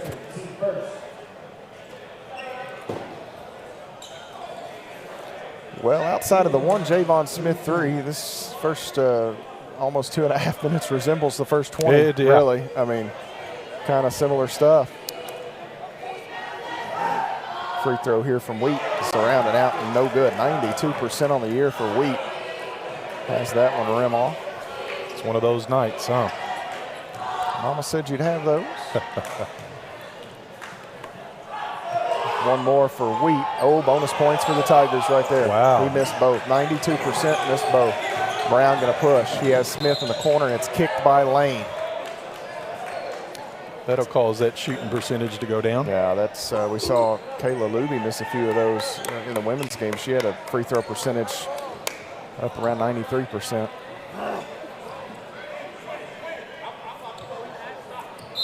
So I'll pop you both. Key and Lane, a little hand fighting there. He said, quit it, I'll pop you both. Keyston Brown, left wing. I don't mind that philosophy. Here is Brown, the jumper, long jumper, good. Long two for KB. We're tied up again. Talking to his dad at halftime, he said, yeah, he shoots that ball a little bit better for me on that fadeaway. Here out, oh my, they're going to get Malik Muhammad as he came out to hedge. Yeah, just a half second too late there, Malik. Great intent. I love the effort there, getting out and hedging, but just a half second late. As a result, picked up the foul, his second. 17:07 showing on the game clock here, tied at 34. Bethel comes to Campbellsville on Saturday. They're playing at Lindsey Wilson College tonight. That game probably getting ready to start, I would think. Inside rush, working against Muhammad. Shot no good. Jarius Key snatches the board. Javon Smith the other way with the basketball. Smith into the middle of the lane. Going to take the pull-up jumper, short. Ball batted out. Key, the rebound. He's bumped by McLaren. We're going to have a blocking foul on Riley McLaren. First on McLaren. First on Freed Hardman. McLaren averaging about 10 points a ball game, 3 rebounds. Brown looking, needs some help. Has D'Souza left side. He can't dump it down in. The help defender was sagging their rush. Now they got Brown matched up against Rush. Brown driving, circles back. Pull-up jumper on the way, no good. Rebound to McLaren for Freed Hardman. McLaren brings it ahead. Skurlock lost the handle, taps it back to Lane. And now McLaren can't shoot it. Javon Smith right there with him. Tied up 34 apiece. Wheat on the dribble. Now Rush. McLaren. Nice screen into the corner lane. Driving, cut off, runs into Muhammad. Needs some help. Rush was cutting. And we're going to have a foul on Keyston Brown. 7 on the shot clock. They had him in a bad spot there, Benji. They did, and Keyston just kind of got a little too antsy there on the trap, and as a result, picked up that foul. Official came over this way to talk about something there. I don't know what that was. Out top, Skurlock. Now Rush. Lane back to Skurlock. Shovels it back, and open is Wheat 3, and it could have been a flop. If you didn't call the foul, the way Wheat went down, they could have easily called a flop, which is a point of emphasis. D'Souza hands it off to Brown, nearly lost the handle as there was some contact. Finds Key, who finds the rim and the stop. Wow, great pass, great pass. Great execution there. Campbellsville with the lead, Matt. Now you've got some energy here. The Powell, another stop and a bucket. Oh, man, J.K. just a whisker. Brent Vernon thinking maybe Wheat had slipped, and it was awfully close to the way the legs shot out from underneath him. But they're going to call that. Here's the replay. Keyston Brown inside. Nice, fine baseline. I thought Key might come through again, but, boy, it just opened up right there at the moment he went up into the air, and an easy one-handed finish. It's 4 team fouls on the Tigers. No changes for CU in this second half through the first 4+ minutes. Lax throws it out deep. Rush retreats and grabs it. Law to Lax. Ball fake. Now McLaren. Law, one dribble. Leaves it with Lane. Campbellsville by a pair. Driving in is Lax. He's cut off. Needs some help. Throws it corner. McLaren, 1 second. Throws up a floater. That is good. Riley McLaren. Well, that's when you start all 30 seconds there. 36 all. Brown defended here by Wheat. Now D'Souza off the wing. Key sets the screen. Key rolls. Inside, around the defender, goes up the shot in the paint. Good for Jerry's Key. Nice body control for Jay Key. Yeah, it was, and Lax had to not defend there because he didn't want to pick up his 4th foul. So great job by Key, just going strong, under control. Easy layup. I'd like to see Jerry's not just. Yes, oh, turnover. There we go. Law and Lane not in sync. Law thought Lane was going to come towards him. Lane cut, and they threw it into the bench of Freed Hardman here. Campbell's with a chance to extend. But so often you see Jerry's Key, that when the guy's in that position, he runs over that defender. Key took one extra step and went around it. Here's Smith driving, comes back out with it. Now Key pressured, leaves it with Brown. Back to Key, similar setup the last time. Key with a jab step, spins, double team, shot won't go, and Rush. So it's a good look. Good look there by Key. Ahead Lane, working inside, going to take a pull-up jumper, hard, rebound. Ooh, said hard, it almost fell back through. It did, that's soft touch right there. Campbellsville able to grab the board. We're going to get changes here for the Tigers as they look to extend this 2-point lead. 2's their largest lead. They've been here a couple times tonight. They've been no further out in front. Off the screen, Brown. Behind the back, little separation there. Inside Brown, a little hot sauce, and I think he turned it over there. As McLaren the other way, lays it up and in. We're going to get a timeout, a 30-second timeout. Brent Vernon upset with Brown, who had the giveaway.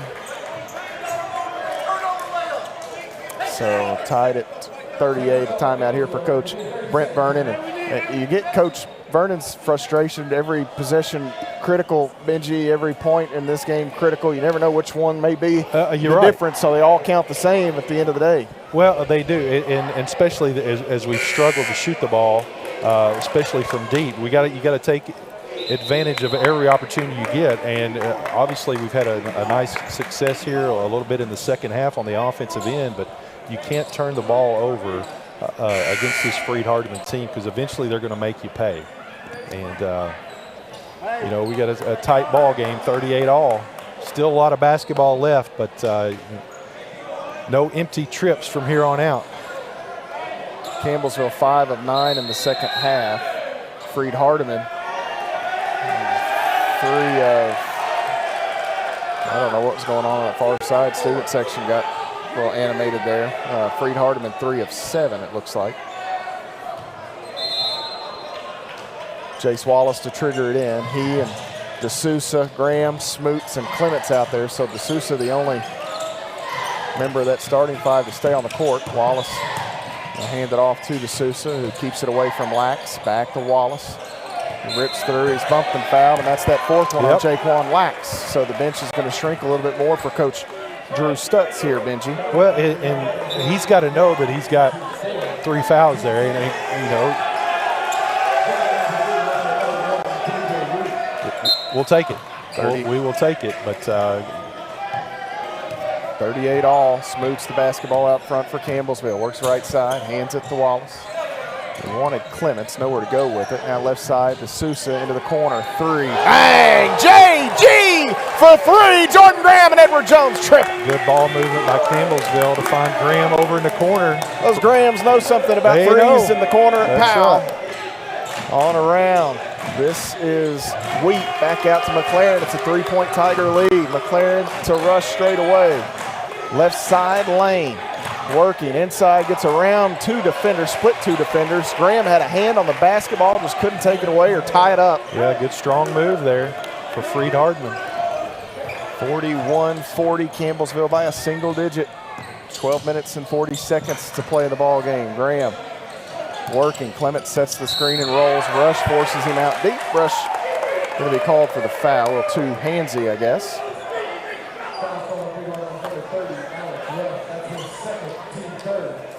So Alex Rush's second three on the Lions. Jace Wallace comes over to trigger it in for Campbellsville and pitch it to the backcourt to Smoots. Smoots back to the middle of the floor. Graham holds it out front. 10 to shoot. Wallace wanted Clements. A ball fake spinning away. Wallace inside floater off glass. Good for Jace Wallace. Boy, he's so quick. So quick to get to the rim. We've seen it so many times last year. Good to see that here in the second half because Jace struggled a little bit there in the first half. Wheat inside, got up into the air, but able to get it off to Rush. Here's Lane driving around, and his shot, no good, too strong. D'Souza the other way. Working middle of the floor, ahead to Smoots. Oh, it'd be a nice time for Trayshawn to cash in. Entry, Clements back to the basket, skips it, corner, that is Graham. Three on the way off the wing now, he's fouled. He'll go to the free throw line as Rush called for the closeout foul. That's going to bring us to immediate timeout, so Jordan Graham will have a minute or so to catch his breath before these free throws. I believe I'll do the same, my friend. 43-40, Campbellsville by 3. Jordan Graham at the line when we return. You're following the Tigers on the Campbellsville University Sports Network. The family's visit to the forest inspired a beautiful question. Mother, mother, am I a tree? You tell me to stand tall. You tell me to stay rooted. I think I am a tree. My child, of course you are. But what kind of tree will you be? The kind to hug or the kind to climb? Doesn't matter what you choose, so long as you choose to be a tree that's kind. Make the forest part of your story at a park near you. Find one at discovertheforest.org.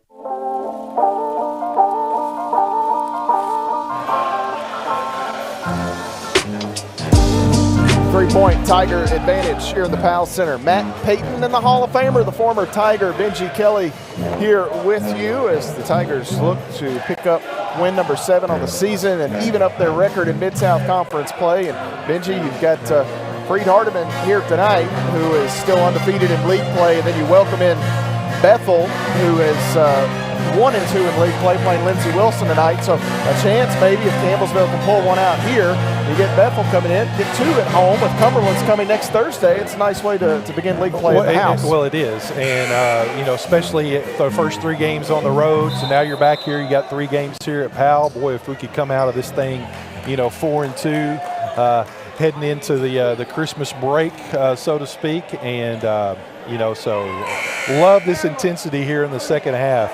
Playing first couple of minutes were a little bit out of control, but Campbellsville as of late has played some extremely good defense and on the offensive end being more under control. Graham hit that 3 a moment ago. He's at the free throw line now. He's got 3 cracks at it here as the foul on Rush. Graham's first free throw good. Tigers have struggled a bit from the line tonight, so this was a big opportunity to kind of even that number up a bit. 3 shots for Graham. Hit an Edward Jones 3, was fouled on an Edward Jones 3. Free throw number 2 on the way. That is good.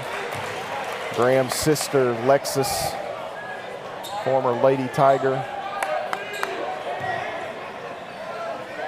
1 more for Jordan Graham. And he gets all 3.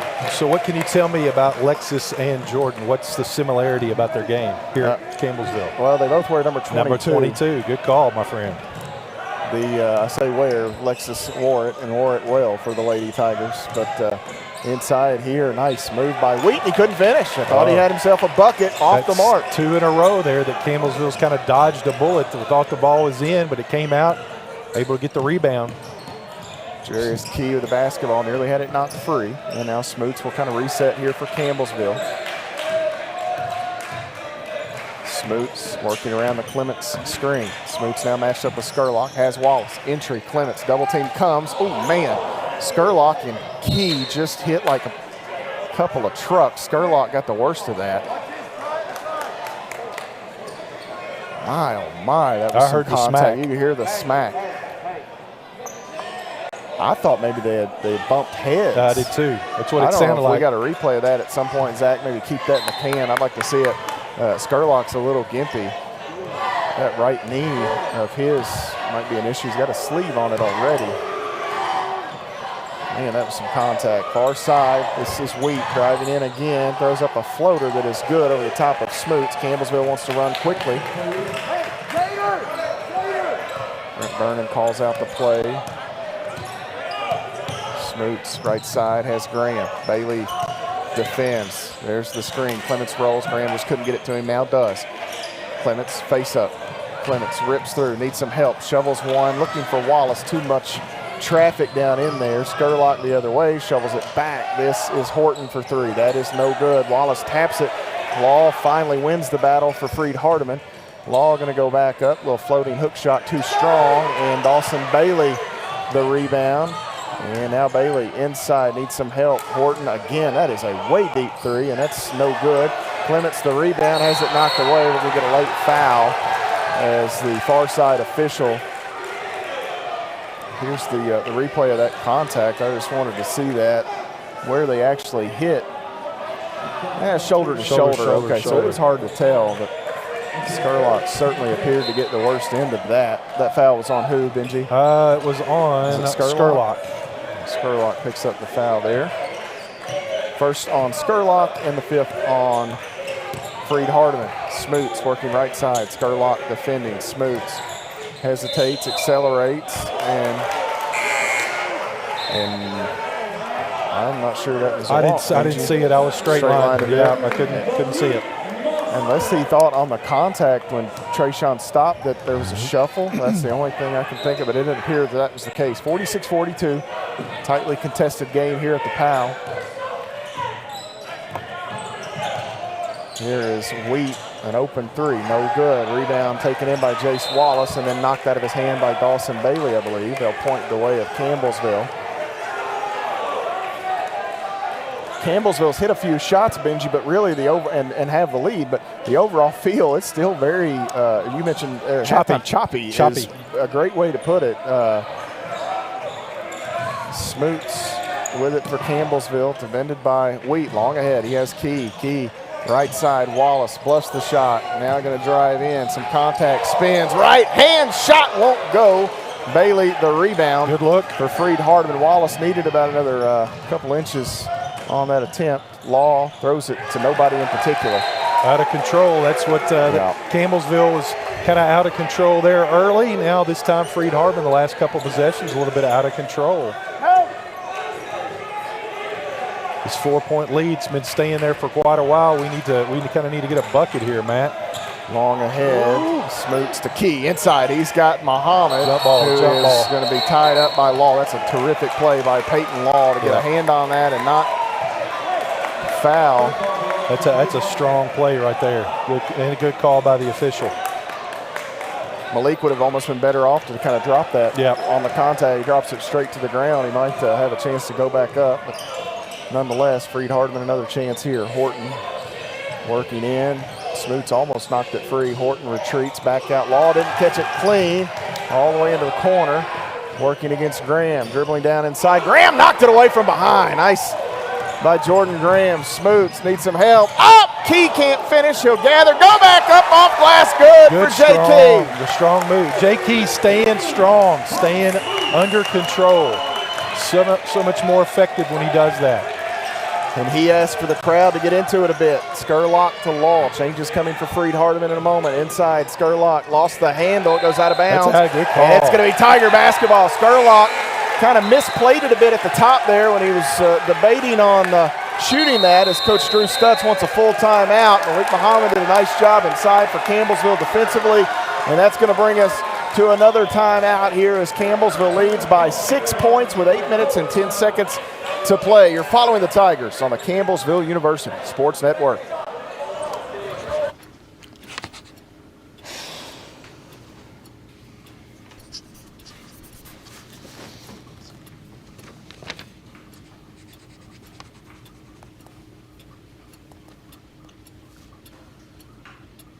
If you love them enough to relearn math so you can teach them math, then surely you'll check nhtsa.gov/the right seat to make sure they're correctly buckled in the back seat.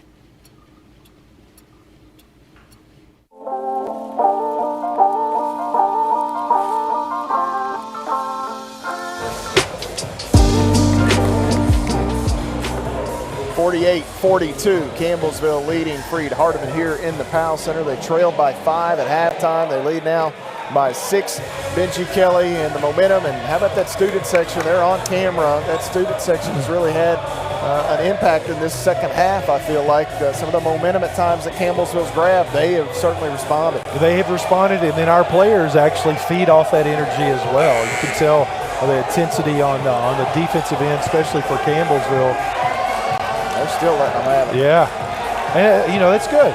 Well, and we're not going to get many of these. No, we play a lot not. of Saturday home games, which the scheduling has to be better where teams you try to split that up, because if some team plays all their games Thursday night at home, that's an advantage. I don't care what anybody says.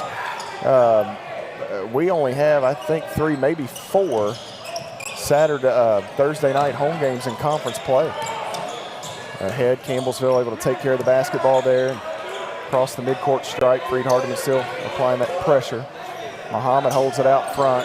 Tries to rip through there a bit. Creates a little room. Now back out to Key. Key cut off, needs some help. Smoots, 5 seconds. Screen from Key. Smoots on the dribble. Gets in. Got to throw up a floater. No good. And that's going to be a shot clock violation. And they're going to call it. And yeah, that's a good call. For Freed Hardman, you're tickled with that as you were in a bit of traffic there, so that kind of saved you any potential turnover. Lax back out there with 4 fouls. Trayshawn Smoots playing through that little hand. You can see him kind of just nurse it at times and grab at it. Hopefully it's something that tightened up. I saw him, I think he's got a heating pad that he set down on during the timeout. Here, backdoor cut as Lane gets the step on Jordan Graham. 48-44.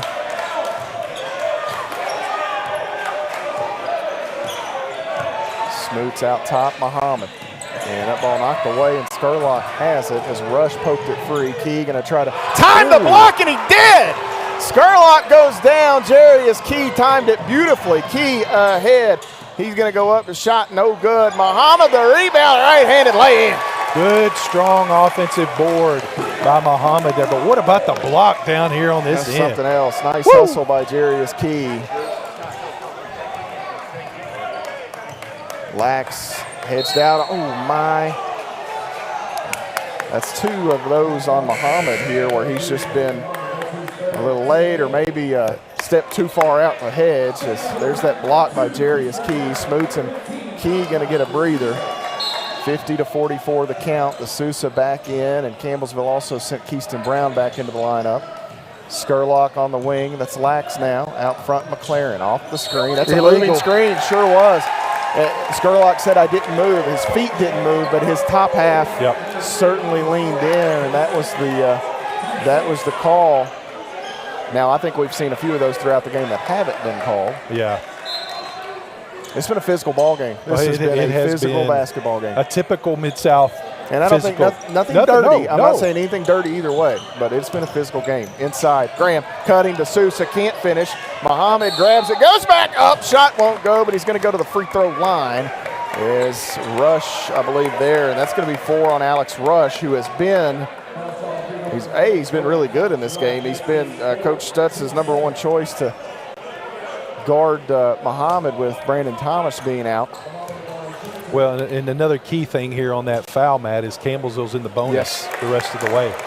Muhammad hits the first. We still have 1 foul to give, but that's critical, especially as physical as this game has been. If they continue to call it like that. Second free throw from Malik is good. He gets both. 8 points, the largest lead of the night for Campbellsville University. Lacks the basketball for Freed Hardman. On around. McLaren open, long 3, in and out. Ooh, man, dodged a bullet. Yes, we did.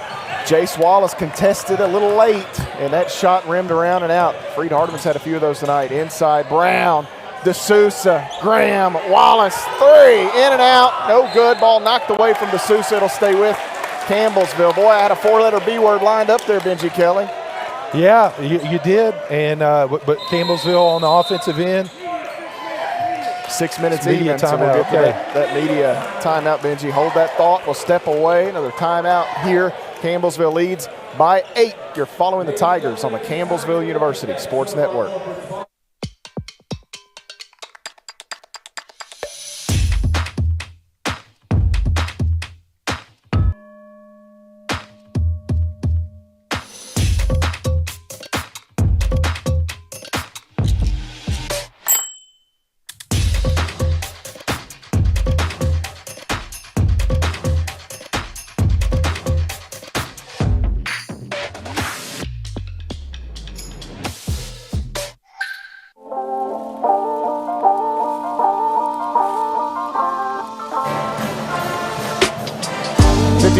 52-44, Campbellsville leads Freed-Hardeman here in the Powell Athletics Center. For Freed-Hardeman, it's been tough sledding in the second half, just 12 points. Benji through 14 minutes. And talking to Coach Vernon throughout, the season leading up to, when they're at their best, and this is not some newfound recipe, but when they're at their best and have their best chance to win, it's because of their defense. That's the case right now, especially here in the second half. Yeah, and Campbellsville, it's like we said, that first half was just a weird vibe to it. It was a choppy game, but here in the second half, Campbellsville's been more intense on both ends of the court. Locking down on defense, blocking them out. I think there's only like 2 offensive rebounds that they've given up. So, just great effort here for, actually they've given up 4 offensive rebounds, but they haven't really hurt us. So, love the way Campbellsville's playing here. Chase Wallace in the corners. He got that inbound pass. Going to go opposite the Muhammad screen. Corner. Brown, 3. No good. Hard. Rebound taken in by Muhammad. Malik going to drive in. Shot blocked as he and Law get tangled up. And Malik's not happy with Peyton Law. They kind of got tangled up.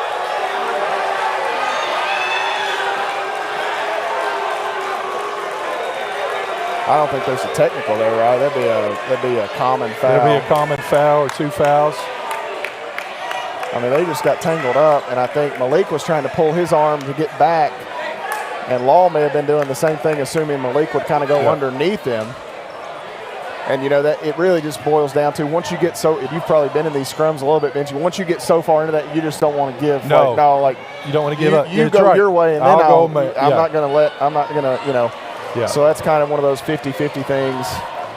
And I think you get a double foul here. That's the easy way. Call the double foul. Yeah. Alternating possession.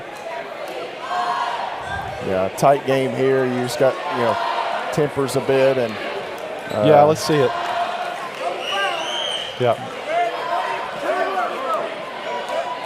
Double fouls on. So you can see here they get kind of tangled up there. And Muhammad, and you can see just a little bit of that. Malik tries to kind of rip his arm over the top, and Law had him locked up, and neither one was going to give. I'm not saying either one of those kids is in the wrong at that point.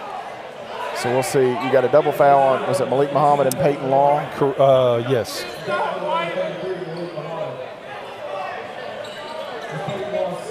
That's 4 on Muhammad, 2 on Law.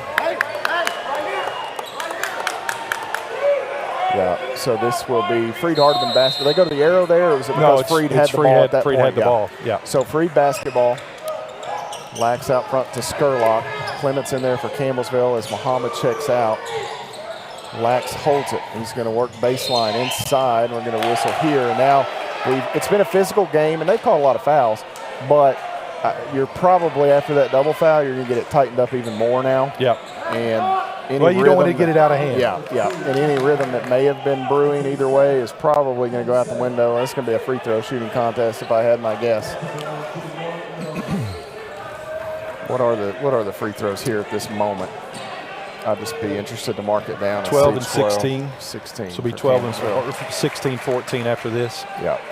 So we'll see at this point where we end up. 52-45 after the free throw made by Lax at the line, I believe. Yep. Second free throw on the way is good for Jaquan Lax. He and Wheat, a couple of good-looking freshman guards for Coach Stutz. Be around a long time. Right side Wallace with Lane defending. It's the screen from D'Souza, who rolls. Now Clements. We'll hand it off here to Brown. Has his headband knocked off almost. Graham has it off the screen. 10 on the shot clock. Graham working. Ball back tap by Skurlock. Long ahead. Skurlock going to go up and stuff it, and it's a 4-point game. Skurlock got the long arm in there, just knocked it away from Jordan Graham. 52-48. Campbellsville needs a bucket here. Wallace into the corner. Graham, 3 on the way. That is no good. Ball batted up into the air. Clements taps it out, and it goes off to Campbellsville. Graham the other side needs some help. Splits defenders, throws up a shot that's no good. Wallace and Lax both almost go to the ground the other way. Lane, ball fake, he walks. And a 4:28 on the clock. Campbellsville will get it back. Every possession counts here, Matt. 4-point game. 4 minutes, 28 seconds. A lot of basketball left in this one. So you've got Brown, Wallace, Key, Clements, and D'Souza in there for Campbellsville. Wallace, actually it's Brown, excuse me, that had it. And another pass knocked away by Skurlock. Campbellsville's got to be careful with the basketball. And Skurlock's got just those long arms. Yeah. Left side, Wallace surveys into the corner. Brown finds Key inside, goes up. Law, nice block. Clements comes away with it. He throws up a shot and he's fouled. A late whistle. And this will dodge one there against Skurlock. Yes, for sure. That's on Skurlock. That's his third. 8 on Freed Hardman as a team. And now, unfortunately for the officials, so this has been a pretty good official. Now they're in the spotlight after that double foul. It's just every call is going to be magnified. It's a tough spot for those guys in stripes. Well, they handled it well. Yeah. For sure. Yeah. Handled it well, and Clements misses the free throw, rattles around and out. Because that could have got ugly real quick. One more coming. And Chandler gets that one. So 1 of 2 for Chandler Clements. 5-point Campbellsville lead. You remember last year here, Benji Kelly, it was an overtime game. It was. Tied at 93 to end regulation. Is McLaren inside, and that's good. Now they're calling everything. Yeah, that's what I was afraid of. So that'll be on Chandler Clements. That'll be his second, 7 on the Tigers. So this will eat up one of the 1-and-1 situations. But yeah, last year 93-93 at the end of regulation, went to overtime. Campbellsville posted 17 points in overtime and won 110 to 104. Freed Hardman won that return meeting down in Tennessee later in the year. Big possession right here, Matt. 53-51. Keyston Brown gets the screen from Muhammad. Inside shovels it to D'Souza. Reverse off glass. Good. He gets the deuce. Keyston Brown the dime. Nice move there by both. A timely dime. Muhammad set that screen up top to start that mess. Lane, right side Skurlock. Now McLaren. Oh, he may walk. Inside, floater with the left hand, and that is no good. Ball batted. Wallace has it. Maybe a chance at numbers. Nice shot by Lax to get into the play. He'll go right hand. And Law was good. He just slid over at the last second. Little hip check. Yeah, if he stays, it's going to be an unbelievably difficult finish for Jace because he tried to go right hand. Law was in good position. And this will eat up the last 1-and-1 for the Tigers. Or actually, that's going to be there at 10. That's their 10th. So 2 the rest of the way for Campbellsville. I missed that one earlier. That double foul. Yeah. Oh, yeah. The double foul was the extra one. So Wallace hits the free throw here. That is it, because I'm missing one each way. You're right, dead on. I missed that though. I was asleep. One more for Jace. He hit the first, make it a 6-point game here. That one is hard. A rebound taken in there by Peyton Law.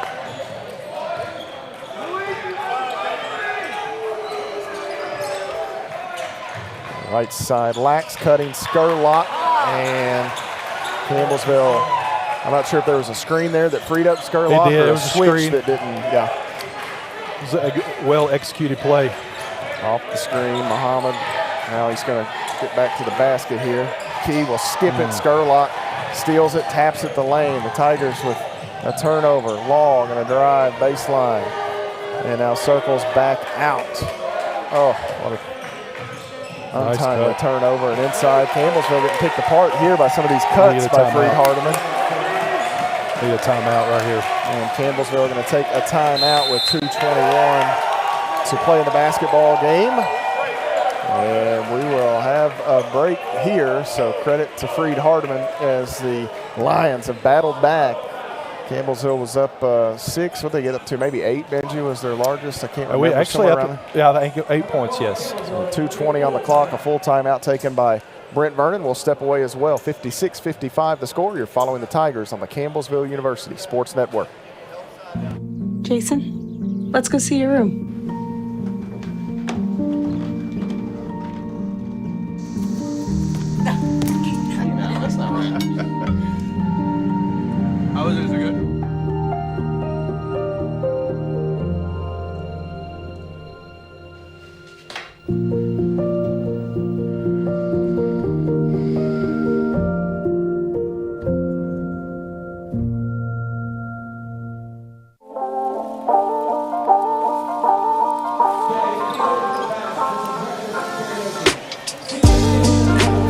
6:55. Campbellsville leading Freed Hardman here. 1 point, they've got the basketball. You've got Brown, Smith, Wallace, Key, and Muhammad. A nice time for a Edward Jones payout, Benji. Well, we need a bucket here.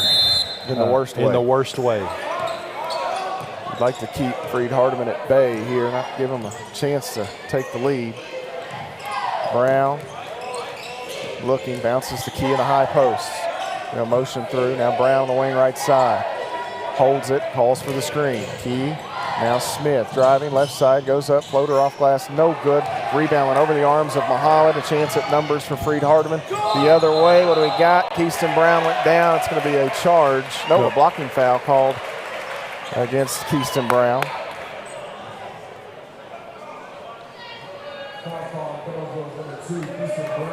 Oh, they're gonna call it a goaltend, man. They're going to call a goaltend, and this is going to make Brent Vernon real unhappy.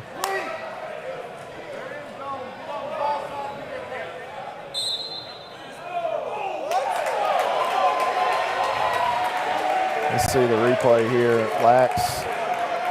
Keyston definitely moving. That's not a goaltend. No. That's a bad call. No. Watch this replay.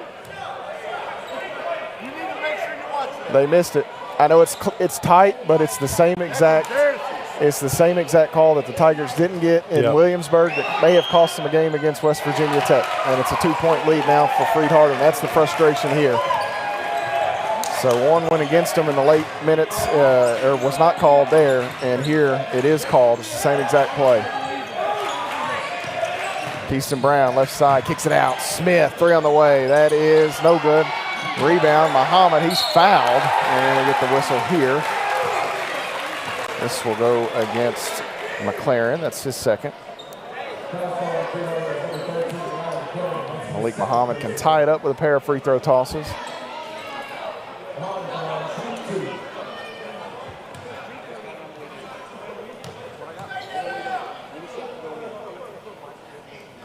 And that free throw is good for Malik Muhammad.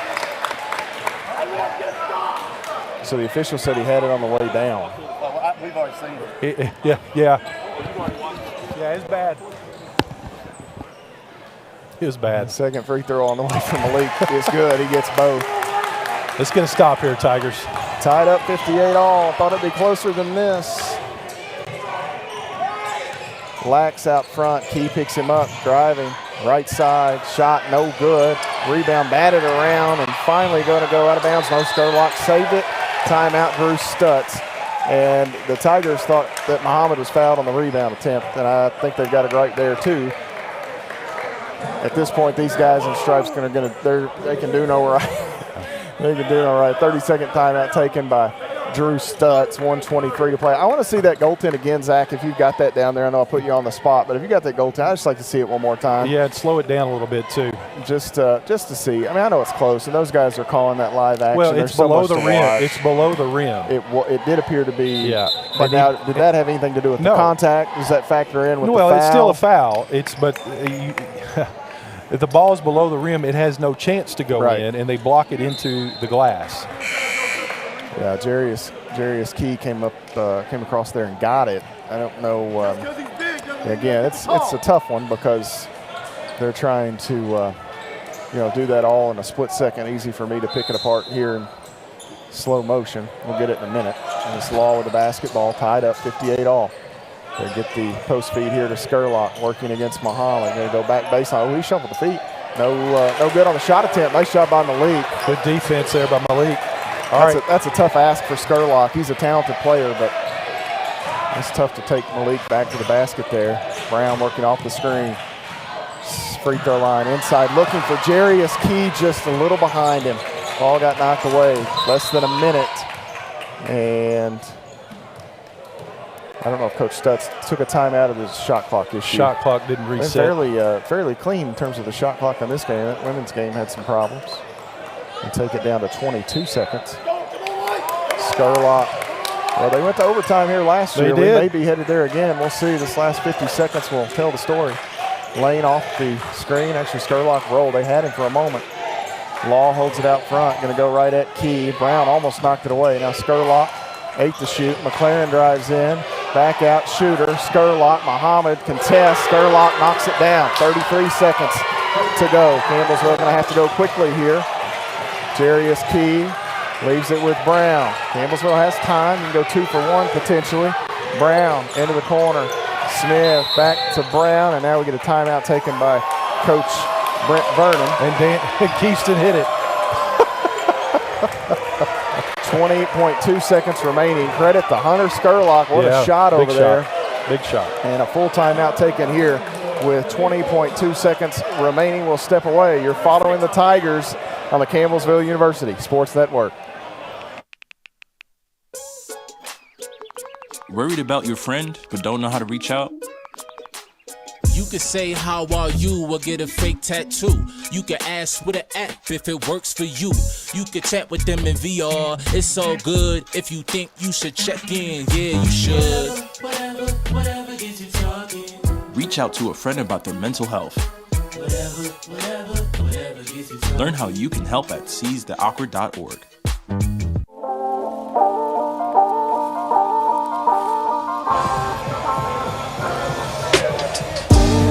Back inside the Powell Center, Matt Payton here with Benji Kelly as the Tigers try to play a little comeback now. Campbellsville had done so well for about the first 14 minutes or so of this second half. Reed Hardman finally making some inroads, hitting some shots. Skurlock hitting just the second 3 of the game for Freed Hardman. Both of these teams mirror images from deep. Both 2 of 15 from beyond the arc. And now we get a timeout taken by Coach Drew Stutz there quickly, and we'll see if this is a full or a 30-second timeout taken by Coach Stutz. So Benji here, if you're Campbellsville, you got a 2-second differential. Do you go, if you can get a quick good 2, take it and then foul and hope you get a miss to or you just take one good 3 and hope for the best? You know, it's 50-50 here. I mean, if you've got a good play, go ahead and go for the 3 now. I don't know if I would wait till the last minute or last second. That way you give yourself an opportunity to foul on a missed shot. But I tell you what, Matt, this game changed when they had the double foul. Yeah. Campbellsville had the momentum. I don't remember what the score was. We were up 7, actually, I think we were up 8, and they have the double foul, and Malik gets his 4th and goes to the bench. And since that time, it's been all Freed Hardman. Wallace going to pitch it in here to Jarius Key. Wallace in the middle, working off the Brown. Back to Wallace. Skurlock up in the air. Wallace throws one up thinking he'll get the foul call. And if Jay shoots it immediately, he might get the foul call. But once he took that extra half step. And leaned in. Yeah, it's just nothing to be done there. D'Souza going to check back in for Muhammad. And they'll try to get this ball to Riley McLaren, and it's actually going to be Lax. That's who they wanted to foul, I'm afraid. And now they'll look for Peyton Law, and they'll foul Peyton Law, who's Law held that. Now, he may know something I don't, but he's 56% on the season at the line. He's got a feeling. He may step up there and hit nothing but nylon 2 times,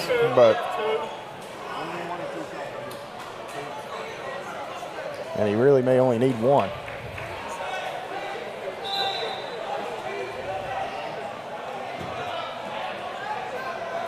So Law will be at the line as Freed Hardman huddle up around Coach Drew Stutz here. One of these for Peyton Law might be the backbreaker. And that, they said it was 2 shots. He missed the first. Everybody went into motion, but it was a 2-shot double bonus situation here.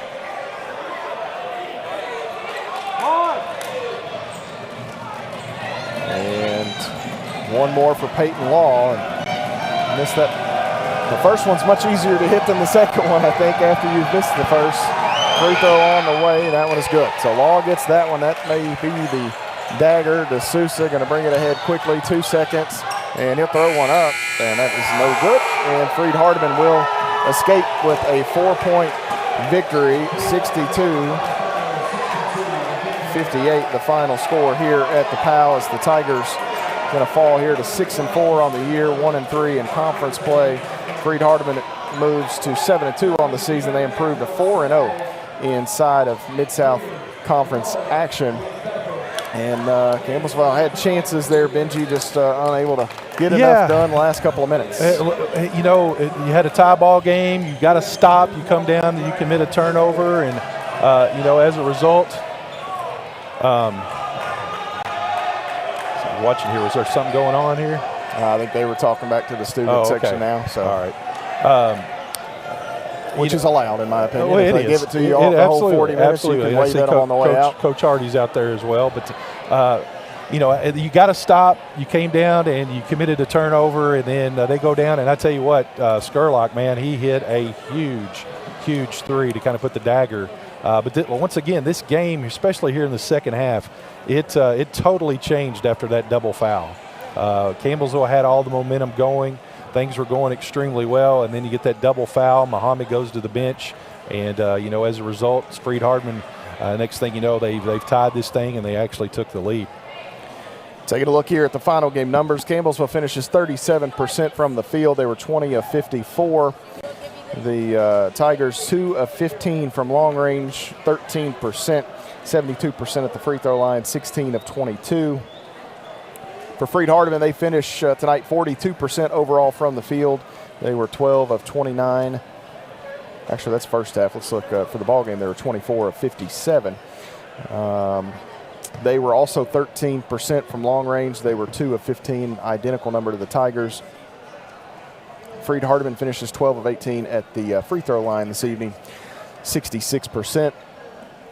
Campbellsville led in scoring, a game high 15 for Malik Muhammad, who had a double-double, 15 points, 10 rebounds, one off of a career high in both. He was 4 of 10 from the field, knocked in 7 free throws and 9 tries. Campbellsville got double figures as well from Jarius Key, 12 points, 8 rebounds for Key in the ball game. 8 points from Jordan Graham off the bench. He knocked in an Edward Jones 3 to go with 3 assists. 6 points for Keyston Brown, 4 rebounds, 4 assists for KB. 5 points from Chandler Clements. 3 each from Javon Smith and Jace Wallace. 2 for Trayshawn Smoots, 2 for Jay Milburn, 2 Malachi D'Souza. And that rounds out the scoring for the Tigers. For Freed Hardman, they got a dozen from Hunter Skurlock, 12 more from Riley McLaren. 9 from Jaquan Lax, 8 from Geraldo Lane, 6 off the hands of J.J. Wheat. Alex Rush actually had 8 points tonight, 5 from Peyton Law, and 2 from Phil Horton to round out the scoring for Freed Hardman. Rebounding, Campbellsville wins on the glass, 35-26. 9 offensive rebounds for CEU, just 5 for Freed Hardman. 13 assists, 6 steals, and 17 turnovers on the Tigers. 12 assists, 12 steals, 13 turnovers on Freed Hardman. So Campbellsville turned it over, Benji, 10 times in the second half, and points off turnovers went from a 7-5 advantage to a 16-12 deficit, and that quite simply, my friend, might be the difference in the game. Yeah, it's you know, Campbellsville obviously. I love the way that they battled. I love their intensity. Just some key stretches down, or key moments down the stretch that they did not execute properly, and those turnovers, they're going to come back to bite you, especially in close ball games like this. But we were down 10 first half, cut it to 5 at halftime. Within 2 or 3 possessions, we had this game tied, and from there on, it was just a heck of a ball game. Throw out that first half because that was just weird, as we were saying. But you know, Campbellsville had their chances. They can learn off of this and build on it because you know, I just love the effort of this team, how gritty they are. Played hard, just didn't hit enough shots tonight. Enough shots. One of those things for this team. They'll have to kind of battle through. And I hate to harp on that, but that goaltending call, that was a huge call that at that doesn't help point. either, and it ends up being. It was already going to be a foul, so he's going to go to the line and get 2 shots. Instead, you make it an and 1 opportunity. So thank you, sir. Absolutely. As we look here quickly at the enhanced scoring, as head coach Brent Vernon will make his way over in just a moment, and The enhanced numbers here: points in the paint 42-32 in favor of Freed Hardman. Off turnovers 16-12 in favor of the Lions. Second chance points 9-2 in favor of Campbellsville University, and bench points 24-20 in the way of Freed Hardman here. The score was tied 8 times. The lead changed hands 3 times. Freed Hardman's largest lead was 10. For Campbellsville, their largest lead was 8 points coming midway through the second half. Final score here at the PAL 62-58 as Coach Brent Vernon dons the headset here. And Coach, man, that's a frustrating one, so close. Just not enough offense down the stretch. Give credit to Freed Hardman, and Hunter Skurlock hit that big 3 there at the end. Yeah, and the 3 he made, I give our guys credit. That's pretty good defensive possession. I think there's 2 on the shot clock. Malik did exactly what he was supposed to do. Hunter's 2 of 6 on the year from 3. They've been penetrating. Second half, we did a really good job of limiting some penetration and being in our gaps. Malik was right where he was supposed to be. They threw it out, and he had a great closeout. In fact, when he first closed, man, I honestly thought he might have tipped it at first. I think he was just short. You got to give Skurlock credit. It's a big-time shot for him.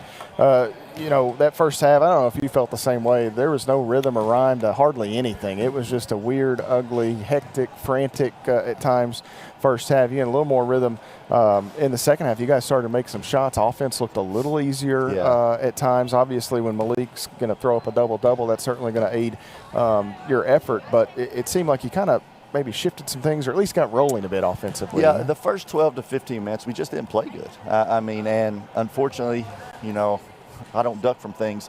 The last 2 days of practice, I was really worried about it. We didn't have good days. Our urgency hadn't been there. So it was a little worrisome for me coming into it, and I thought we sort of performed the first 10, 12, 14 minutes like we practiced. And then a few things started slowly going our way. We got some stops, got some transition baskets. Fortunately, weren't making shots in the first half. We got to the line and made a few free throws. So I thought the confidence started rising. And then the second half, I think you saw us really settle in. I thought we did a great job. You know, we held them to 30 points in the second half, and for a long time, you know, they were only in that 10 or 12 range after that 12 or 13 minutes. And they got going a little bit late, and I think it started getting a little physical. So I thought it went from a game where they let a lot go to where they started calling some fouls, and not sure we quite adjusted as well as we should have to that. Well, Benji actually went and looked. You were up 8 when they called that double foul. Yeah. And it was almost like, I don't know, I mean, it was nothing major. They already had the basketball, but they stopped play, and from that point on, they kind of went on a little bit of a run. Did you see anything from the sideline there, or just one of those quirky things when that double foul? On the play? Well, just moving after that. I mean, energy you or take effort. away our big fella. You Yeah. know, and again, nothing against anybody else. I thought Chandler was really good today. Chandler, you know, not even talking about numbers, he was engaged. His defense was really there. He did a nice job. So not even that, but Malik demands a presence on the offensive end where you're having to help. You know, again, he rebounded the ball today like we've been expecting him to do for a long time.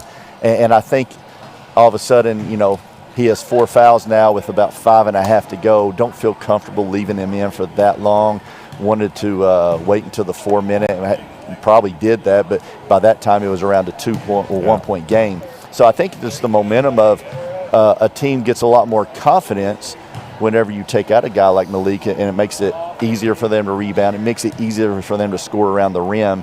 And on us offensively, it changes us just enough. And to me, that was the biggest difference, is we didn't have Malik out there.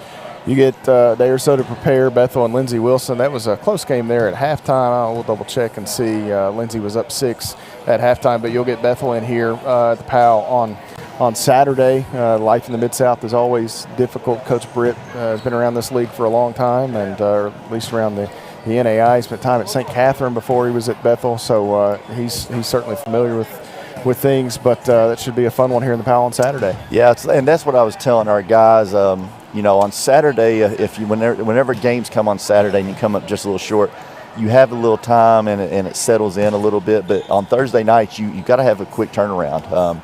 We have to come in more prepared tomorrow more energy. We have to, and we won't be in here but 30 or 45 minutes, but we have to understand and be mature that these 30 or 45 minutes, it can't just be going through the motions. We have to have a sense of making sure we get something accomplished. We have to learn from the last 4 and 5 minutes today to be better prepared for the next time we're in that spot. So it's one of those, and again, there's no easy games in the Mid-South. So we'll get in here, we'll get a quick scout, we'll try to recover, and we'll be ready to get one Saturday. Back at it. I got you Saturday. We'll try again. Thank you, sir. Brent Vernon and the Tigers fall here to Freed Hardman, a close-fought, hard-fought contest, 62-58, your final score. A special thank you to all of those who have made our broadcast possible tonight. Campbellsville University President Dr. Joseph Hopkins, Vice President for Athletics Rusty Hollinsworth, Director of Athletics Jim Hardy. We say a special thank you to all of those gentlemen. The Sports Information Department on hand here this evening, helping us out. Sheldon Dossett on stats. Josh Spencer taking care of the public address this evening. Back in the AutoSmart studio, Tori Cox, Eden Hale producing our broadcast, Benji Kelly on color commentary, all of our folks for television tonight, Zach Wilson, Colin Sheffield, CJ Burgess, Alex Mead, the entire crew helping us out, as well as our terrific students that do such a terrific job. Matt Payton from the Powell Athletic Center signing off. As we say, a special thank you to all of you who have followed our coverage this evening from the Powell Athletic Center. You've been following the Tigers on the Campbellsville University Sports Network.